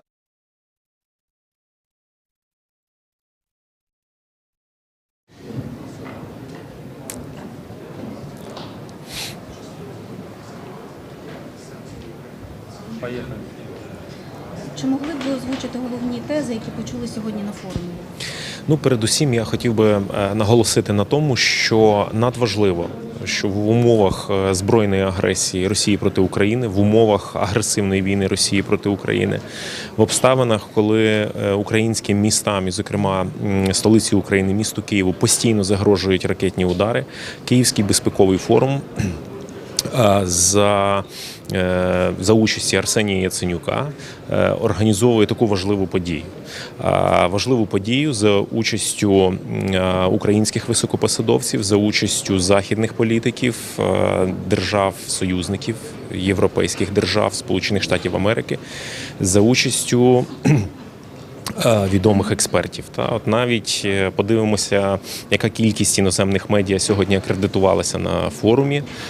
Якщо не помиляюсь, близько 100, як мені розповідали, представників іноземних і українських ЗМІ, дуже багато іноземних ЗМІ, говорить про те, наскільки вчасною і актуальною була ця подія Київського безпекового форуму. Це перше, на чому я хотів би наголосити. Друге, що я хотів би відзначити, я вже не вперше запрошений на Київський безпековий форум, але я можу сказати абсолютно щиро і справедливо, що ось цей форум, який відбувається під постійною загрозою ракетних ударів, російських ракетних ударів по Києву, ось цей форум виявився чи не найбільш цікавішим і чи не найдинамічнішим, так, з усіх тих, на яких я був присутній. Мабуть, ритм війни змушує учасників дискусії бути більш відвертими, так, тому що правильно кажуть, що війна – це момент істини, так, момент такого водорозділу, в якому є біле і чорне, так, тобто це умови війни спонукають учасників дискусій, так, десь відходити від цих таких, знаєте, звичних для таких заходів загальних, абстрактних, дипломатичних формулювань, реверансів, так, тобто ось ця сьогоднішня дискусія насичена величезною кількістю конкретики. Так, я просто по-хорошому заздрю журналістам, які сьогодні присутні на форумі, тому що йде фактично нескінченний потік інформаційних приводів, тобто від важливих меседжів, важливих тез, повідомлень, які ми чуємо з уст українських і західних політиків. Зокрема, ми сьогодні мали можливість послухати секретаря РНБО Данілова, який дуже чітко окреслив те, чим повинна закінчитись війна. Тобто, чим є закінчення війни в уявленні України. Так? І це була офіційна позиція нашої держави, так, в особі секретаря РНБО. Ось він сказав, наголосив на тому, що вигнання російських військ з української території – це недостатній фінал війни. Так? Тобто такий фінал війни буде недостатньо справедливим. Справедливості не може бути без того, щоб Росія не заплатила компенсацію чи репарації Україні за всю завдану шкоду, за всю трагедію, яку вони принесли на нашу землю. От, і росіяни повинні розуміти, що, мабуть, ще не одне наступне покоління росіян буде розраховувати чи розплачуватись за те, що роблять їхні батьки в цей час, на чолі з Путіним. А друге важливе, що ми почули від секретаря РНБО, це тезу про те, що військові злочинці мають бути покарані. І це ось ці тези, які виголосив секретар РНБО, потім фактично підтвердив міністр оборони України пан Резніков. Так, і ось ці меседжі, вони, я б сказав так, стали вже вони стали консенсусними для українського суспільства, тому що ось про ці речі на цьому форумі ми чули з уст багатьох учасників дискусії. Далі я хотів би відзначити дуже хороший виступ мера Києва Віталія Кличка, який дуже детально і в нюансах розповів про ситуацію з міською інфраструктурою. Це дуже важливо, тому що Київ одна з пріоритетних цілей для російського агресора. Мер наскільки міг заспокоїв і мешканців міста, і громадян України про те, що Київ настільки, наскільки це можливо, готовий до різних викликів і до навіть до найдраматичніших сценаріїв розвитку подій. Так? І коли міський голова говорить про те, що міська влада знає, що буде робити у випадку, якщо наступить найгірше, так, то це все надію, так, і підбадьорює мешканців і міста, і України, тому що за Київ, звичайно, вболіває вся Україна. Київ повинен жити і функціонувати за будь-яких обставин і за будь-яких умов. Також після цього була дуже цікава дискусійна панель, присвячена темі корінних народів Росії. Так? І це дуже важливо, до речі, що такий авторитетний міжнародний майданчик, чи така форма Київський форум без будь-яких реверансів досить конкретно ставить питання про майбутню деколонізацію Росії, деімперіалізацію Росії. Що мається на увазі? Мається на увазі деімперіалізація Росії через звільнення поневолених народів, які сьогодні силою утримуються в складі так званої Російської Федерації. Чому кажу так званої? Тому що Російська Федерація – це лише табличка. Насправді це авторитарна, суперцентралізована держава, де немає жодної автономії регіонів, і тому ми кажемо про Російську Федерацію як про умовність. Так от, ця дискусія була, я б навіть так сказав, вона викликала чи не найбільший інтерес в присутніх в залі, тому що було дуже багато запитань, доволі конкретних, гострих запитань. До речі, дискусійні панелі в залі передували 2 чудових відеозвернення до форуму пані Ціхановської, так, це лідер білоруської опозиції, людина, яка фактично перемогла на виборах, так званих виборах президента Білорусі, так, ось, і звернення пані Алли Дудаєвої, вдови першого президента Чеченської Республіки Ічкерія Джохара Дудаєва. Обидва відеозвернення були прекрасні і чудові, тобто я тут без перебільшення це скажу, тому що якщо виступ пані Ціхановської був таким програмовим і фактично його можна характеризувати як основу для майбутніх двосторонніх відносин між Україною і звільненою з-під російської окупації держави Білорусь. От, в цьому відеозверненні було дуже багато конкретики, так, і пропозицій. Звернення пані Алли Дудаєвої було більш емоційним, так, але воно було не менш важливим і предметним, тому що пані Алла висунула дуже важливу тезу, яку ми можемо сформулювати приблизно так, що війни в Україні не було б, якби світ вчасно покарав молодого президента так званої Російської Федерації Путіна і його попередника Єльцина за 2 російсько-чеченських війни і за геноцид, який вчинили росіяни на території Чечні.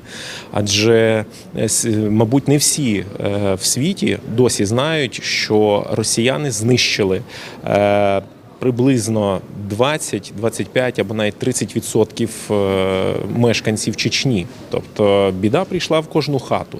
Це був справжній геноцид чеченського народу і розплата за свободолюбивість, так, за бажання бути незалежними. Так от, якби світ вчасно покарав це зло, то не було б нападу на Грузію, не було б участі кривавого режиму, рашистського режиму Путіна в війні у Сирії, так, де Росія знищувала цілі міста, де Росія застосовувала хімічну зброю, де Росія застосовувала страшенні звірства щодо цивільного населення. І не було б нападу на Україну.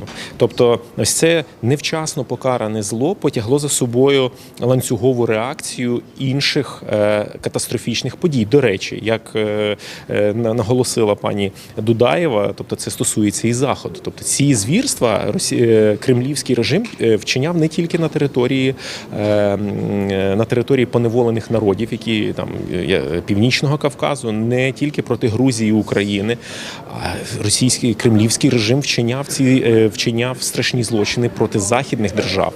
І, на жаль, ось це небажання визнати те, що Кремль руками своїх спецслужб вчиняв терористичні акти на території західних держав, європейських держав, коли Кремль труїв радіоактивною отрутою своїх ворогів, так, які перейшли на бік Заходу, зрадили кремлівському режиму, так, коли Кремль вбивав, тобто посилав кілерів вбивати представників корінних народів, так, і це не поодинокі випадки на території Європи, на території інших держав світу, коли це все замовчувалося, так, коли Європа замовчувала навіть ті злочини Кремля, які відбувалися на їхній території, це, звичайно, заохотило Путіна до подальших злочинів. І тому от відбулось повномасштабне вторгнення. Так?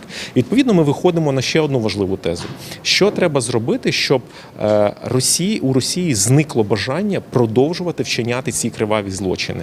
Необхідно почати карати Росію за всі ті злочини, які були вчинені так званою Російською Федерацією з моменту її заснування. Я би ще сюди додав Придністров'я.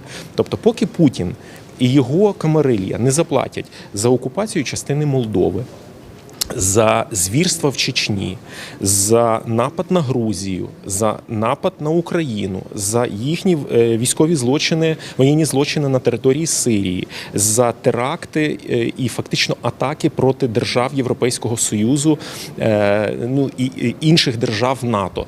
Аж поки Путін і його пособники не заплатять за повними рахунками за все те, що вони зробили, доти вони будуть вважати, що це дає їм певне право продовжувати свою злочинну діяльність. Так? Найважливіший, напевно, найбільший рахунок буде виписаний їм за Україну. Так? І тут, напевно, зараз навіть дуже складно порахувати чи обчислити повний обсяг компенсації, які Росія повинна заплатити Україні. Повертаючись до сьогоднішніх дискусійних панелей, хотів би ще також наголосити на тому, що з вуст віце-прем'єрки пані Ольги Стефанішиної ми почули дуже багато конкретики про конкретне просування в напрямку до інтеграції в Європейський Союз і НАТО. Тобто, з огляду на ті коментарі, відповіді на запитання, які ми від неї почули, ми можемо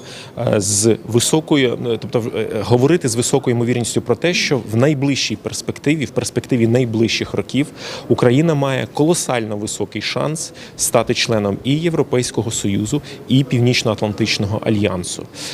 І це, знову ж таки, це не гасла, це не розмови про бажане, а це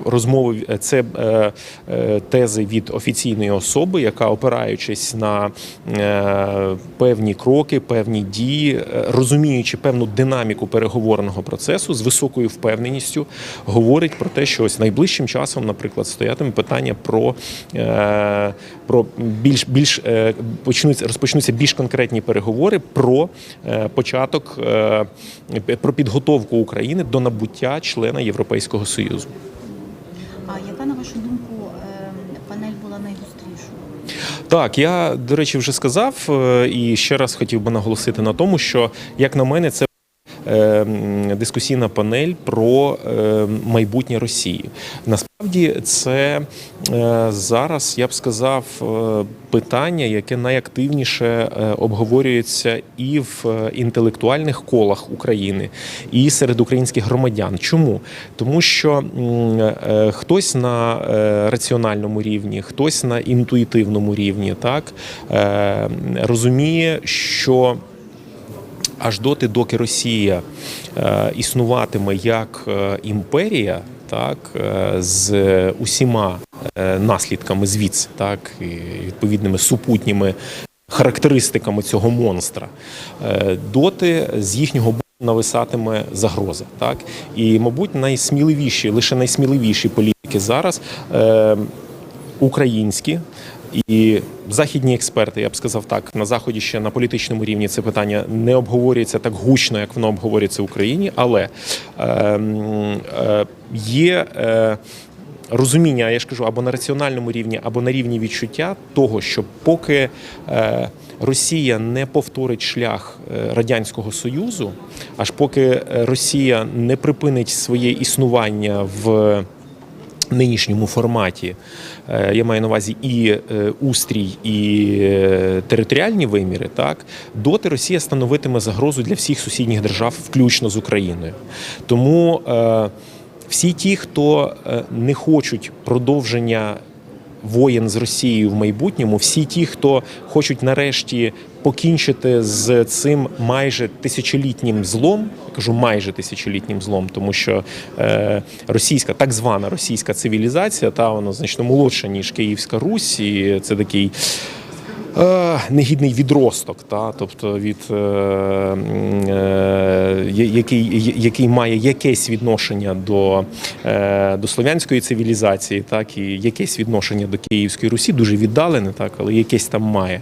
Так от, аж доки, тобто ось припинення всього тривалого, злочинного, кривавого існування Російської імперії можливо тільки тоді, коли ця імперія розпадеться. Так? Тобто всі в 20 столітті всі найбільші імперії планети припинили своє існування.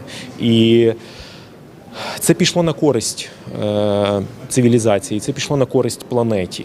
Так, тому що імперії стали рудиментом і пережитком минулого. Так? Тобто Росія – це фактично остання імперія, яка залишилася на карті світу. І доки Росія існуватиме як імперія, вона становитиме загрозу. Вона буде генерувати зло. Тому люди, які хочуть покінчити з цим злом, покінчити з цією загрозою, природно прагнуть припинення існування цього суб'єкта. Так? Тому ось ці розмови про майбутнє Росії, про майбутню деімперіалізацію Росії, це такі досить сміливі розмови, так, які викликають дуже жвавий інтерес. От як ми сьогодні бачили, дуже таку жваву дискусію, бо є дуже багато нюансів в цьому питанні, так, такому доволі об'ємному.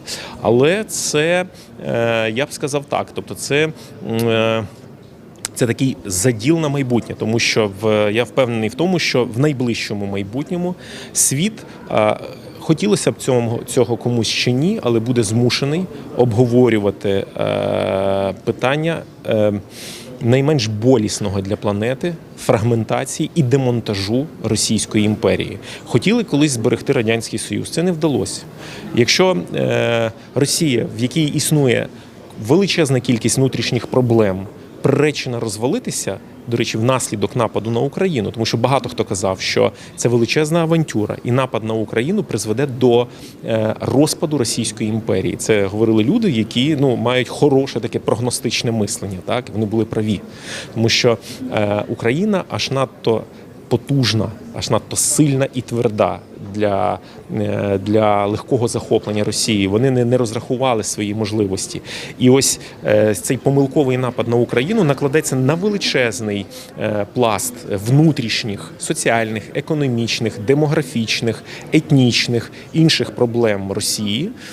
І вкупі це призведе до розпаду цієї держави. В мене немає жодних в цьому сумнівів. Тому, можливо, я з найбільшим інтересом слухав цю дискусію, і вона мені видалась найбільш такою динамічною і цікавою.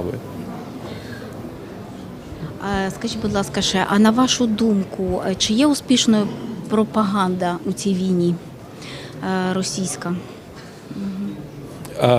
Мабуть, це ще одна велика поразка Кремля, тому що от якраз пропаганда завжди вважалася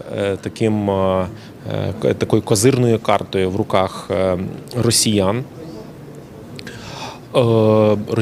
І ми маємо визнати, що Росія, програючи західному блоку держав в питанні технологій, в питанні можливої конвенційної війни, так, тому що неспівмірні сили, неспівмірні ресурси, Росія обрала для себе як пріоритет інструменти, в яких Росія могла ефективно конкурувати з західними суспільствами. І треба визнати, що західні держави НАТО багато в чому проспали ось цей момент. Вони дали можливість Росії перегравати себе на пропагандистському полі.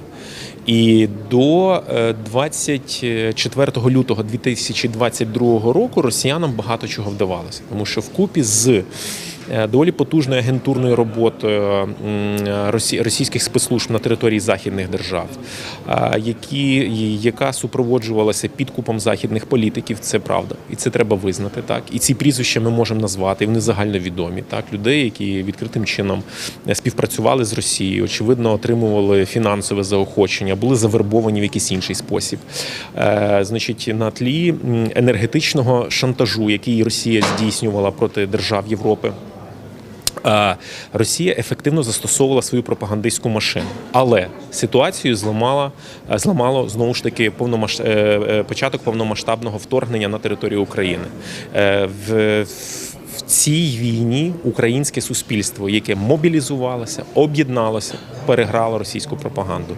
І тепер за визнанням західних політиків, західних експертів, Україна є явним фаворитом і вщент розбиває російську пропаганду. Тобто російська пропаганда сьогодні діє тільки на території Росії.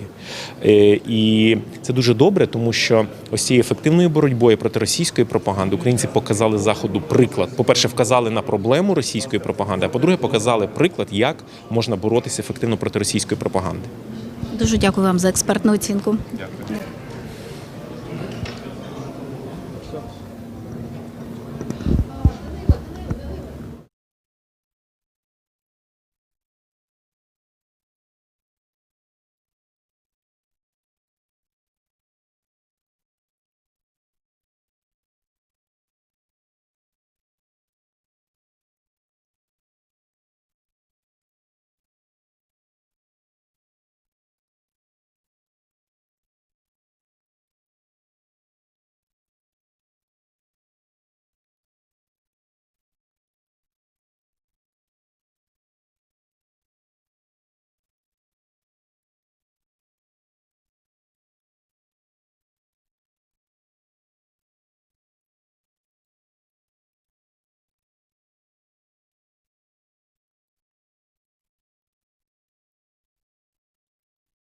Учасники форум продовжує свою роботу. Будь ласка, проходьте до зали.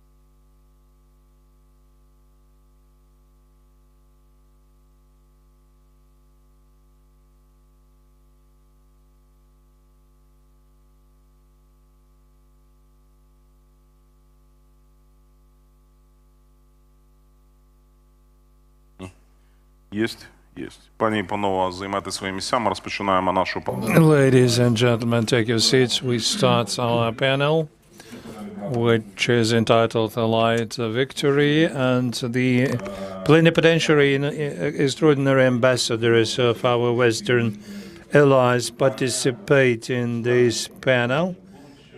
You may listen to them, ask questions, and here we're going to welcome ambassadors.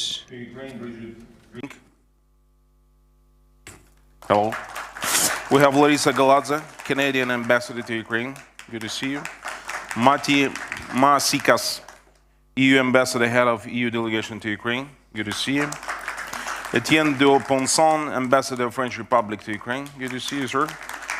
Melinda Simons, United Kingdom ambassador to Ukraine. Good to see you. Ianka Feldkusen, ambassador of Germany to Ukraine. Good to see you.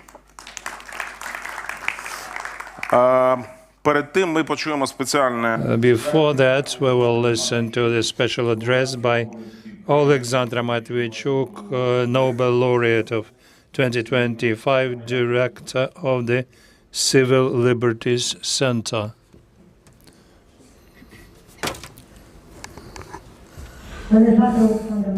My name is Alexandra Matviichuk. I chair the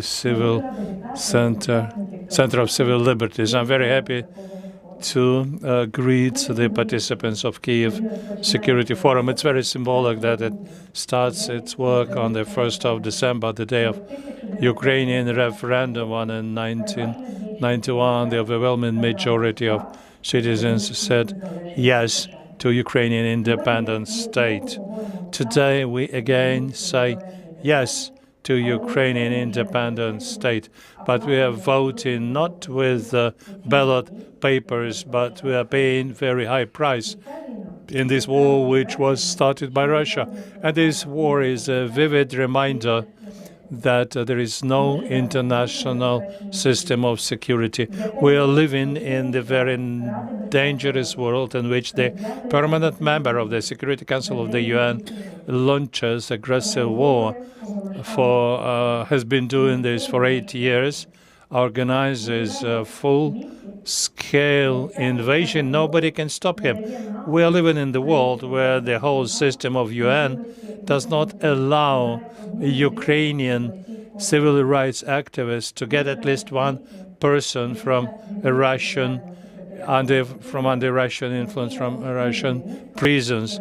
We are living in the world when the Russian missile hits Kyiv and kills Ukrainian journalist Vera Hirich, and this world should be changed. We have to start radical reform of the international peace architecture in order to provide guarantees of security and human rights to all people and countries, irrespective of whether they are part of military bloc or irrespective of their military capabilities.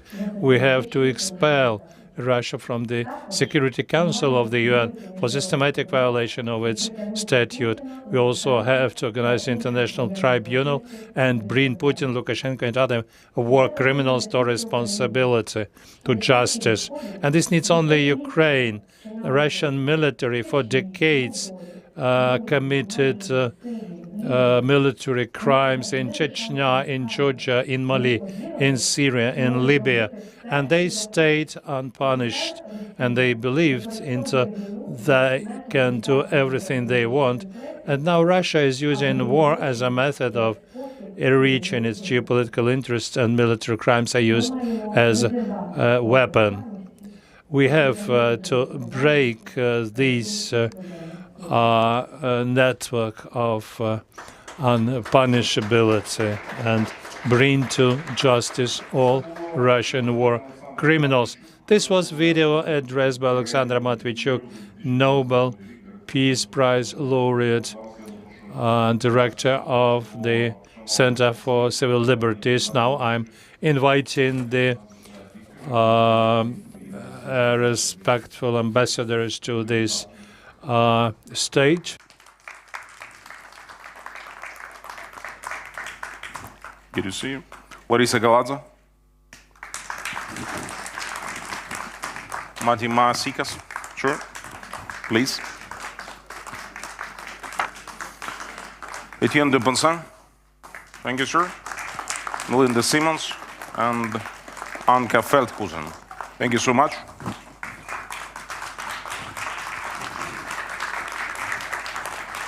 Please have your seats. In this panel discussion, which is called The Light Victory, we're going to listen to the addresses of distinguished ambassadors and their remarks about Russian-Ukrainian war. Like I said, the Q&A session is not expected to be during this panel, so if we have any questions, I would be the only person to do that. So we'll start with US Ambassador, Madame Brigitte Brink. The floor is yours. Thank you. Thanks so much for this great event, to be able to talk a little bit about the future and how we see it. And for my colleagues here on the panel, it's great. It's a really wonderful group, and you happen to catch us with us all here in Kyiv, and we're really proud, I think I speak for everybody, to be here. One question that was, am I supposed to make a few just remarks? Yes, please do.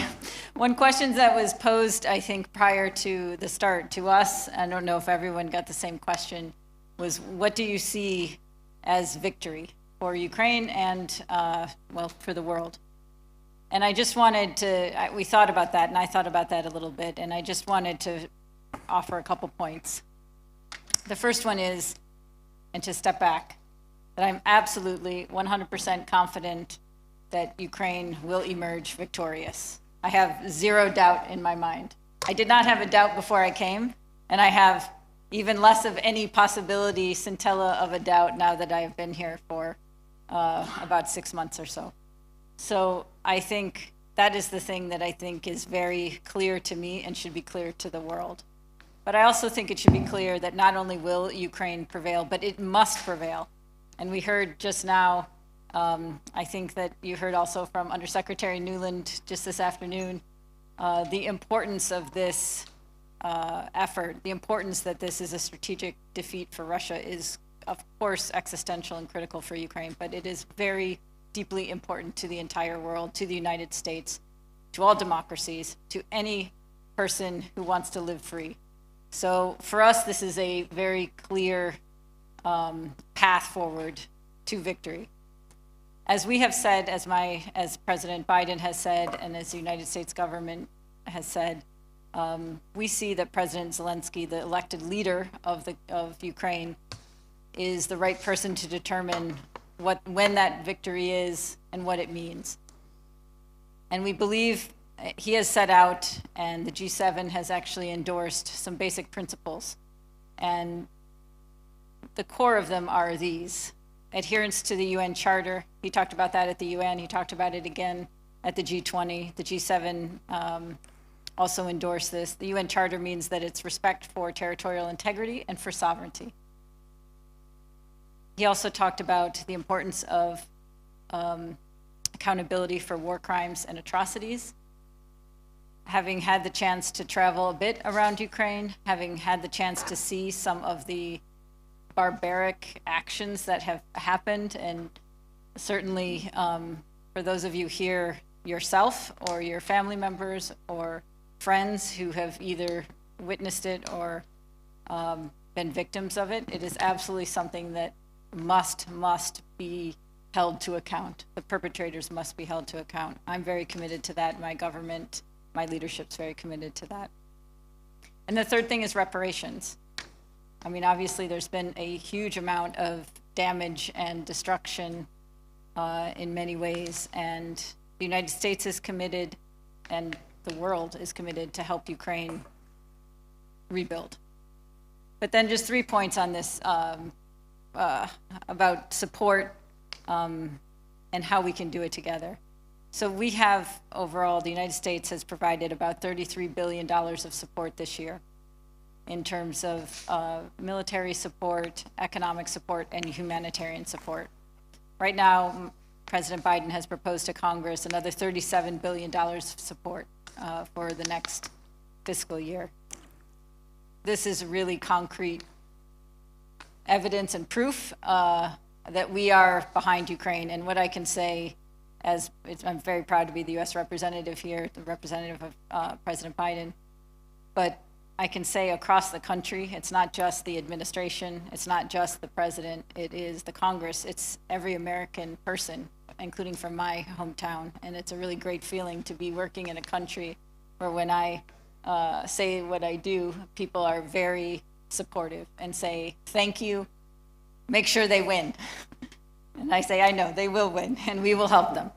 So the last thing I want to come to is just the importance of partners and allies and the importance of everyone on this panel. I want to recognize, because Anka is the leader of the G7 as German, and then it'll turn at the end of this year. But the Biden administration came into office with a very clear goal of revitalizing our alliances. Secretary Blinken yesterday was in Bucharest and talked about our partners and our alliances as our most important strategic asset as a nation. With 25 years in doing this work as a diplomat, I couldn't agree more. And so while I'm so proud of the United States contribution, it is not possible unless we are working together with Ukrainians and working together with everyone on this stage. So it means a lot that we are together and we are very united in this effort, and I'm very proud to be a part of it. Thank you. Thank you so much, Madam Ambassador. So I have another question for Larisa Galadze, Canadian Ambassador to Ukraine.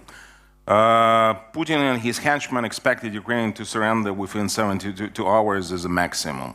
You've been to this country for at least, I think, 2 or even more years. From your perspective, where Putin and his secret services made the biggest mistake about Ukrainians?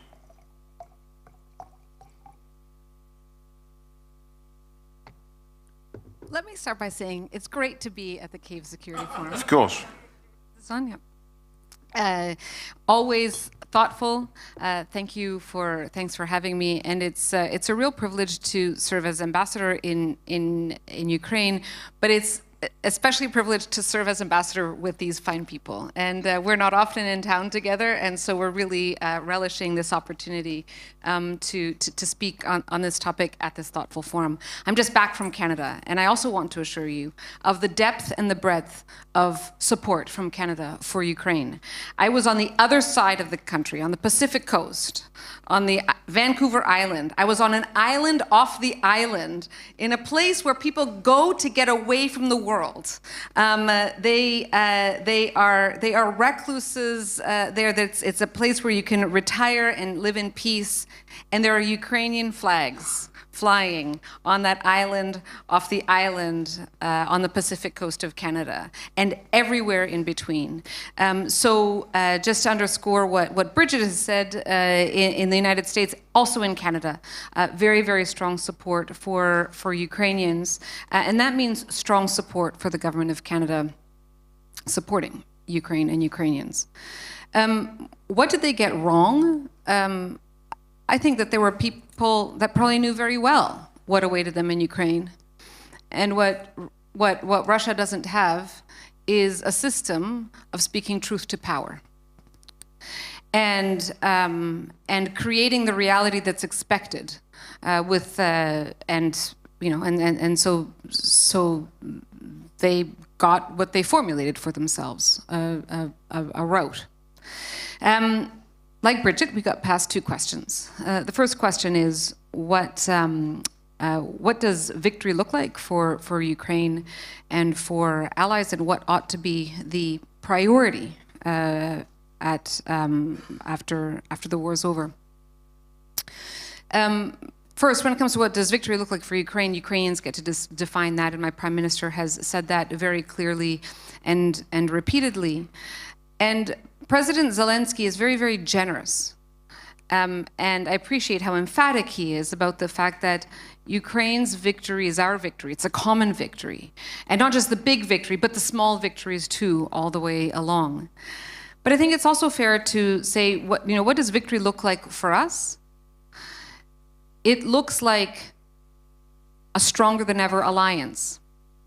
it looks like an even better rules-based international order. It looks like a potentially reformed, strengthened set of international institutions that are meant to manage peace and security in all of its forms. And that's what we're working towards. And that's why the discussions of Ukraine in the UN, at NATO, in G7, G20, wherever we gather as an international community of democracies, of countries that believe in the rules-based order and human rights and the rule of law. That's why Ukraine is at the center of it, because it's important for Ukraine and because it's important for all of us. I think victory also looks like a total rout of Russia and its power in the world. A rout from Ukraine militarily, on the ground, in the air, in the meddling of the politics, but also a rout of Russia from all the insidious ways in which they are active in our countries as well. And that's what we're seeing through this war here, recognizing how even in our countries, Russia is an active force for destabilization and the denigration of democracy. What ought to be the priority after? I mean, there will be many. I mean, and I think that the obvious ones are obvious, and this one's probably obvious to you as well, but I like talking about it because it means a lot to me personally, and I'm now in my 4th year as ambassador here. It also means a lot to me professionally. And that is a priority to consolidate the gains that have been made in civil society, strengthen the social fabric of this country, so that all of the activists, all of the communities that have emerged, all the strength that has been showed by the Ukrainian people working alongside their government to fight this war and to win this war, means that after the war, communities and civil society and the NGOs that have grown up as a result of this war continue to work alongside their government. And that we don't, that is a consolidation, not just of society and its strengths, but of democracy in Ukraine. So that would be the thing that I would like to see after victory. Thank you so much, Madam Ambassador. And Sir, Matti Maasikas, European Union Ambassador to Ukraine. For you, sir, what does Ukrainian victory look like? Thanks, and thanks for inviting me to speak here today. It's a great pleasure and great honor. I subscribe to everything that Bridget and Larissa said. I want to add, from the EU's point of view, on people's support to Ukraine, 2 points. First, the EU citizens, since the start of the full-scale invasion, are strongly supporting Ukraine. And not only Ukraine's fight against the aggressor, but support Ukraine as a European state. As early as in April, by far more than 50% of the EU citizens supported inviting Ukraine to join the European Union. So when in May, June, the discussions were going on about opening the membership perspective and granting the candidate status, then the leaders of the EU member states that are traditionally not that warm towards any enlargement, not much effort was needed in order to convince them, because they said, hey, yes, sort of, I support because my voters support it, my people support it, and that's a wonderful, wonderful thing. The second element of EU's citizens' support is the temporary protection mechanism that the EU introduced in the very first days of the war, now is been prolonged for 2 years, which means all Ukrainians who flee the war are welcome. They automatically get almost all the privileges and benefits that political refugees are enjoying. They can start working immediately, etc., etc. Currently, 4 million Ukrainians are benefiting from this scheme, and I'm immensely proud of this. On the victory, how victory looks like. As my colleagues, I want to underline that this is for Ukraine to define what victory looks like. From the EU's point of view, 2 additional elements. First, for me, victory will look like Ukraine becoming an EU member state. 90% of Ukrainians believe that in 10 years' time, Ukraine will be a wealthy country, an EU member state. And this is a fantastic thing. That shows you how the EU symbolizes hope for Ukrainians these days. But victory is also on the existing member states, on the EU side. Having a new member state so big, so dynamic, so strong, strengthens the EU, strengthens Europe as well. So in all the senses of the word, Ukraine's victory is also Europe's victory. Thank you. Thank you so much, sir. And Ambassador of French Republic to Ukraine, Etienne de Ponsant. Sir, I would like just to ask you, France was among those European Union members who had the most prolific history of relationship with Russia. And it was expected on the beginning of war that France would be the country would be the most skeptical about sanctions against Russia. And because so many different ties, cultural, historical, and others. But now we see change of public opinion in France. I was honored to meet a lot of French journalists. Then myself as a press officer, I was with them in Bakhmut, I was with them in Kherson, and we came on liberated areas of Kharkiv. And I was really astonished that 100% of French journalists were so impartial about what was going here. They were so shocked by Russian war crimes. And they said that completely public opinion in France changed since this war started. From your perspective, would it last for a long time? I mean, this approach about Ukraine and what Russia did here, or this could change just after several years?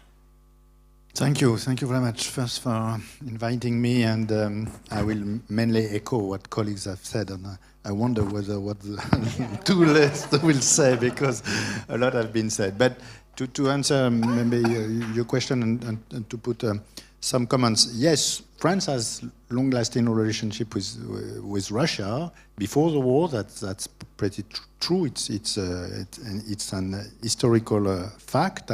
But it's also true that the Russian aggression has changed everything, and I can also echo what Ambassador Larissa said about the support in France regarding Ukraine. In my very small village in the deep center of Burgundy, there are also Ukrainian flags, so from the Atlantic to the Pacific, there is this very strong support. And clearly the 24th of February has changed many things for France, for myself also, and for my team. You may know that the French embassy has remained permanently on the territory of Ukraine during the direst day of March and April. I was with my team traveling all around the country in the western part, and providing support and assistance to you people. And we were absolutely amazed by the resilience and the resistance of the Ukrainian nation against aggression. And personally, that was a very strong memory, and I will never forget that. And it's really an inspiration for my team and for the French people. The way you have resisted this aggression is something completely amazing, and which was, in a certain sense, unexpected also. And but you have demonstrated your capacity of resisting this aggression, and this is something that will mark history. And I want really to comment that. Maybe to go to your question, what is a victory for Ukrainian victory? We have been very clear on that. It is for the Ukrainian people and the Ukrainian leadership to decide what is a victory. My president has been clear. We will follow you, because you are the one who are fighting against the aggression. You're resisting every day the aggression. So it is for you to say at a certain point, well, for us now, we consider we have reached the possibility of a victory, and we will enter into negotiation. So on this, it is not for us to tell you what to do. It's for you to express your opinion. And I will also echo what Bridget said about victory. There is absolutely no doubt that Ukraine will prevail. That's very clear. And we will give you all the assistance until that moment. You know that President Macron has pledged a lot of military support, humanitarian support. France is very keen to continue to provide this assistance. And Ukraine's victory will be the victory of international law. And there is one point on which we insist a lot, is the fight against impunity. France has been among the very first to send a team to provide assistance in defining those horrible crimes, and you are right, the French press and the French people were shocked by what was discovered in Izium. I was in Izium, I was the very first also in Izium and in Bucha. And so from the very first day we provide assistance in that, because it is a question of principle. We cannot accept this kind of crime. And coming from that, I want also maybe to come to the present situation. Ukraine is facing now attacks or strikes against energy infrastructure. For us, and we have been very clear, those attacks are war crimes also. We have expressed that very clearly at all levels. And maybe my last comment will be about the conference that we organize in Paris in a few days, the 13th of December, on resilience, because we want to gather all capacity and expertise to provide assistance to overcome those strikes and to help you to go through winter.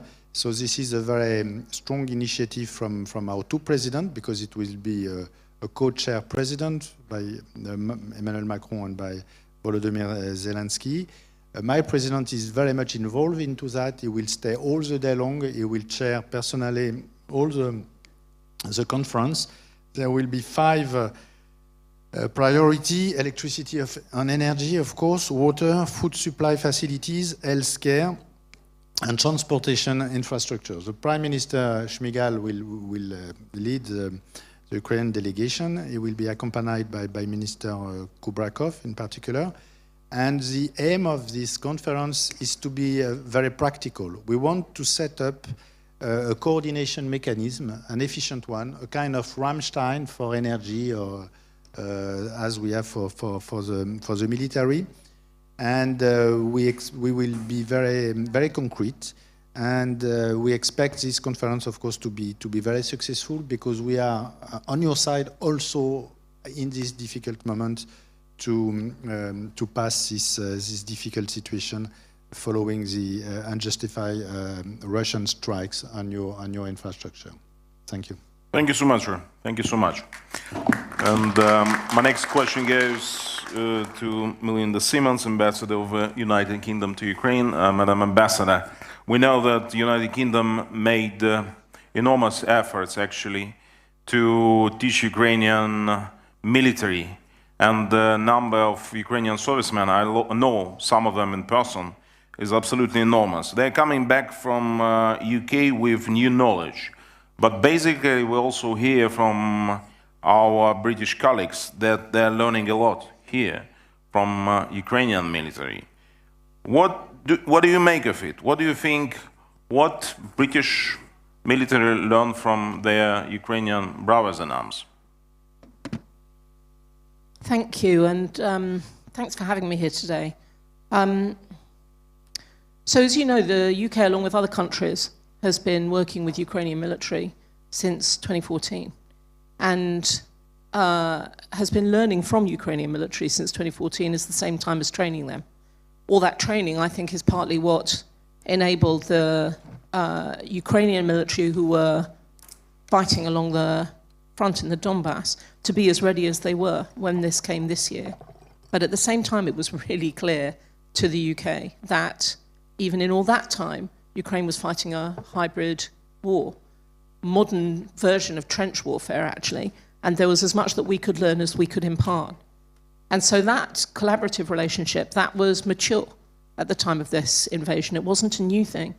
And therefore, it was a very natural next step alongside all else that the UK was doing, was that we would revive that training. And it was natural for many allies too. So you will know that the UK started that training in the UK within about 4 or 6 weeks. We had 4 new allies working with us, some of whom are on this platform, and by the end of another month, there were about another 6 or 7. Countries like New Zealand have sent trainers, for example. And that comes, those allies who have decided to participate, their decision to work alongside the UK, and they weren't involved so much in the training since 2014, comes from the same instinct that we had at the beginning of this. When we first saw what was coming, was that Ukraine would fight. Not sure how many countries thought that Ukraine would fight it. There was a lot of trauma after Afghanistan about the question of whether Ukraine would fight this thing. It seems bizarre to lump in one country's everything with another country's everything when they are so far apart geographically, culturally. But the same countries that stepped up were the ones who had been quite traumatized by the Afghanistan withdrawal. And it was a job in December and January to think not just about whether something we thought was coming was going to come, but also how Ukraine would react. And the UK was really clear right from the beginning that Ukraine would fight. And that was why the UK sent those NLAWs that were flying over shipment by shipment in January, because we knew not just that Ukraine would fight, but that you would fight to the death, that you would fight because you had to, and we knew how you would do it because we'd worked with you on it since 2014. That's why we did what we did back in January, not just because of what we knew from intelligence, but because what we knew about you. And it made us really proud to give that support, really proud, as well as being really clear about the fact that Putin needed to lose. We were equally clear that that would happen if Ukraine showed what we knew they were going to show, and not just militarily, but against the context of the strikes on energy infrastructure, your municipal workers, in fact, your communities who are putting Facebook groups together and offering one tower block that has energy for access for another tower block that doesn't have energy. The community spirit makes every single person who's doing their bit in this war a hero. And all of that inspires the UK to continue with its support. And its support already exceeds, I think, what any of our prime ministers thought the UK would be prepared to go to back in January. Over £4 billion, and not just on military aid, but like other countries, on energy maintenance, on cyber defense, on humanitarian aid, on economic aid, understanding that each of these was as critical to help make it possible for the Ukrainian military to do their job. So all of that, I think, when we come back around to your original question about victory and the relationship of the training that we've been doing with Ukraine, means 2 things. One, that when victory comes, it'll be a victory of Ukrainian bravery and readiness, backed up by Allied support. It'll certainly be a victory of democracy and the rule of law. But what it will also do, I think, is that when Ukraine, and what Ukraine will, as Matti suggested, come to the position of staking their claim on a Euro-Atlantic and European place, they will be in a position to contribute so much in terms of everything that Ukraine has demonstrated about how to innovate, how to operate in a hybrid war. There will be so much that Ukraine can impart that will make the country the center, I think, of Euro-Atlantic security conversation for many years to come. And we'll be with you when that happens, just as we were at the beginning. We'll be there when you finish it. Thank you. Thank you so much. Thank you so much, Madam Ambassador. And we have German Ambassador, Madam Anka Feldhusen. And I'd like just to start with cultural question. Recently we saw a new release of German movie, Im Westen nichts Neues, All Quiet on the Western Front by Remarque. And it's completely anti-war movie. Paul Boimer, a leading role in this movie, was mainly reassessed by many Ukrainians. And I should say this one of few movies which is most popular on the front lines. A lot of my brothers in arms, they watched this movie. And they simply answer to this question, why do they do it? Because typically people on the war, they don't like to watch anything about the war. Because everything what happens now, especially in Donbass, looks very much like World War I. All these trenches, all these horrors. And then the people see it just, well, they watch this movie and say, well, this is exactly the same. From your perspective, World War I produced a lot of actors, a lot of artists, new writers and everything. Do you think that after this World War, I don't know, free, whatever we call it, we would see the same renaissance of culture, not only in Ukraine, but in Europe itself? And because so many people who write, who paint, they could be influenced by what's happening here during this war in Ukraine as well. Thank you, Taras, for this really interesting question at the end of this long line of ambassadors, so that I have something perhaps new to say. Let me perhaps start with the fact that I have been really honored to follow Ukrainian politics already since '94, and that I was here during the revolution of dignity, and actually the beginning of the war in 2014. I remember vividly when in summer 2014 the Ukrainians pushed back in Donbass, and I was looking at the maps every day and was thinking, yes, yes, yes, they almost got there, until Russia decided to intervene then. But Maidan, I think, had taught me that the Ukrainians have a clear perspective where they want to be, and that is what Matti said. Being part of the European family, being part of the European Union already then.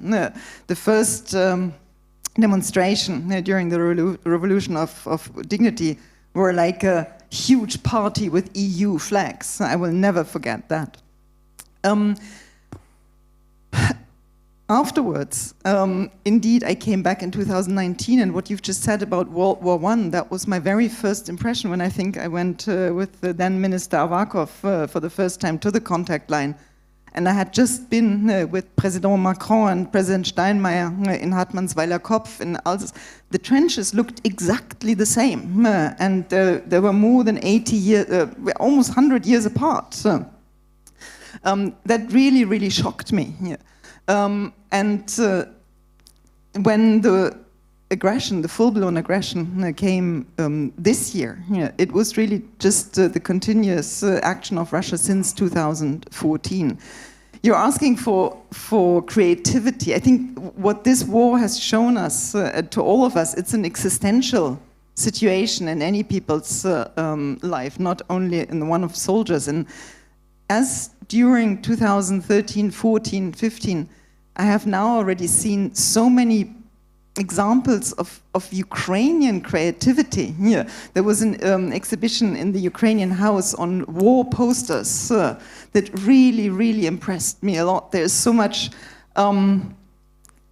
creativity and initiative coming from everywhere in Ukraine. And that was what I experienced also during the Revolution of Dignity. So I have no doubt that in Ukraine there will be a huge surge really pushed by this existential threat that is Russia is posing to Ukraine, but that the Ukrainians are fighting like hell.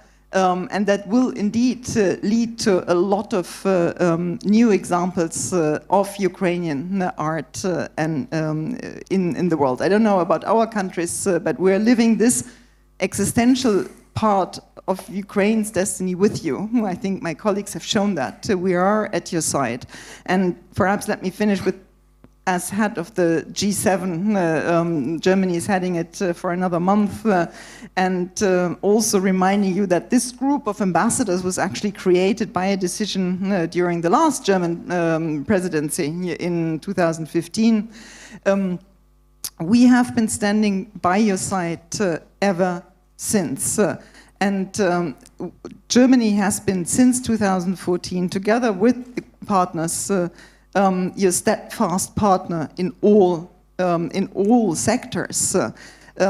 Melinda has just reminded us what Ukraine's armed forces have done since 2014, mainly training with partners.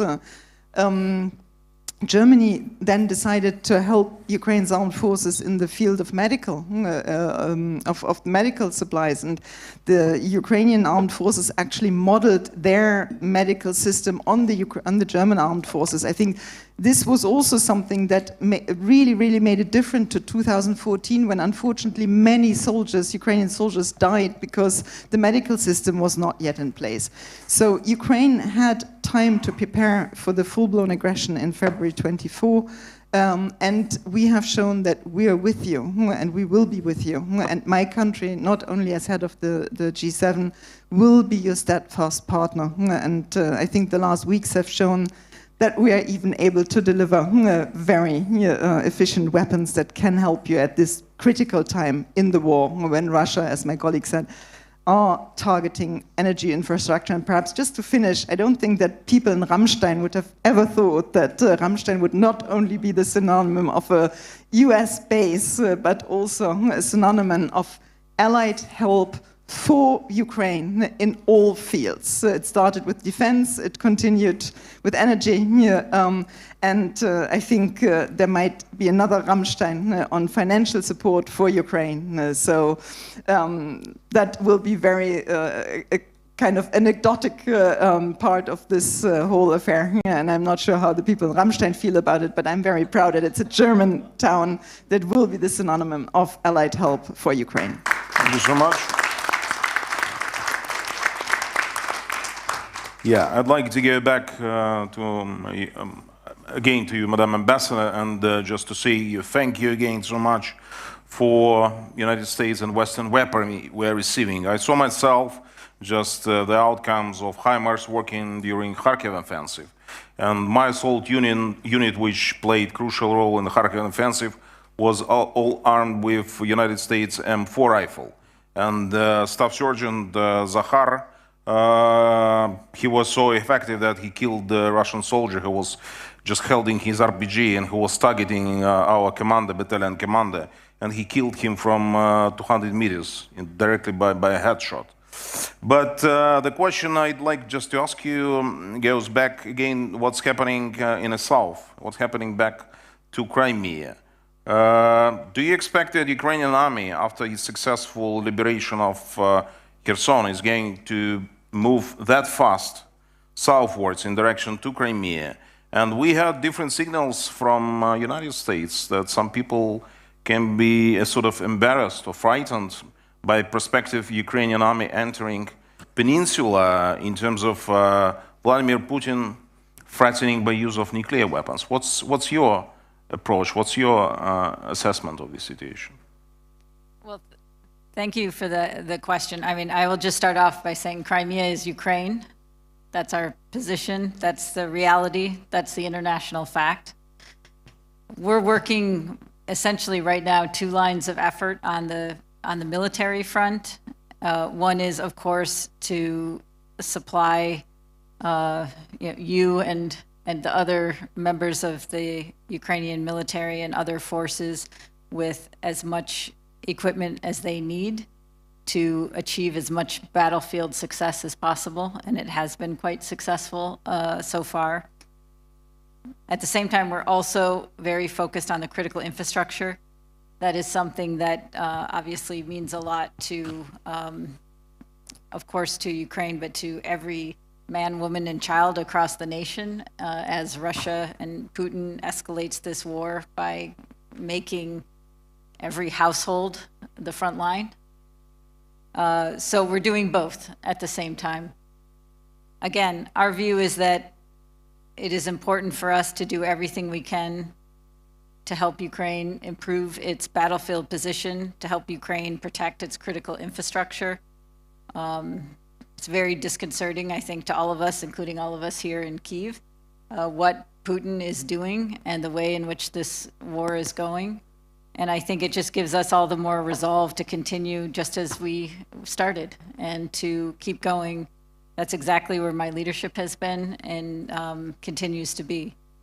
So we'll let President Zelensky and the people of Ukraine decide what ultimate victory looks like, but we are committed and we're going to stay the course. Thank you so much. Madam Ambassador, just very much the same question about what's your assessment of situation in Crimea, and how long will it take, from your perspective, for Ukrainian army to liberate Peninsula? What kind of a question is that? It's always provocative.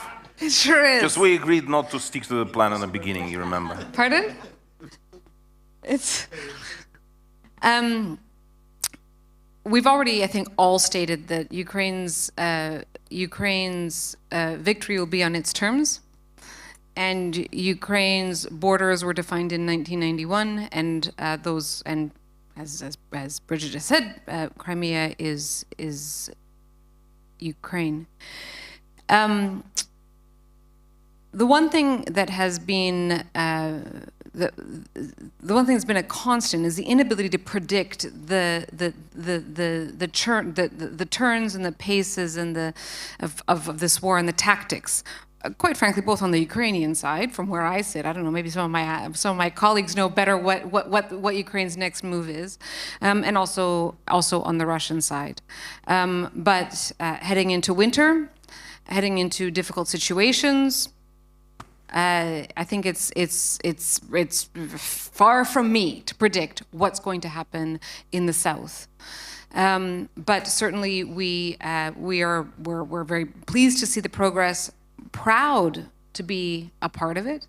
Canada is one of the countries that has now moved Op Unifier, which trained 33,000 Ukrainian Armed Forces members in Ukraine, the longest standing foreign military presence in Ukraine up until February was Canadian. We moved that operation to the United Kingdom to continue doing what needed to be done to make sure that regardless of where Ukrainian armed forces are fighting, they can be effective and prosecute the war the way that their excellent commanders plan for them to do. Thank you so much, Madam Ambassador. And Mr. Ambassador, the next question goes to you. What we heard today from Ukrainian Vice Prime Minister Stefanishyna, she was talking about talks about joining European Union. From your perspective, when do you think Ukraine will be ready to start negotiation talks with the European Union? Is it going to be by the end of this year, or if not, how soon? First of all enlargement-related decisions in the European Union will be taken by the member states by consensus, which makes all the sense. The EU is a club of sovereign nations, and everybody must feel comfortable within the club and with the newcomers. So nobody can, at the moment, predict the exact moment when the next decision will be taken. You are well aware that while granting the candidate status to Ukraine, the European Union laid out 7 recommendations, 7 reform areas where the EU trusts that further steps are being taken. And the Ukrainian leadership, immediately after the candidate status decision was taken in late June, immediately mobilized to act quickly on these recommendations. And we are witnessing progress in anti-corruption sphere. We are witnessing progress on several draft laws needed to deliver on those recommendations. At the same time, these are large, difficult, complex issues. It cannot be done just like that. The Ukrainian leadership set itself, and I very much welcome that helps you focus, set itself a deadline to be ready with the delivery on those recommendations by the end of the year. We still have time. I'm personally following very closely some draft laws that are being discussed, and then the European Commission presents to the member states its assessment. It's unfortunately or fortunately, rather I would say realistically, it is not only, the EU integration is never only about adopting the laws. It's about the implementation of these laws as well.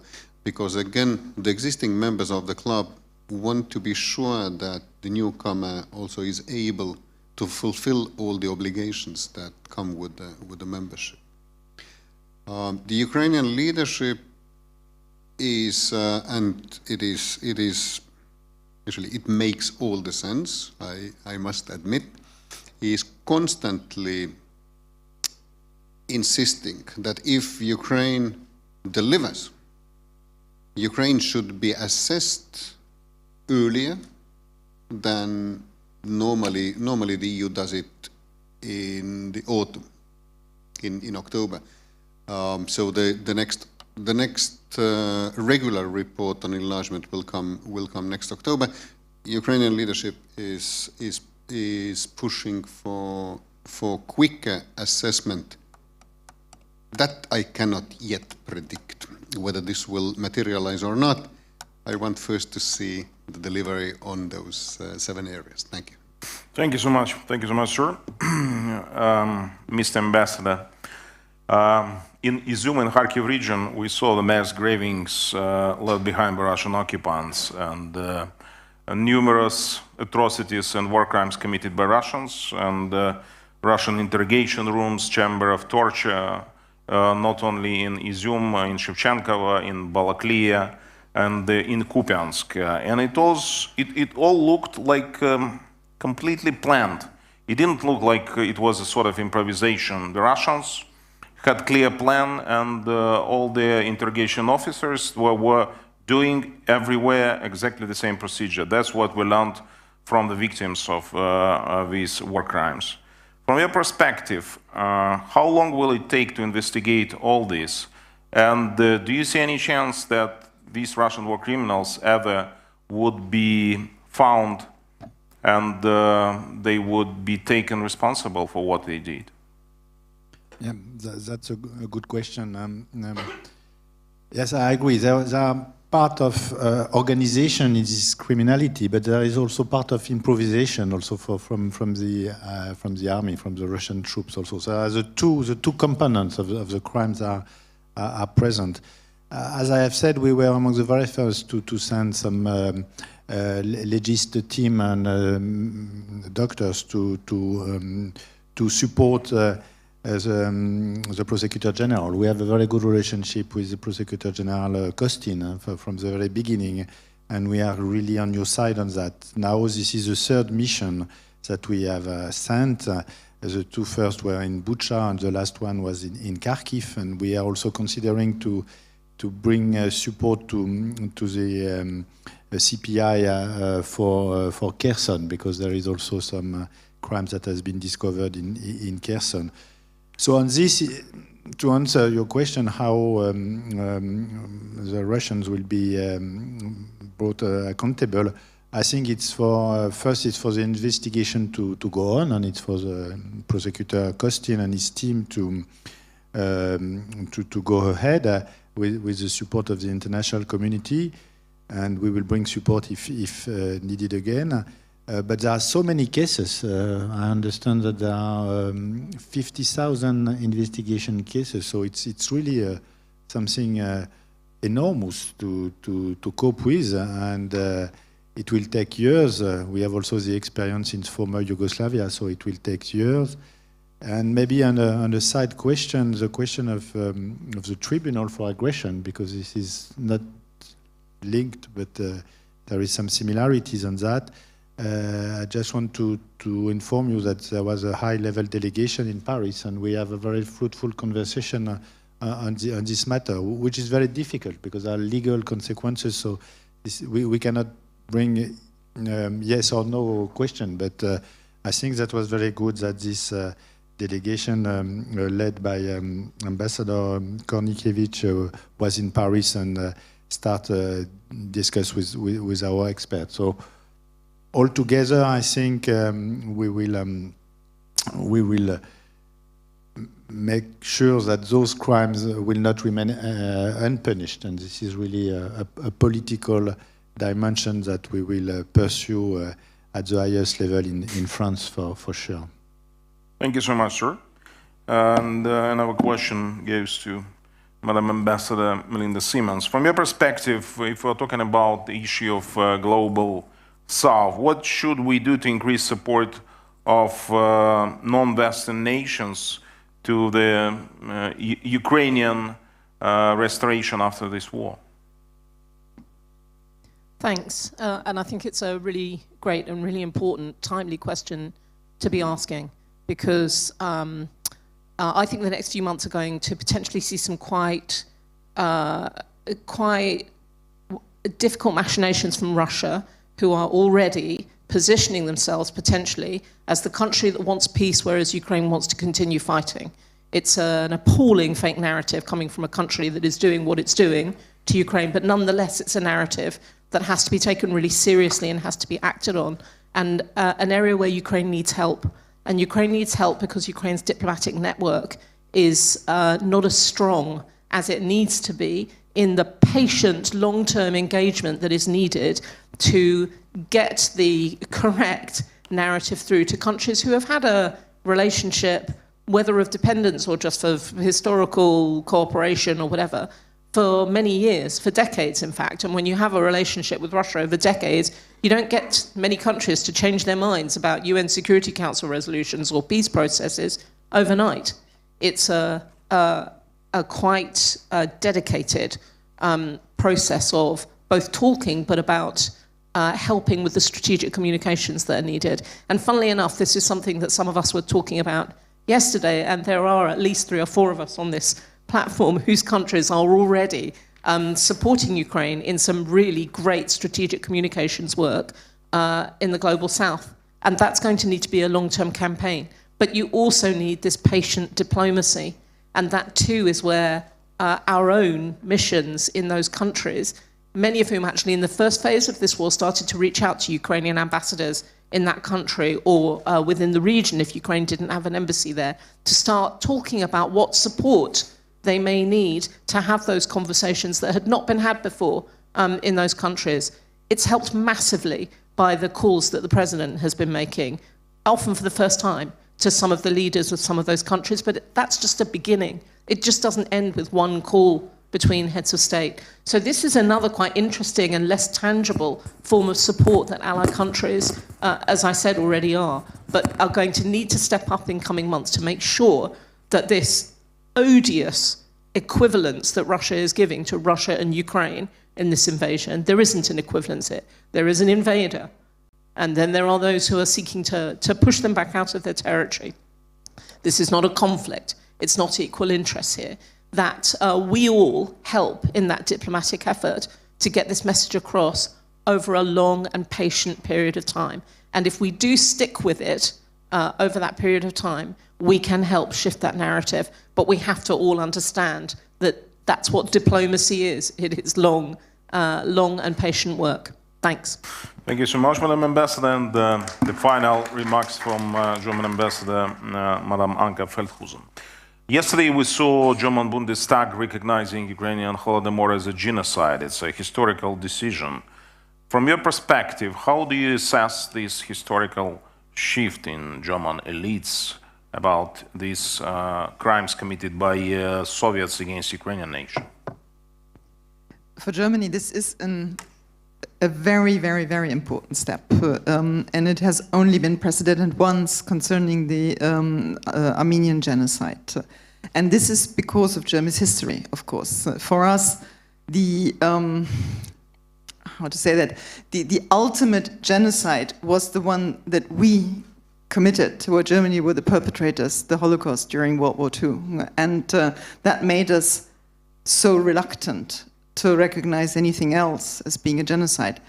I was more than happy, I have to say, to see the developments of the last 10 days when it became clear that really for the first time, because the question about the Holodomor had been going on in the petition committee here for at least a year and a half, if not 2 years in Germany. But for the first time it became clear in the last 2 weeks that there was an overall and cross-party support to recognize the Holodomor as genocide in the German parliament. And this took up speed really in the last 2 weeks, and we've seen the result yesterday. So I think for Germany this is another huge step that we have taken since the beginning of the Russian aggression this year.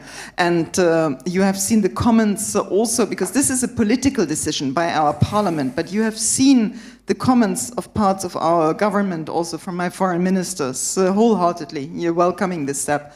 As well as our President Steinmeier, who was very thankful to the Parliament, and he had talked about this issue with President Zelensky while he was here in October. So this is just one more aspect of our bilateral relations that have changed massively in the last months.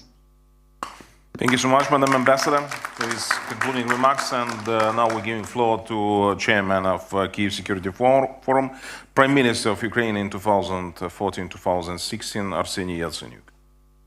Well, before the concluding remarks to be delivered by the CEO, by the head of the Atlantic Council, look, your political leadership, your governments, your people usually praise Ukrainian people, Ukrainian military, how courageous we are.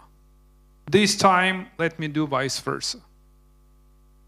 Madam Ambassador of the United States, in your person, we are very grateful to the United States, to the Biden administration, to those who support GOP or Dems, for your unwavering support of the Ukrainian people. Madam Ambassador of Canada, thank you. Thank you for this kind of staunch support. You know that a part of Canadian DNA is Ukrainian one. So we are very grateful for this committed approach to Ukraine, for the way you are helping us. Mr. Ambassador of the European Union, in your person, we would like to thank everyone who is not on this panel, an entire EU membership. It's difficult to maintain this kind of unity, unprecedented unity, but you managed. You managed to fight for the values. Mr. Ambassador of the Republic of French Republic, you are one of the powerhouses of the European Union, and your support of crucial importance for us, and your president is doing its utmost. We wish a good state dinner in DC, and we hope that the next state dinner is to be in Kyiv. Madam Ambassador of the United Kingdom of Great Britain and Northern Ireland, you were and you are at the forefront of our fight. We feel your support, we know your support, and we highly appreciate and commend your very strong stance in our fight for our freedom. Madam Ambassador of the Federal Republic of Germany, you are doing utmost. Not everyone expected this kind of very strong response. Yesterday I received a letter from the Bundespresident greeting the Kyiv Security Forum. And the thing that you recognized Holodomor as an act of genocide is another sign of not a new type of policy, but of true policy of Germany and of the entire free world. So we thank to all of you, and applauses from us.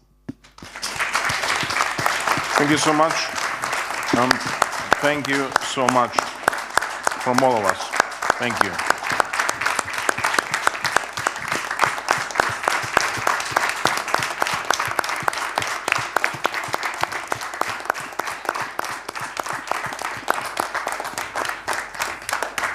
And just wait a second, we need just to listen just one final thing. This is Frederick Kempe, President of and Chief Executive Officer of the Atlantic Council, and that would be all, I promise.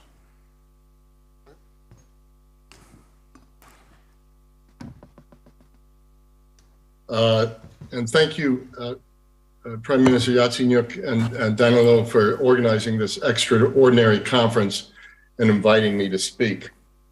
I wish I were there with you.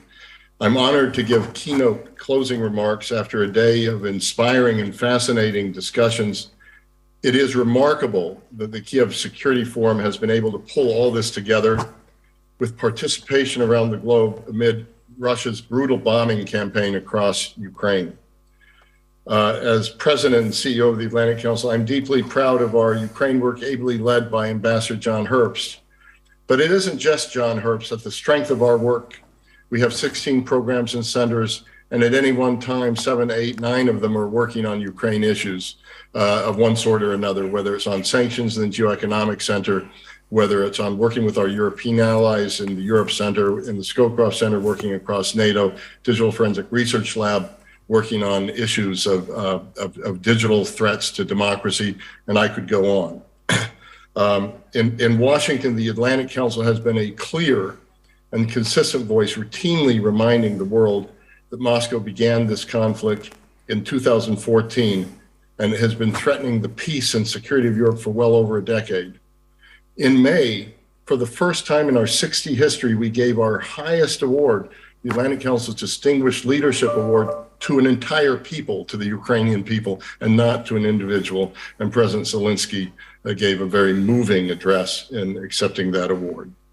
Russia's full-scale invasion of Ukraine in 2022 changed everything. Even though the conflict really began in 2014, February 24th changed everything. It's a geopolitical watershed moment, not just for Europe, not just for Ukraine, not just for NATO, but really for the world. Contrary to Putin's expectations, it has strengthened transatlantic ties and prompted Sweden and Finland to join a newly energized NATO. I'll be seeing the Swedish and Finnish foreign ministers in Washington next week. It has led to increased US-EU cooperation in imposing severe sanctions on Russia and the West to provide military and economic support to Ukraine. Ukraine must succeed in pushing back Putin, and Putin must fail. Ukraine must win, and Putin must lose. His failures on the battlefield, increasing erosion of his international standing, provide an opportunity for us to do the right thing. We have to accelerate our efforts to ensure Putin's defeat and Ukraine's victory. This year has been an inflection point, not just for Ukraine, but the entire international liberal order. The US and NATO allies must see that in supporting Ukraine, they have the opportunity to directly defend the values of the rules-based system we have forged together and which really spawned the Atlantic Council in the first place. Ukrainian resilience, resourcefulness, patriotism, and bravery have provided the free world an opportunity not only to help Ukraine, but to recommit, and that's so important, recommit to our own values. At the Atlantic Council, we know that much of what happens on the front line will be influenced by decisions here in Washington.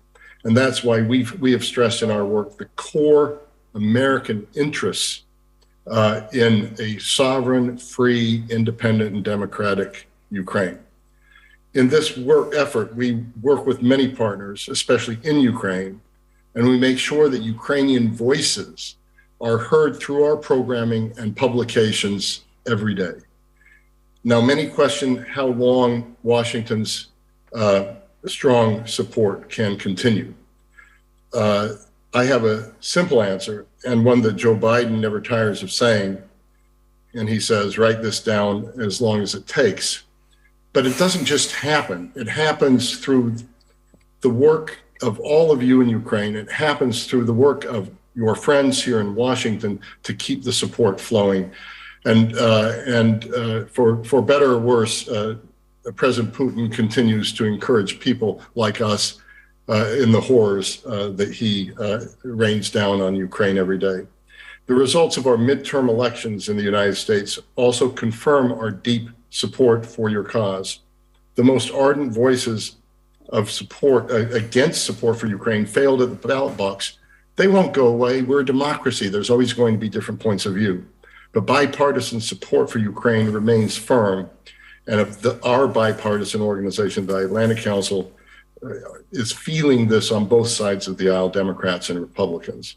And we will continue to explain why Ukraine matters to American national security. Now, let me turn to the most important subject. Weapons, weapons, and weapons. I wish it were not so. We continually emphasize at the Atlantic Council the need for strong Western support for Ukraine. The Atlantic Council has been at the forefront of the weapons debate, going back to the question of javelins in 2015. We've always been in favor of stronger defensive weapons for Ukraine from that period of time to now. The Biden administration has been responsive, supplying much needed military supplies like the vaunted HIMARS rocket systems, critical budget support to the tune of $8.5 billion for Ukraine. A critical new package of support is making its way through Congress now, again, underscoring the extent of U.S. bipartisan support for Ukraine. We cannot err on doing too little. That would be the biggest mistake of all right now. The European Union has remained unified with the United States and others behind an unprecedented set of sanctions on Russia. Further, it has begun to strengthen its hard power through increased defense spending, and it has moved swiftly to reduce its shameful energy dependence on Moscow. In ways Putin never envisioned when he launched his war, the EU has committed itself to ensuring Ukraine's future as a democratic, independent, and European country through billions of euros of economic support, unprecedented arms deliveries, and an offer of membership candidacy to Ukraine and Moldova. There's so much room to make Western support for Ukraine even stronger, and we will be your friends in pushing for that. We know that Congress and the administration could do more and could act more quickly. And now is the time, as Ukraine faces a cold and dark winter and one of the most dangerous in its 31 years of independence. For all the impressive arms shipments and economic support the Biden administration has delivered, we have to do more. We have given you weapons that fire only 50 miles. Moscow continues to indiscriminately kill civilians.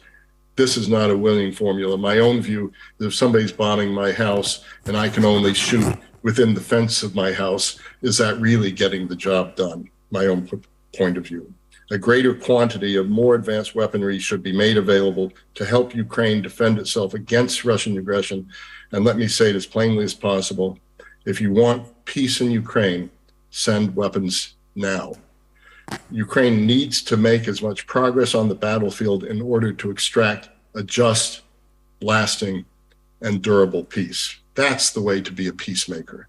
Today, to counter their failures on the battlefield, Russia has increased targeting on civilian energy and heating infrastructure through cowardly missile, drone, and artillery strikes ahead of winter. Ukraine desperately needs not only advanced anti-air defenses to protect its people, but also additional budgetary and infrastructure support to ensure Ukrainians survive the winter. It's easy to say yes to this when you know the issue is not about Ukraine alone. It really is about us all across the world who believe in freedom, independence, and democracy. The bottom line is that unanticipated Ukrainian resilience, resourcefulness, patriotism, and bravery have provided the free world an opportunity not only to aid Ukraine, but also to reverse years of democratic drift and authoritarian resurgence and demonstrate that our reality matches our rhetoric. We have had a relative decline in democracy across the world since 2006, 2007, and it's time to reverse that. To stay the course, Western leaders and citizens must understand what they're doing is not just for Ukraine, but even more for themselves. The lessons we learned from 2 devastating world wars and a Cold War are that unity is a prerequisite for victory and that appeasing despots never works. We do not need to provide Putin a diplomatic off-ramp. He can leave Ukraine whenever he wants. We need to make sure that he understands that his aggression in Ukraine will fail. To help him understand this faster, we need tougher sanctions and a more effective Ukrainian counteroffensive backed by longer-range weapons. Then the diplomats can go to work. Then they can go to work negotiating a just peace. The Atlantic Council is committed to making that message clear in Washington well beyond, while also at the same time respecting the Biden administration for how far it's gone and respecting the US and EU support as historic in nature, while at the same time recognizing that more should be done and must be done. The future of the global system, as we would want it to operate, depends on Ukraine's victory and survival as a democratic, independent, free democratic state. And so now is the time to act. Now is the time for unity in the face of Putin's threats. Now is the time for the West to redouble support for Ukraine and ensure that Ukraine has the tools necessary to win. We are with you, Ukraine. Slava Ukraini. Thank you so much for your attention.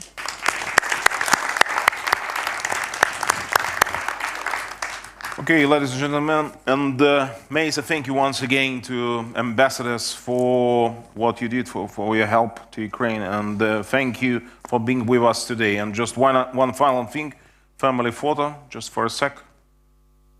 Just everybody is welcome to the stage.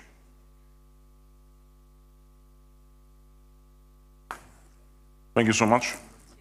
My pleasure. This is my personal Sharon. Thank you. Thank you so much. This is my personal. Thank you. That's me. Thank you, sir. Yeah, correct.